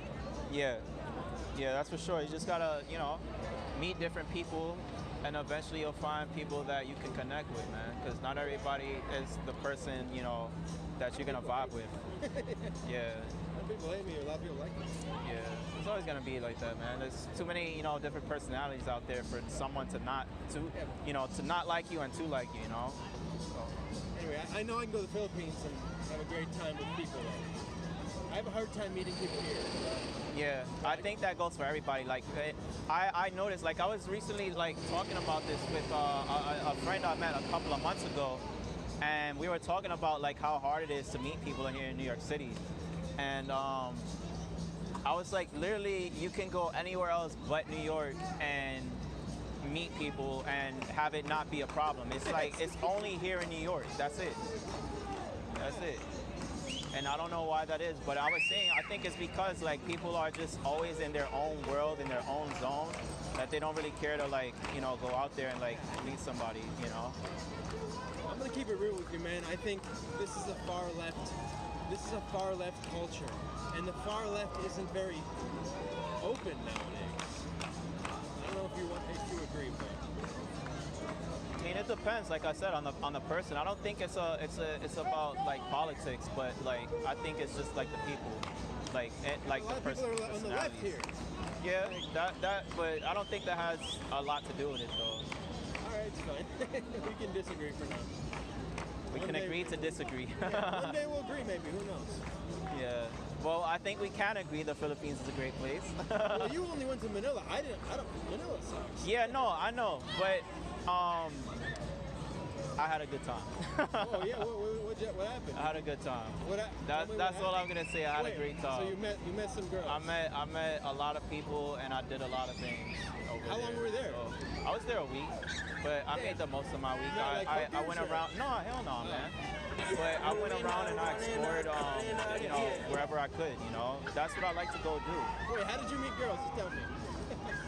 Man, you go out, you go online. It's easy. It's not that. It's really not that. It's really not that hard to like. I'm just curious. I'm not grilling you. No, you're fine. But it's.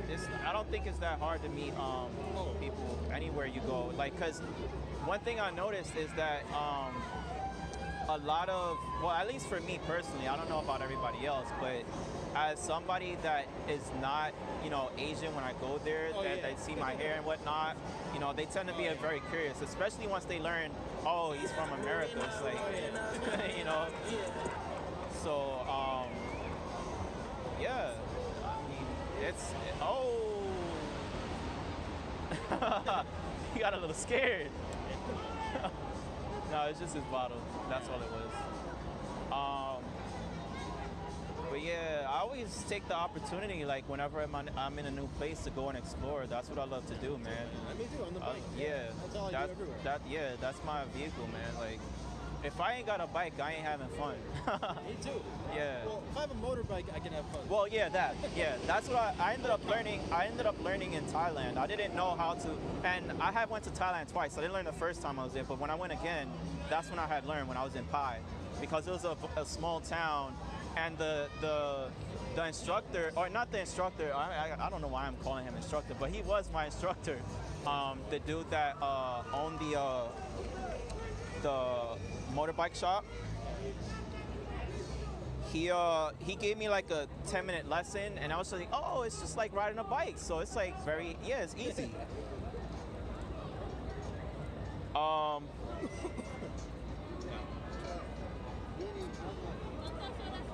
Yeah, so if I don't ride a bike every day, I get depressed because I don't have any exercise. Yeah, I mean, I think there's a lot of people that might feel that way if they don't like work out regularly. I gotta find a bike girl, man. Yeah, man, that's the dream right there, man. I need to find a bike. My friend has a bike girl. Yeah. She's Asian too. Yeah. I'm a sucker for Asians, I'll tell you that. Me too, man. Just tell me some girl stuff in the Philippines. You don't have to, but okay, fine. Someone can hear? Yeah, we're live streaming. Damn. Yeah. So everything we talk about, man, is out there. Wait, so they're hearing us? Yeah, man. Oh my God. Yeah. He said Effa, y'all. He's the G to the end. He said Effa. And we're all He said we're all idiots. F everybody. That man gonna be a G to the end. To that wall. Mark my words. Let me see that. Hold up, I fuck with Mexicans, got a plug with Mexicans when I little me to switch. Hey, I just want to say, man, I appreciate the People's Revolution, man, for being a part of this. This is why we do this. Because you can't argue with us coming out here unified like this. And listen, he lost his cool and he going to jail. You know what I'm saying? So tonight was a successful night. This meant something. This did something. You know what I'm saying? So we gonna follow up and see what happens with Pete. You know what I'm saying? Yeah, absolutely. Put them fists in the air real quick. Put them fists. We put a racist in jail tonight. You know what I'm saying? You know what I'm saying? Power to the motherfucking people and long live revolution.